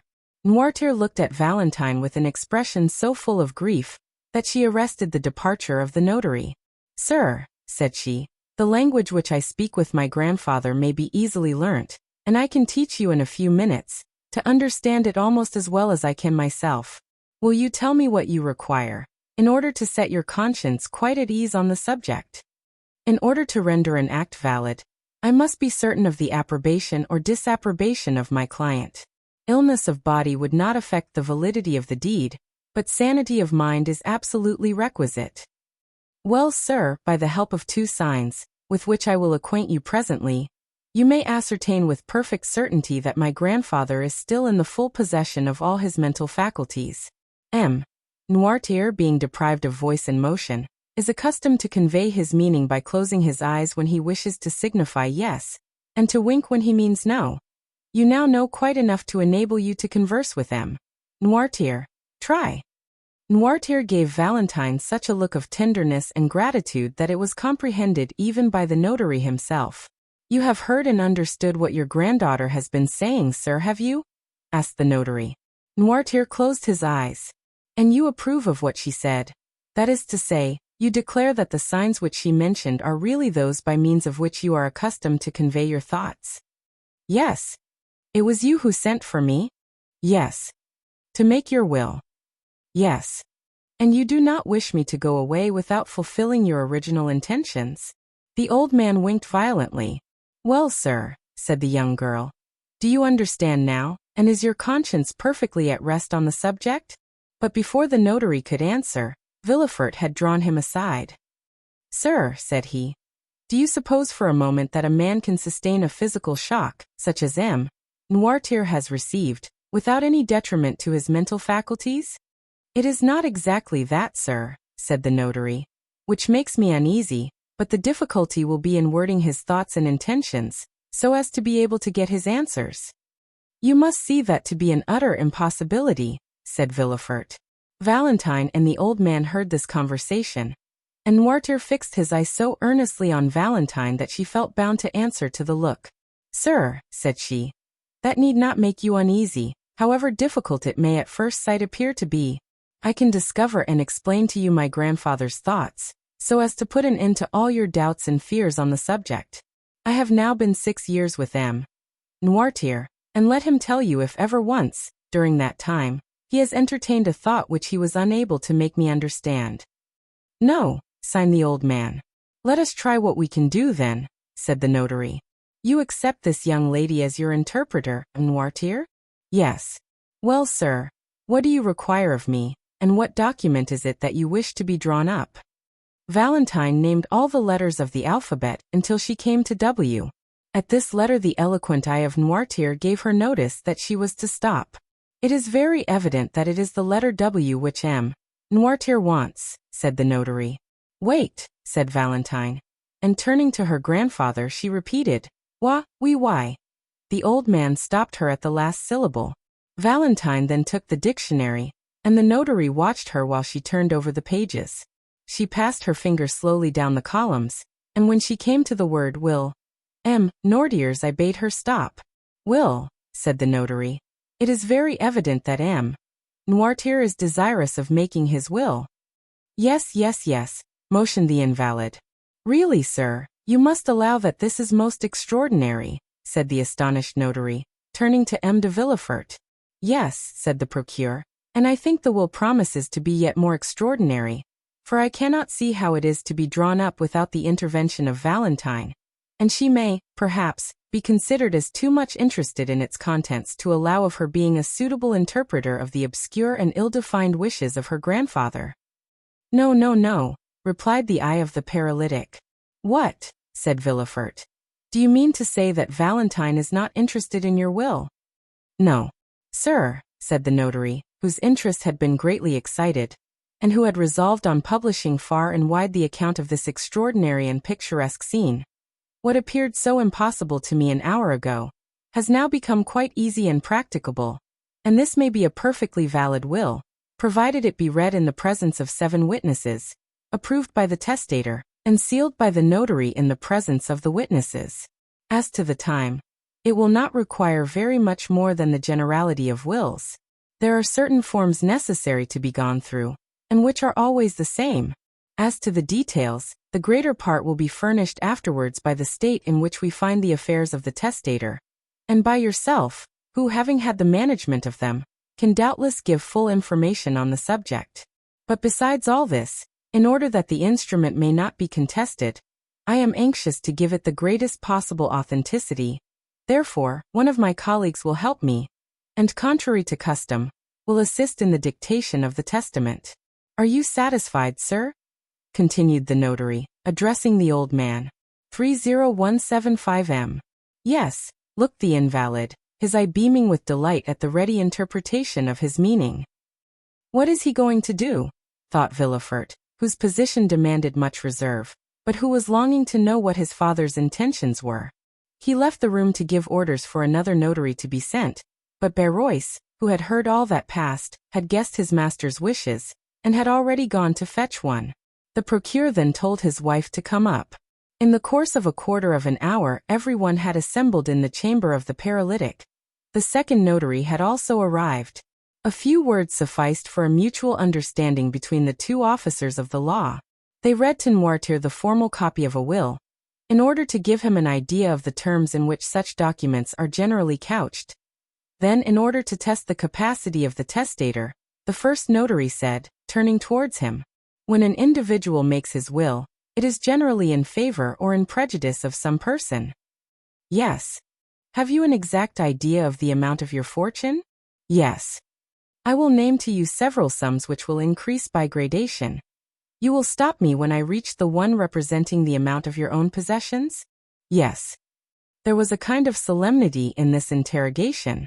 Never had the struggle between mind and matter been more apparent than now, and if it was not a sublime, it was, at least, a curious spectacle. They had formed a circle round the invalid. The second notary was sitting at a table, prepared for writing, and his colleague was standing before the testator in the act of interrogating him on the subject to which we have alluded. "Your fortune exceeds 300,000 francs, does it not?" asked he. Noirtier made a sign that it did. "Do you possess 400,000 francs?" inquired the notary. Noirtier's eye remained immovable.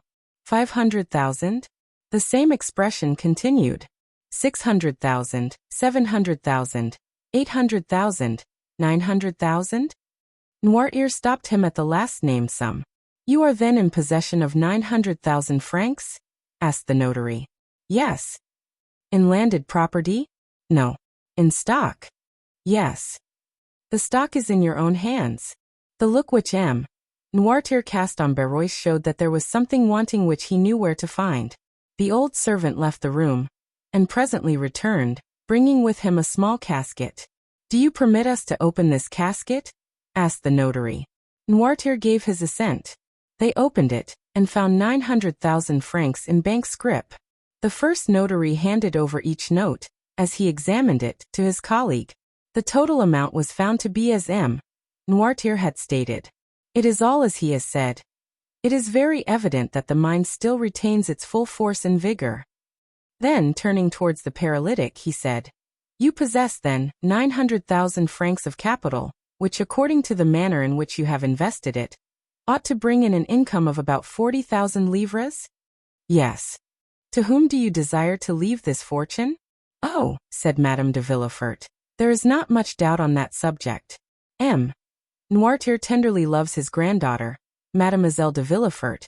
It is she who has nursed and tended him for 6 years, and has, by her devoted attention, fully secured the affection, I had almost said the gratitude, of her grandfather, and it is but just that she should reap the fruit of her devotion.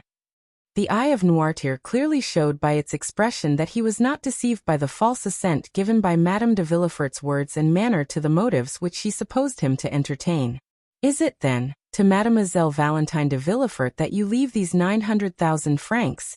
Demanded the notary, thinking he had only to insert this clause, but waiting first for the assent of Noirtier, which it was necessary should be given before all the witnesses of this singular scene. Valentine, when her name was made the subject of discussion, had stepped back, to escape unpleasant observation. Her eyes were cast down, and she was crying. The old man looked at her for an instant with an expression of the deepest tenderness. Then, turning towards the notary, he significantly winked his eye in token of dissent. What? Said the notary. Do you not intend making Mademoiselle Valentine de Villefort your residuary legatee? No. You are not making any mistake, are you? Said the notary. You really mean to declare that such is not your intention? No, repeated Noirtier. No. Valentine raised her head, struck dumb with astonishment. It was not so much the conviction that she was disinherited that caused her grief, but her total inability to account for the feelings which had provoked her grandfather to such an act. But Noirtier looked at her with so much affectionate tenderness that she exclaimed, Oh, grandpapa, I see now that it is only your fortune of which you deprive me. You still leave me the love which I have always enjoyed. Ah, yes, most assuredly, said the eyes of the paralytic, for he closed them with an expression which Valentine could not mistake. Thank you, murmured she. The old man's declaration that Valentine was not the destined inheritor of his fortune had excited the hopes of Madame de Villefort. She gradually approached the invalid, and said, Then doubtless, dear M. Noirtier, you intend leaving your fortune to your grandson, Edward de Villefort? The winking of the eyes which answered this speech was most decided and terrible, and expressed a feeling almost amounting to hatred. No, said the notary. Then perhaps it is to your son, M. de Villefort? No, the two notaries looked at each other in mute astonishment and inquiry as to what were the real intentions of the testator. Villefort and his wife both grew red, one from shame, the other from anger. What have we all done then, dear grandpapa? Said Valentine. You no longer seem to love any of us. The old man's eyes passed rapidly from Villefort and his wife, and rested on Valentine with a look of unutterable fondness. Well, said she, if you love me, grandpapa, try and bring that love to bear upon your actions at this present moment. You know me well enough to be quite sure that I have never thought of your fortune. Besides, they say I am already rich in right of my mother. Too rich, even. Explain yourself, then. Noirtier fixed his intelligent eyes on Valentine's hand. My hand, said she. Yes. Her hand, exclaimed everyone. Oh, gentlemen, you see it is all useless, and that my father's mind is really impaired, said Villefort. Ah, cried Valentine suddenly, I understand. It is my marriage you mean, is it not, dear grandpapa? Yes, yes, yes, signed the paralytic, casting on Valentine a look of joyful gratitude for having guessed his meaning. 30179M. You are angry with us all on account of this marriage, are you not? Yes. Really, this is too absurd, said Villefort. Excuse me, sir, replied the notary. On the contrary, the meaning of M. Noirtier is quite evident to me, and I can quite easily connect the train of ideas passing in his mind. You do not wish me to marry M. Franz d'Épinay? Observed Valentine. I do not wish it, said the eye of her grandfather. And you disinherit your granddaughter, continued the notary, because she has contracted an engagement contrary to your wishes? Yes. So that, but for this marriage, she would have been your heir? Yes. There was a profound silence. The two notaries were holding a consultation as to the best means of proceeding with the affair. Valentine was looking at her grandfather with a smile of intense gratitude, and Villefort was biting his lips with vexation, while Madame de Villefort could not succeed in repressing an inward feeling of joy, which, in spite of herself, appeared in her whole countenance. But, said Villefort, who was the first to break the silence, I consider that I am the best judge of the propriety of the marriage in question. I am the only person possessing the right to dispose of my daughter's hand. It is my wish that she should marry M. Franz d'Épinay, and she shall marry him. Valentine sank weeping into a chair. Sir, said the notary, how do you intend disposing of your fortune in case Mademoiselle de Villefort still determines on marrying M. Franz? The old man gave no answer. You will, of course, dispose of it in some way or other? Yes. In favor of some member of your family? No. Do you intend devoting it to charitable purposes, then? Pursued the notary. Yes. But, said the notary, you are aware that the law does not allow a son to be entirely deprived of his patrimony? Yes. You only intend, then, to dispose of that part of your fortune which the law allows you to subtract from the inheritance of your son? Noirtier made no answer. Do you still wish to dispose of all? Yes. But they will contest the will after your death? No. My father knows me, replied Villefort. He is quite sure that his wishes will be held sacred by me. Besides, he understands that in my position I cannot plead against the poor. The eye of Noirtier beamed with triumph. What do you decide on, sir? Asked the notary of Villefort. Nothing, sir. It is a resolution which my father has taken, and I know he never alters his mind. I am quite resigned. These 900,000 francs will go out of the family in order to enrich some hospital, but it is ridiculous thus to yield to the caprices of an old man, and I shall, therefore, act according to my conscience. Having said this, Villefort quitted the room with his wife, leaving his father at liberty to do as he pleased. The same day the will was made, the witnesses were brought, it was approved by the old man, sealed in the presence of all and given in charge to M. Deschamps, the family notary. Chapter 60. The Telegraph. M. and Madame de Villefort found on their return that the Count of Monte Cristo, who had come to visit them in their absence, had been ushered into the drawing-room, and was still awaiting them there. Madame de Villefort, who had not yet sufficiently recovered from her late emotion to allow of her entertaining visitors so immediately, retired to her bedroom, while the procureur, who could better depend upon himself, proceeded at once to the salon. Although M. de Villefort flattered himself that, to all outward view, he had completely masked the feelings which were passing in his mind, he did not know that the cloud was still lowering on his brow, so much so that the Count, whose smile was radiant, immediately noticed his somber and thoughtful air. "Ma foi," said Monte Cristo, after the first compliments were over. "What is the matter with you, M. de Villefort? Have I arrived at the moment when you were drawing up an indictment for a capital crime?" Villefort tried to smile. "No, Count," he replied. "I am the only victim in this case. It is I who lose my cause, and it is ill luck, obstinacy, and folly which have caused it to be decided against me." "To what do you refer?" said Monte Cristo with well-feigned interest. "Have you really met with some great misfortune?" "Oh no, monsieur," said Villefort with a bitter smile. "It is only a loss of money which I have sustained, nothing worth mentioning, I assure you." "True," said Monte Cristo. The loss of a sum of money becomes almost immaterial with a fortune such as you possess, and to one of your philosophic spirit.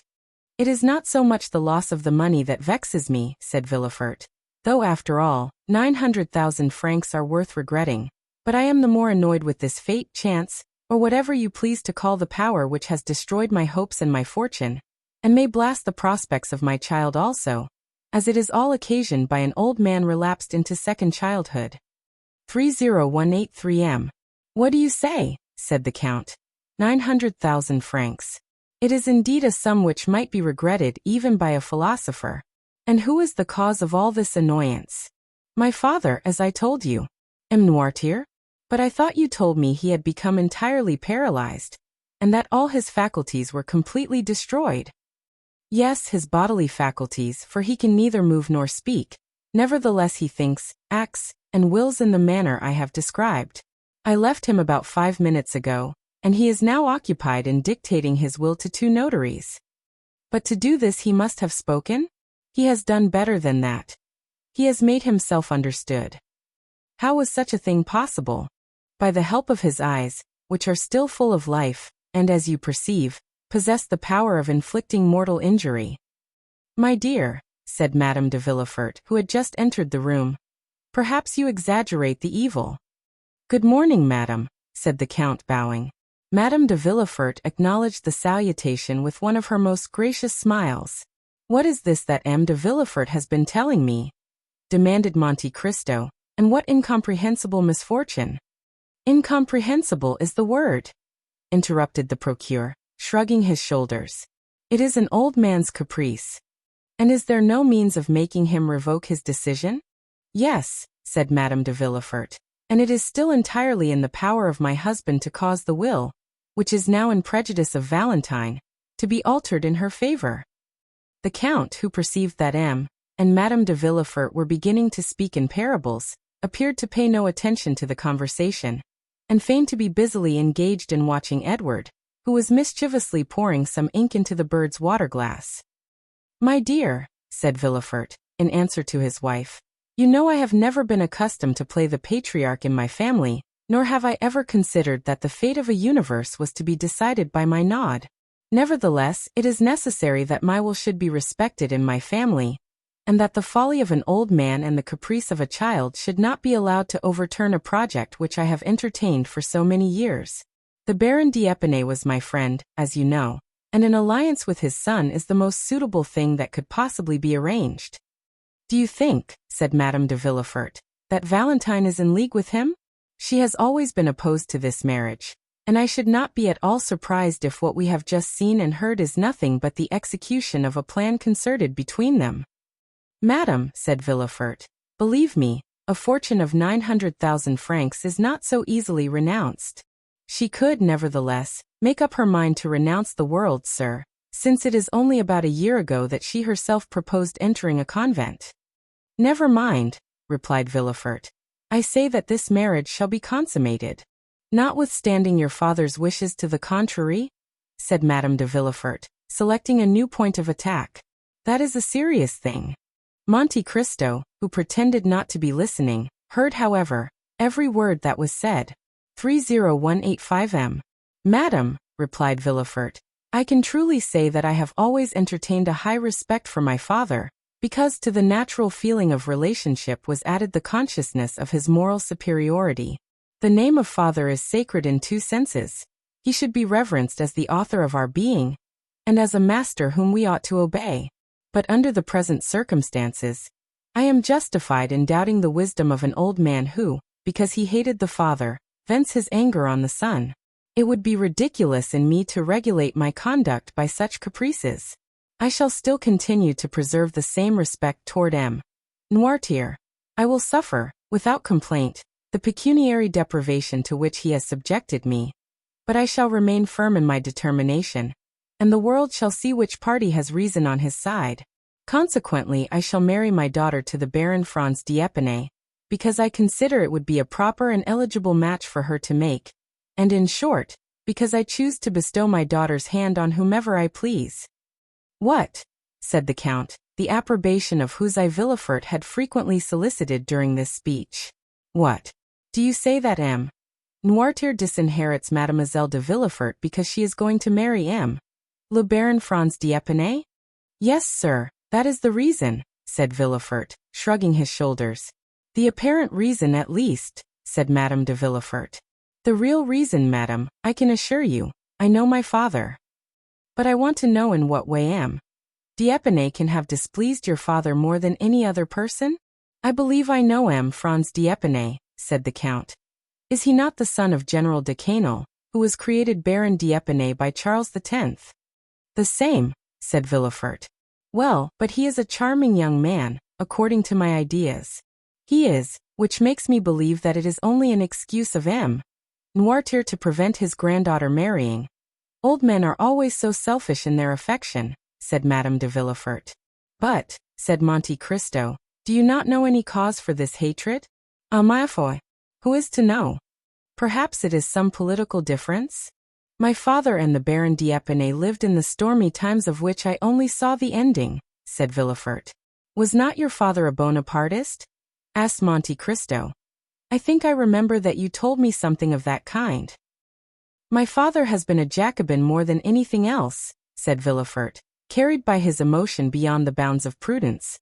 And the senator's robe, which Napoleon cast on his shoulders, only served to disguise the old man without in any degree changing him.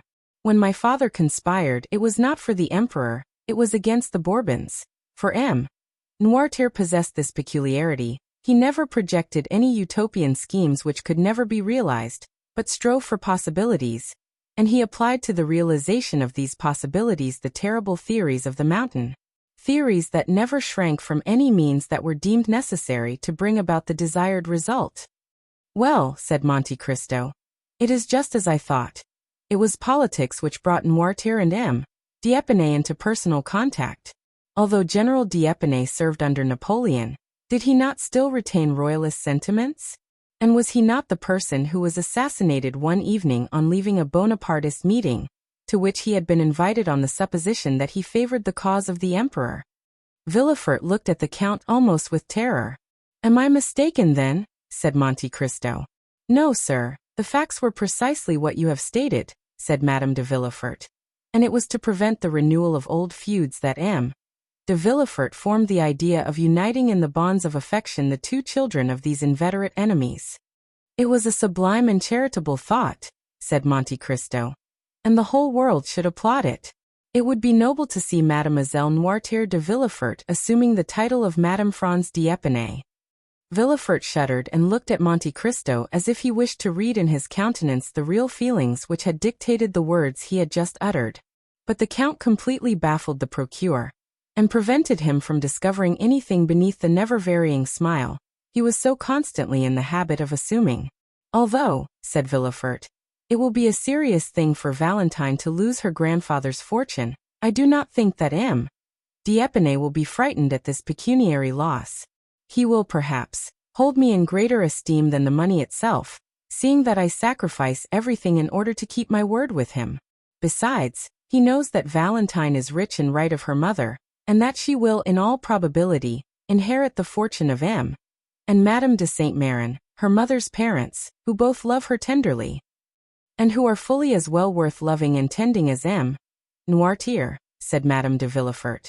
Besides, they are to come to Paris in about a month, and Valentine, after the affront she has received, need not consider it necessary to continue to bury herself alive by being shut up with M. Noirtier. The Count listened with satisfaction to this tale of wounded self-love and defeated ambition. But it seems to me, said Monte Cristo, and I must begin by asking your pardon for what I am about to say, that if M. Noirtier disinherits Mademoiselle de Villefort because she is going to marry a man whose father he detested, he cannot have the same cause of complaint against this dear Edward. True, said Madame de Villefort, with an intonation of voice which it is impossible to describe. Is it not unjust, shamefully unjust? Poor Edward is as much M. Noirtier's grandchild as Valentine, and yet, if she had not been going to marry M. Franz M. Noirtier would have left her all his money, and supposing Valentine to be disinherited by her grandfather, she will still be 3 times richer than he. The Count listened and said no more. Count, said Villefort, We will not entertain you any longer with our family misfortunes. It is true that my patrimony will go to endow charitable institutions, and my father will have deprived me of my lawful inheritance without any reason for doing so, but I shall have the satisfaction of knowing that I have acted like a man of sense and feeling. M. D'Épinay, to whom I had promised the interest of this sum, shall receive it, even if I endure the most cruel privations. However, said Madame de Villefort, returning to the one idea which incessantly occupied her mind, perhaps it would be better to explain this unlucky affair to M. D'Épinay, in order to give him the opportunity of himself renouncing his claim to the hand of Mademoiselle de Villefort. Ah, that would be a great pity, said Villefort. A great pity, said Monte Cristo. Undoubtedly, said Villefort, moderating the tones of his voice. A marriage once concerted and then broken off throws a sort of discredit on a young lady. Then again the old reports, which I was so anxious to put an end to, will instantly gain ground. No, it will all go well. M. D'Épinay, if he is an honorable man, will consider himself more than ever pledged to Mademoiselle de Villefort, unless he were actuated by a decided feeling of avarice, but that is impossible. I agree with M. de Villefort, said Monte Cristo, fixing his eyes on Madame de Villefort, and if I were sufficiently intimate with him to allow of giving my advice, I would persuade him, since I have been told M. D'Épinay is coming back, to settle this affair at once beyond all possibility of revocation. I will answer for the success of a project which will reflect so much honor on M. de Villefort. The procureur rose, delighted with the proposition, but his wife slightly changed color. Well, that is all that I wanted, and I will be guided by a counselor such as you are, said he, extending his hand to Monte Cristo. Therefore let everyone here look upon what has passed today as if it had not happened, and as though we had never thought of such a thing as a change in our original plans. Sir, said the Count, the world, unjust as it is, will be pleased with your resolution. Your friends will be proud of you, and M. D'Épinay, even if he took Mademoiselle de Villefort without any dowry, which he will not do, would be delighted with the idea of entering a family which could make such sacrifices in order to keep a promise and fulfill a duty. At the conclusion of these words, the Count rose to depart. Are you going to leave us, Count? Said Madame de Villefort. I am sorry to say I must do so, madame. I only came to remind you of your promise for Saturday. Did you fear that we should forget it? You are very good, madame, but M. de Villefort has so many important and urgent occupations. My husband has given me his word, sir, said Madame de Villefort. You have just seen him resolve to keep it when he has everything to lose. And surely there is more reason for his doing so where he has everything to gain. And, said Villefort, is it at your house in the Champs-Élysées that you receive your visitors? No, said Monte Cristo, which is precisely the reason which renders your kindness more meritorious. It is in the country. In the country? Yes. Where is it then? Near Paris, is it not? Very near, only half a league from the barriers. It is at Auteuil. At Auteuil? Said Villefort. True, Madame de Villefort told me you lived at Auteuil, since it was to your house that she was taken. And in what part of Auteuil do you reside? Rue de la Fontaine. Rue de la Fontaine, exclaimed Villefort in an agitated tone. At what number? Number 28. Then, cried Villefort, was it you who bought M. de Saint-Méran's house? Did it belong to M. de Saint-Méran? Demanded Monte Cristo. Yes, replied Madame de Villefort. And would you believe it, Count? Believe what? You think this house pretty, do you not? I think it charming. Well, my husband would never live in it. Indeed, returned Monte Cristo, that is a prejudice on your part, M. de Villefort, for which I am quite at a loss to account. I do not like Auteuil, sir, said the procureur, making an evident effort to appear calm. But I hope you will not carry your antipathy so far as to deprive me of the pleasure of your company, sir, said Monte Cristo. No, Count. I assure you I shall do my best, stammered Villefort. Oh, said Monte Cristo, I allow of no excuse. On Saturday at 6 o'clock. I shall be expecting you, and if you fail to come, I shall think, for how do I know to the contrary, that this house, which has remained uninhabited for 20 years, must have some gloomy tradition or dreadful legend connected with it. I will come, Count, I will be sure to come, said Villefort eagerly. Thank you, said Monte Cristo. Now you must permit me to take my leave of you. You said before that you were obliged to leave us, monsieur, said Madame de Villefort. And you were about to tell us why when your attention was called to some other subject. Indeed, madam, said Monte Cristo. I scarcely know if I dare tell you where I am going. Nonsense, say on. Well then, it is to see a thing on which I have sometimes mused for hours together. What is it? A telegraph. So now I have told my secret. A telegraph? Repeated Madame de Villefort. Yes, a telegraph. I had often seen one placed at the end of a road on a hillock, and in the light of the sun its black arms, bending in every direction, always reminded me of the claws of an immense beetle, and I assure you it was never without emotion that I gazed on it, for I could not help thinking how wonderful it was that these various signs should be made to cleave the air with such precision as to convey to the distance of 300 leagues the ideas and wishes of a man sitting at a table at one end of the line to another man similarly placed at the opposite extremity, and all this effected by a simple act of volition on the part of the sender of the message. I began to think of genii, sylphs, gnomes, in short, of all the ministers of the occult sciences, until I laughed aloud at the freaks of my own imagination. Now, it never occurred to me to wish for a nearer inspection of these large insects, with their long black claws, for I always feared to find under their stone wings some little human genius fagged to death with cabals, factions, and government intrigues. But one fine day I learned that the mover of this telegraph was only a poor wretch, hired for 1,200 francs a year, and employed all day, not in studying the heavens like an astronomer, or in gazing on the water like an angler, or even in enjoying the privilege of observing the country around him. But all his monotonous life was passed in watching his white-bellied, black-clawed fellow insect, 4 or 5 leagues distant from him. At length I felt a desire to study this living chrysalis more closely, and to endeavor to understand the secret part played by these insect actors when they occupy themselves simply with pulling different pieces of string. 30191M. And are you going there? I am. What telegraph do you intend visiting? That of the Home Department, or of the observatory? Oh no. I should find there people who would force me to understand things of which I would prefer to remain ignorant, and who would try to explain to me, in spite of myself, a mystery which even they do not understand. Ma foi, I should wish to keep my illusions concerning insects unimpaired. It is quite enough to have those dissipated which I had formed of my fellow creatures. I shall, therefore, not visit either of these telegraphs, but one in the open country where I shall find a good-natured simpleton, who knows no more than the machine he is employed to work. You are a singular man, said Villefort. What line would you advise me to study? The one that is most in use just at this time. The Spanish one, you mean, I suppose? Yes. Should you like a letter to the minister that they might explain to you? No, said Monte Cristo. Since, as I told you before, I do not wish to comprehend it. The moment I understand it, there will no longer exist a telegraph for me. It will be nothing more than a sign from M. Ducatel, or from M. Montalivet, transmitted to the prefect of Bayonne, mystified by 2 Greek words, telegraphian. It is the insect with black claws, and the awful word which I wish to retain in my imagination in all its purity and all its importance.